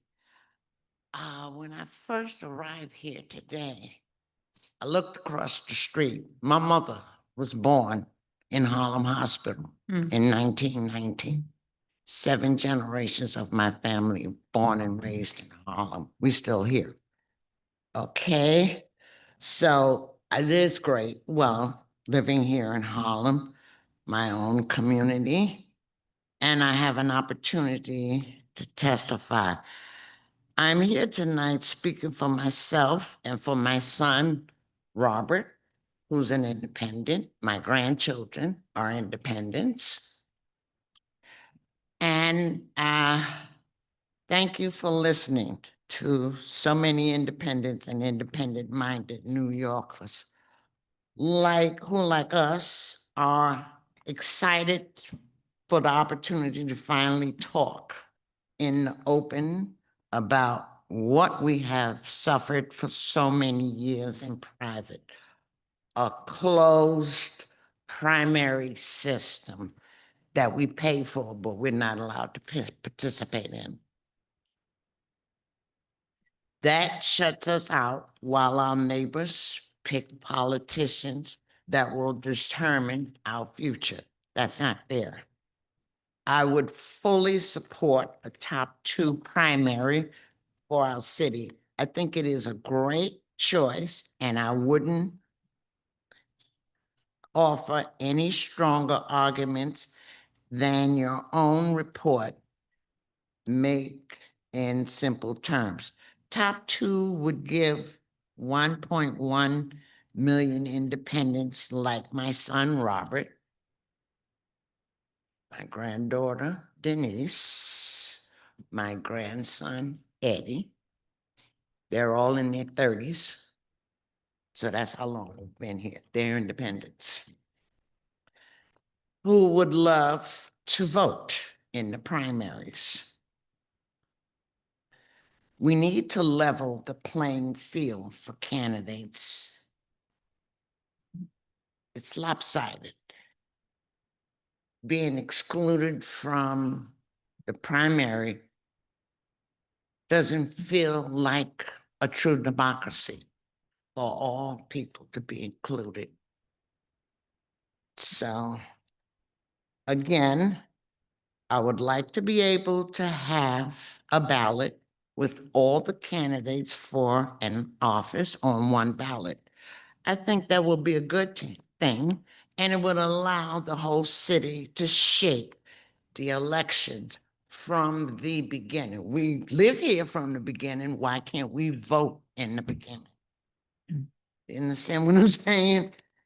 And Thank you so much. Thank you so much, Ms. Lee. I appreciate your testimony. Good, very good. Any questions from? We just want democracy. Thank you so much. I appreciate your time. Richard Fox and Jeffrey Aaron. They'll be followed by Edward Brady and David Green. David Green, Richard Fox asked me to testify in his spot because. Perfect. So Thank you so much. he's submitting testimony. Go ahead. Yep. Thank you so much for being here this late. I drove 4.5 hours to be here. I'm so glad to be able to testify. This is awesome. So my name is David Green, and I'm the statewide organizing director at Unite New York, which is an organization I'm proud to represent here today. My past related experience all had to do with ranked choice voting. I volunteered for the 2020 ballot initiative in Massachusetts, where I used to live, then for 3 years as a national organizer at Rank the Vote. I'm here today because I believe in a democracy that distills the needs and wants and desires of the public into the avatar of our representatives. They're called representatives, for a reason. Unite New York, a nonpartisan grassroots organization, is building a movement for a better democracy by educating voters about 5 key reforms: ranked choice voting, term limits for statewide offices, allowing ballot initiatives at the statewide level, better ballot access for non-major party candidates, and of course, open primaries. The thousands who support our work and our polling both prove that these aren't just necessary reforms, they are popular, supported by upwards of 77% of New Yorkers statewide. As you know, New York is one of only 10 states with a fully closed primaries, which means that 40 other states are ahead of us on this issue. Back in Massachusetts, as an unaffiliated voter, I would walk in on primary day and choose whether I wanted the Democrat or Republican ballot. It was fine. Coming to live in New York, a self-proclaimed pro-democracy state, I was hit with a culture shock of 3.5 million registered voters across the state, 1 in 4 voters being entirely shut out of the primary process. Over 1 million of those here in New York City, including over 500,000 people of color. So many people I've met on the street while canvassing here in New York City have felt coerced to register as a Democrat, even if they were more progressive or more conservative, just so they could have a say in the most important elections. The commission's recommendation to add open primaries to the existing ranked choice system will go a long way towards creating a truly representative democracy. Both the primary and the general election would be actually competitive and representative, as candidates are incentivized to inspire the public at large with a policy vision for all, instead of skipping over vast swaths of the population and catering to a small base for fear of being primaried. Open primaries will help ensure that politicians are working for the people. I want to note that the commission's top 2 proposal is a big improvement to the system used in California and Washington state, which has had mixed results. Incorporating ranked choice voting into the all-candidate primary ensures the 2 candidates advancing to the general election actually represent as many voters as possible. We can also preserve the major benefits of representation for women and for people of color, as well as cross endorsements from the current ranked choice system. Any candidate can join the race without splitting the vote or being told to wait their turn. And as you noted in your report, this method of RCV combined with the top 2 was recently passed by referendum in Seattle, another major progressive city. What's more, nationwide, the number of unaffiliated voters is growing quickly, especially among young voters. 52% of millennials and Gen Z voters and 55% of post-9/11 veterans do not identify with a major party. Without open primaries, these voters are more likely to disengage from politics, lose their voice, and lessen the validity of our democracy. In closing, on behalf of Unite New York's 15,000 members, I want to thank the commission for their practical and common sense proposal for open primaries, and I just would encourage it to make our system work better. Thank you.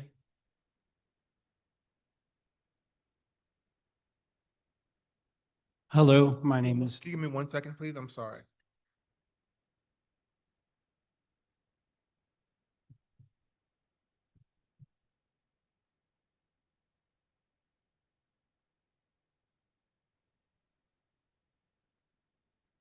Good? Good? Continue. Thank you so much. Hello, my name is Jeff Aaron. I'm very proud and pleased to be here, and I want to thank you all so much for the hard work you've been doing on behalf of our democracy, which is something that I believe deeply in, and since I was a child, but campaigning for civil rights, campaigning against the war in Vietnam, campaigning for various progressive causes. I've always had faith in the capacity of the people of this country to make decisions about what's best for them. I've never voted for a Democrat or a Republican in my life. I'm not a Democrat. I'm not a Republican.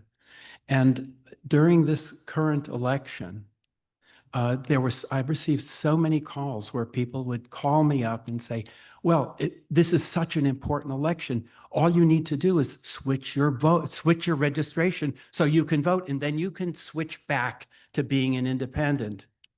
And I just found that so immoral. That wasn't the Democratic Party organizing its constituency. That was attempting to wrangle independent voters to become Democrats. This kind of immoral and creepy. And I just really resented that. As a progressive, as a progressive Jew, I wanted to vote for Mandami. I really did. And every time they would pass me by and say, can you vote for Mandami? I'd love to, but I'm an independent. I can't. As I believe in bringing people together, Jews and Muslims and all people, I felt helpless to actually direct, offer my support for causes that I believed in. I don't like the fact that I'm being cut out of the decision-making process here in New York, and that people, wherever there is closed primaries, are cut out of, and that Fiorello de LaGuardia said there isn't a Republican or a Democratic way to collect the garbage. It's not exactly clear to me why you need a Democratic or a Republican primary in order to determine the fate of our city. Let all people vote, regardless of their party affiliation.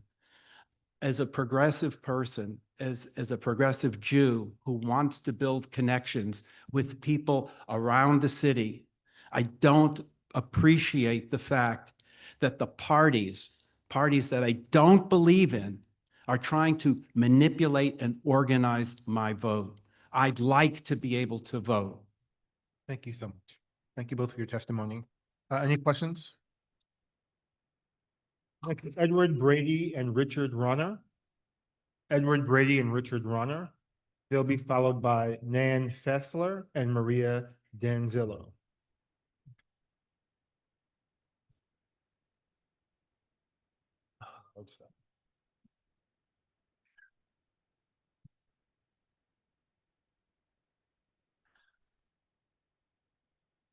Madam Vice, never mind, Commissioners. It's late. Thank you for your time and for your effort. I want to say up top, my name is Ed Brady, by the way. I live on the Upper East Side. You know, there's an old saying, a lie can travel halfway around the world before the truth is putting on its shoes. And I want to say for the record, okay, as an independent, I am not, and neither are any of my other independents here supporting jungle primaries. We are here to represent inclusive primaries. We are here to represent open primaries. As I said, my name is Ed Brady. I'm a military veteran. I served in the Navy from 1975 to 1979, nearly all of it stationed on an aircraft carrier. Like so many of my fellow military veterans, I am a lifelong independent. I have followed your process very closely and read your reports. They're superb. But one thing they miss is my community of veterans. Half of American veterans are independents. Half. We travel abroad to uphold democracy far from our shores, only to come home and find ourselves excluded in our own communities. When we lowered the age to vote from 21 to 18 back in 1971, it was because we believed as a country that if we can be sent to fight, you should be able to vote for the elected representatives making those decisions. On primary day, I was out in Bay Ridge, Brooklyn, with fellow independents protesting our exclusion from voting. This is one of the signs we carried, and we were joined by folks in 4 other cities and right here in Harlem. We're tired of being shut out of the primaries, where most decisions are made, and certainly key decisions are made about who will represent our city. I came today to share 2 things quickly. I strongly believe in a top 2 nonpartisan primary. Using RCV is an excellent choice. It gives all independents the opportunity to participate, and it creates a ballot where all candidates appear for a given office. It is fair and it is well tested. We know this already because it works in most cities across the country. Independent voters are the fastest growing community of voters. It is where our young people are not registering into the two major parties. We need to upgrade our primaries so they work for all voters, not just the party regulars. And finally, in closing, please take this opportunity to give all New Yorkers a chance to vote on bringing our primary system up to date this November. Many independents, like me, have not had a meaningful vote in decades.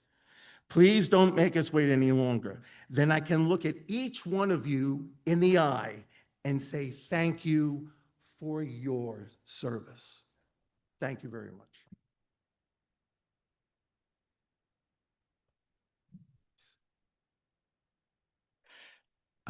Thank you very much, commissioners, for your service.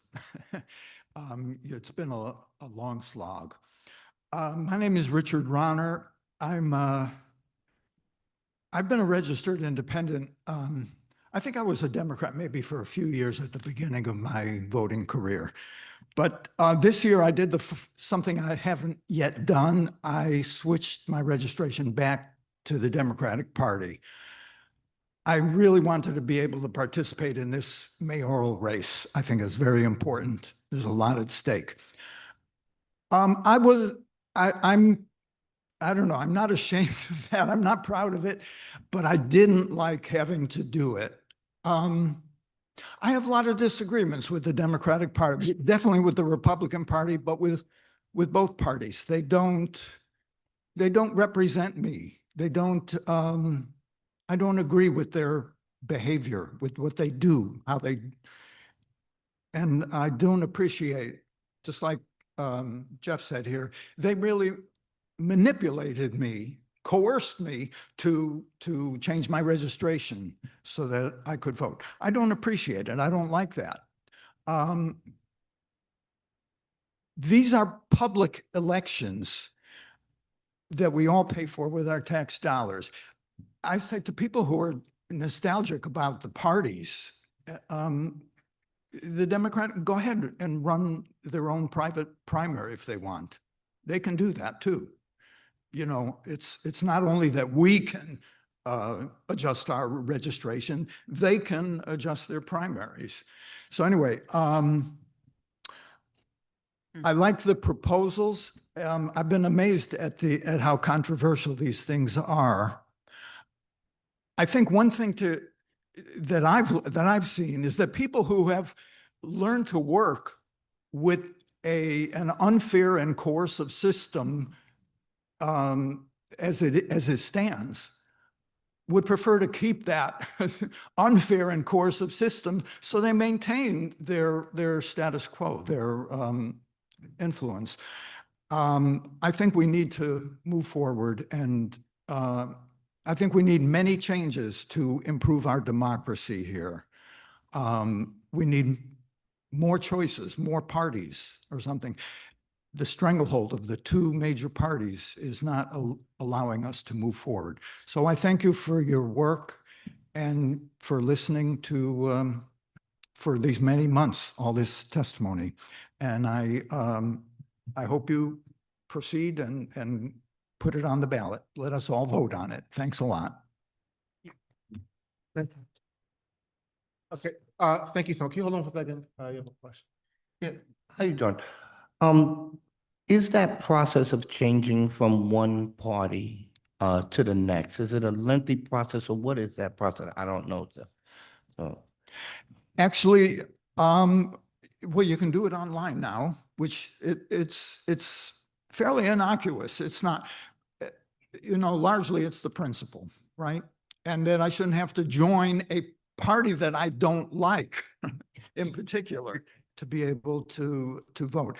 I just today thought that I wanted to change my registration back, and I'm not 100% sure that I'm allowed to. That they may tell me, no, you have to wait a year or something or other. But thank you. Thank you. Anyway. So we thank you so much for your testimony, and thank you for your service. Truly, thank you. I hope I can say the same thing for you in a couple of weeks. I suppose I invited that. So I just want to apologize to the room. So we have actually a hard stop in this room at 9:30 for a couple of reasons. We have four, so I think that means we have four people who can testify. I'm going to say who they are. Nan Fassler, Maria Danzillo, Thomas Posgay, and Rebecca Sailton. I'm sorry. Okay. All right, so Nan's not here. And so I want to remind, and that means that we're not going to get to the Zoom testimony at all. So I want to remind people to please submit your testimony to charter testimony at citycharter.nyc.gov. I regret, I know it means a lot to come out here and wait, and I do regret that we can't get to everybody. And so I do apologize.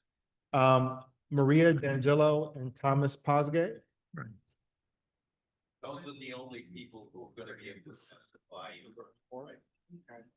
Well, now, right. So after Maria D'Angelo and Thomas Bosgate, we will hear from Rebecca Sailton and Paradise Kelly. But those are the only people who will be able to testify because we do have to clear the room. Okay. And I really am sorry. I apologize. Good. Yeah, please. Okay. Good evening, and thank you to the chair and the commission for the opportunity to be heard. My name is Maria D'Angelo, and I'm executive director of the Good Government Group, One City Rising. We're a bipartisan group of thousands of members across the 5 boroughs, Democrats, Republicans, and unaffiliated voters. This is my third time testifying on the need for open primaries. We're talking about a ballot initiative to give voters the right to decide whether to franchise the million-plus independent voters, including 700,000 veterans. I'm disappointed in so much of the testimony earlier tonight against this good government reform that has been years in the making. I fully support without reservation your proposal to franchise these million-plus free thinkers in New York City. My strong support for open primaries comes out of my experience 2 times as a candidate running in a party primary and by running a good government group these past 5 years. In both elections, I spent months actually talking to voters on the ground. I came out of my first campaign in 2021 clear about one thing: we must have open primaries. I was in the trenches running for office and saw with my own eyes how the system was unfair and not inclusive. I met many people who could not vote, even though they really wanted to, only because they were not registered in a party. This included many people of diverse backgrounds reflecting the districts where I ran, and their reasons for not wanting to vote or to register in a party were very personal to them. And I didn't feel it was my business to tell them that they should, register in a party just to be able to vote. In a closed primary, as someone not supported by one of the big parties, I really didn't have a chance in the party primary system against an entrenched incumbent supported by large special interests. I am concerned about some of the earlier testimony from elected officials in particular that somehow this open primaries movement is politically motivated by recent events. This is a false narrative about the good government open primaries movement. We cannot keep these 1 million plus independent, free-thinking, disenfranchised voters, including over 700,000 veterans, out of our system. I find it concerning that any elected leader would defend a system that is not inclusive of every voter in New York City. Why would anyone try to stop this commission's work of letting the voters decide whether we should franchise every voter in New York City at this particular moment? In the recent election, the candidate who won the Democratic primary was by less than 11% of registered voters. I don't think that's democracy. Independents are the fastest growing segments of voters, especially young voters, and they really should not be out of the voting system, and they should not be forced to join a party. Freedom of association is a constitutional right, and that includes the right not to be forced to associate with any particular party. Thank you very much. Thank you so much. Thank you. Are there any questions for Ms. D'Angelo? No.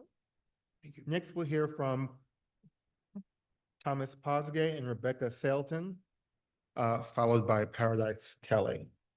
Are Thomas or Rebecca here? Paradise Kelly's not here? Jessica Marta? Siddharth Ghoshal? Come on down. All right, Siddharth Ghoshal, followed by Kelso Garcia, if you're here. Kelso here? Is Keanu Arpels Josiah here? Can you come down? Let's see how we do after. All right, continue. Welcome. Hello. Wow, that's really loud. It's my first time testifying like this. My name's Sid. I'm a resident of Queens. I don't have a fancy title to give you guys. So yeah.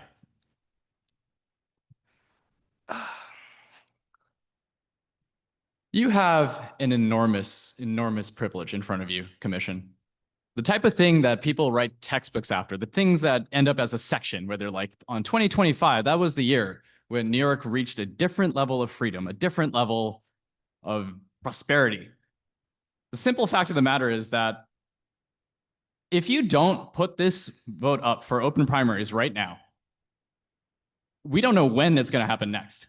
Independents like myself have never had a chance to vote in these kinds of primaries. We've never had a chance to be able to raise our voices, and it's truly, truly a political disaster, if anything.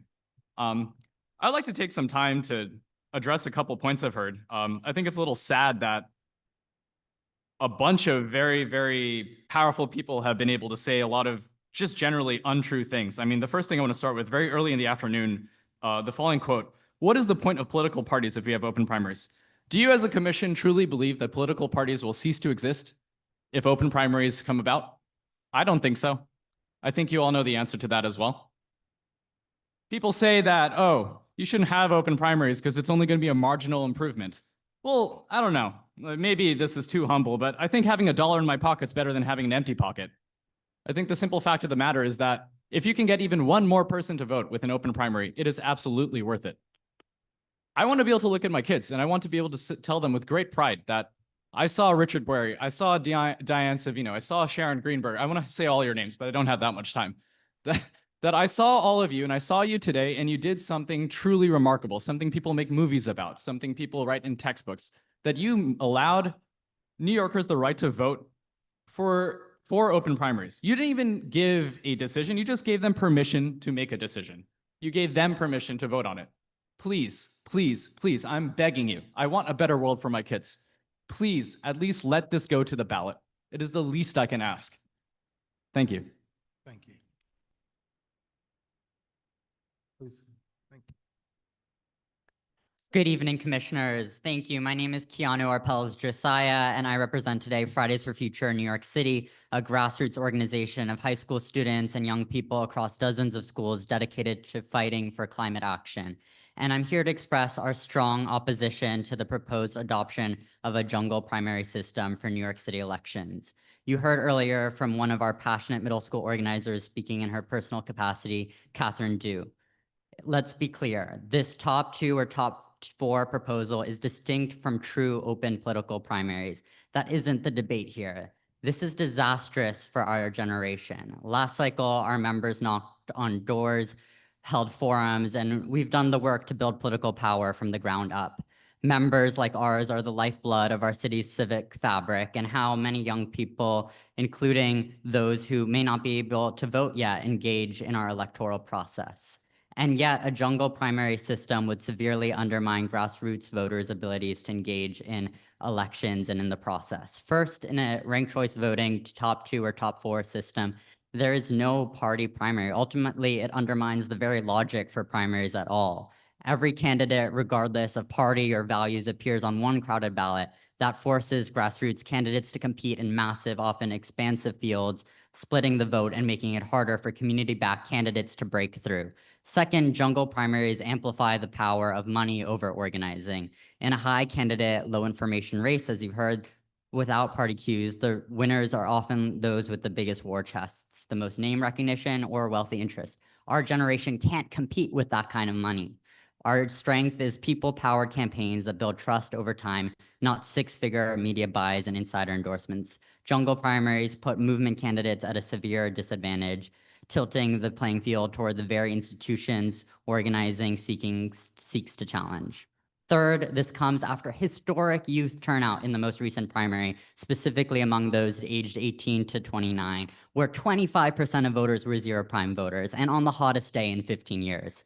This system changes a system to favor billionaires, not youth.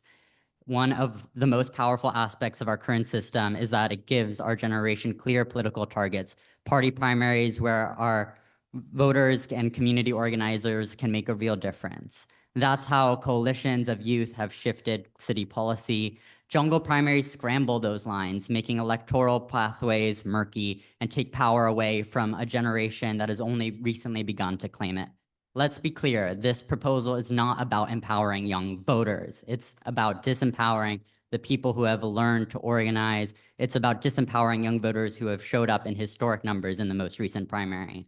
For these reasons, I urge you to join with our generation, with labor and grassroots groups from the carpenters to DSA, and reject any attempt to implement a jungle primary system in New York City. It's a step back for grassroots power, for our generation, and for democracy. Thank you. Thank you so much. Any questions for this panel? No. Is Shane Moynihan? I'm part of the same generation, and that does not speak for me. Well, we're a diverse generation. Mr. Riga, thank you so much. Is Shane Moynihan or Lisa Downey here?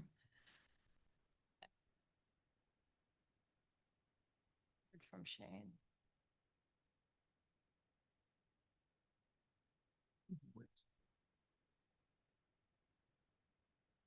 Thank you. Lisa Downing or Allison Downing here?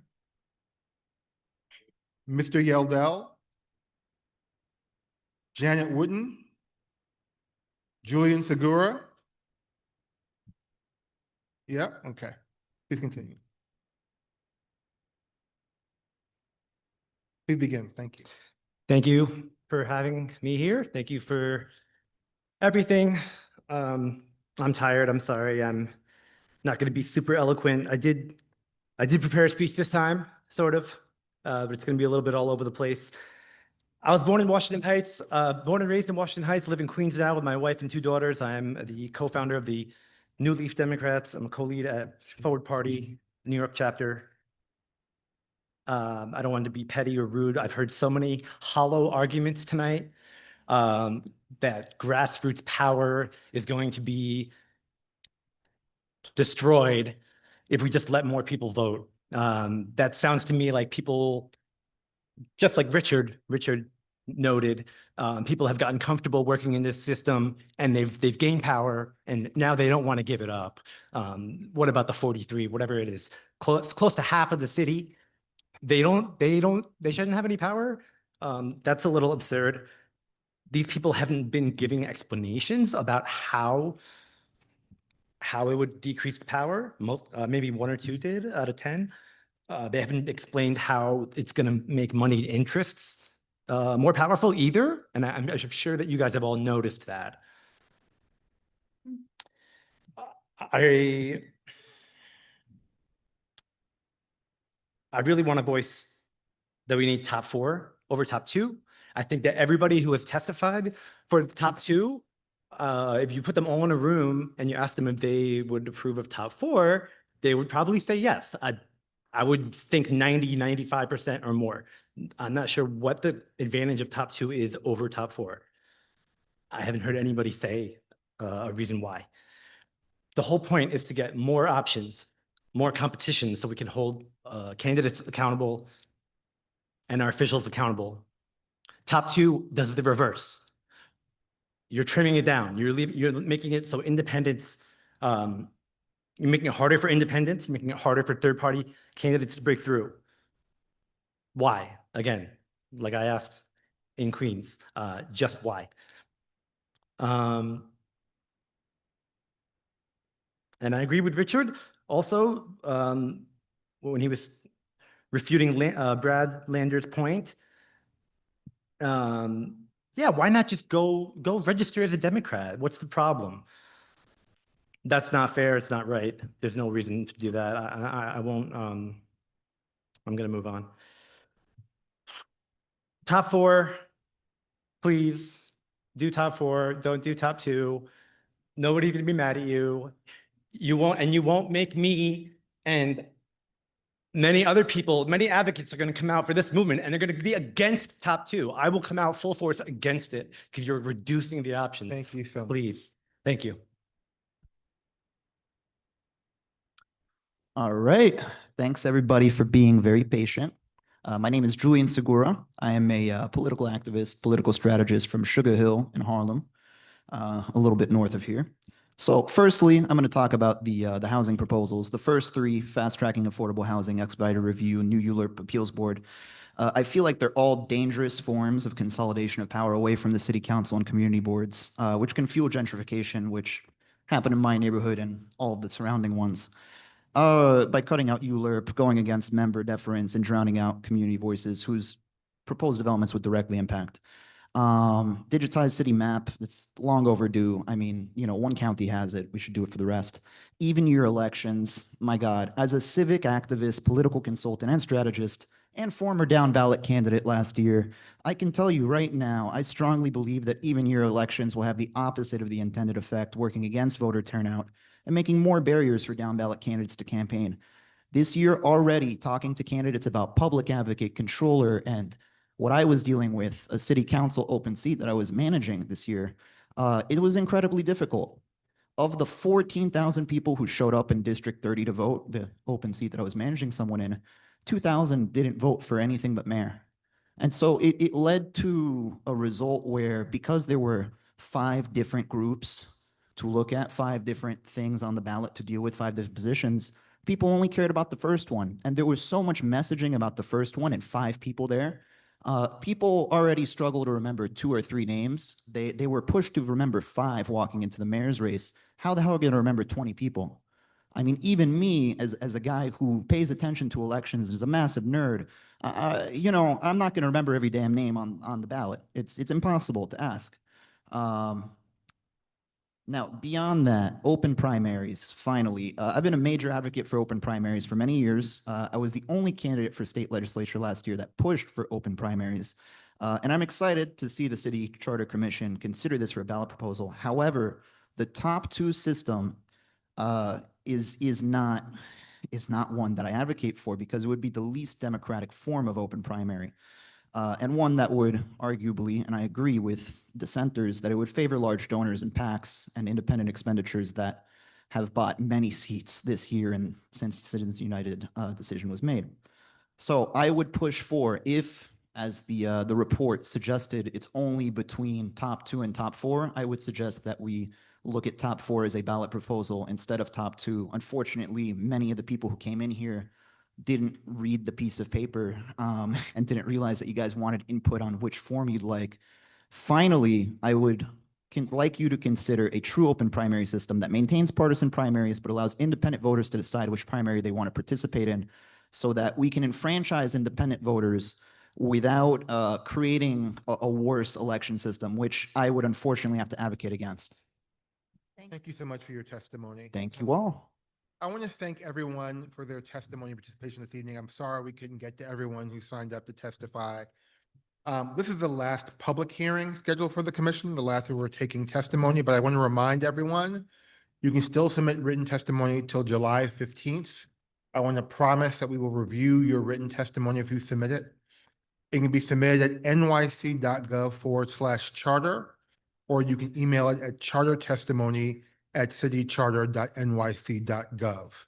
Although this is the last hearing where we'll take, although this is the last public meeting, we will take public testimony. We will have a final public meeting on Monday, July 21st at 1 p.m. at Landmarks Preservation in the public hearing room located at 253 Broadway on the 2nd floor. I will take a motion to adjourn. So moved. Is there a second? Second. Any discussion? All in favor? Aye. We are adjourned. Thank you. Have a good night, everybody.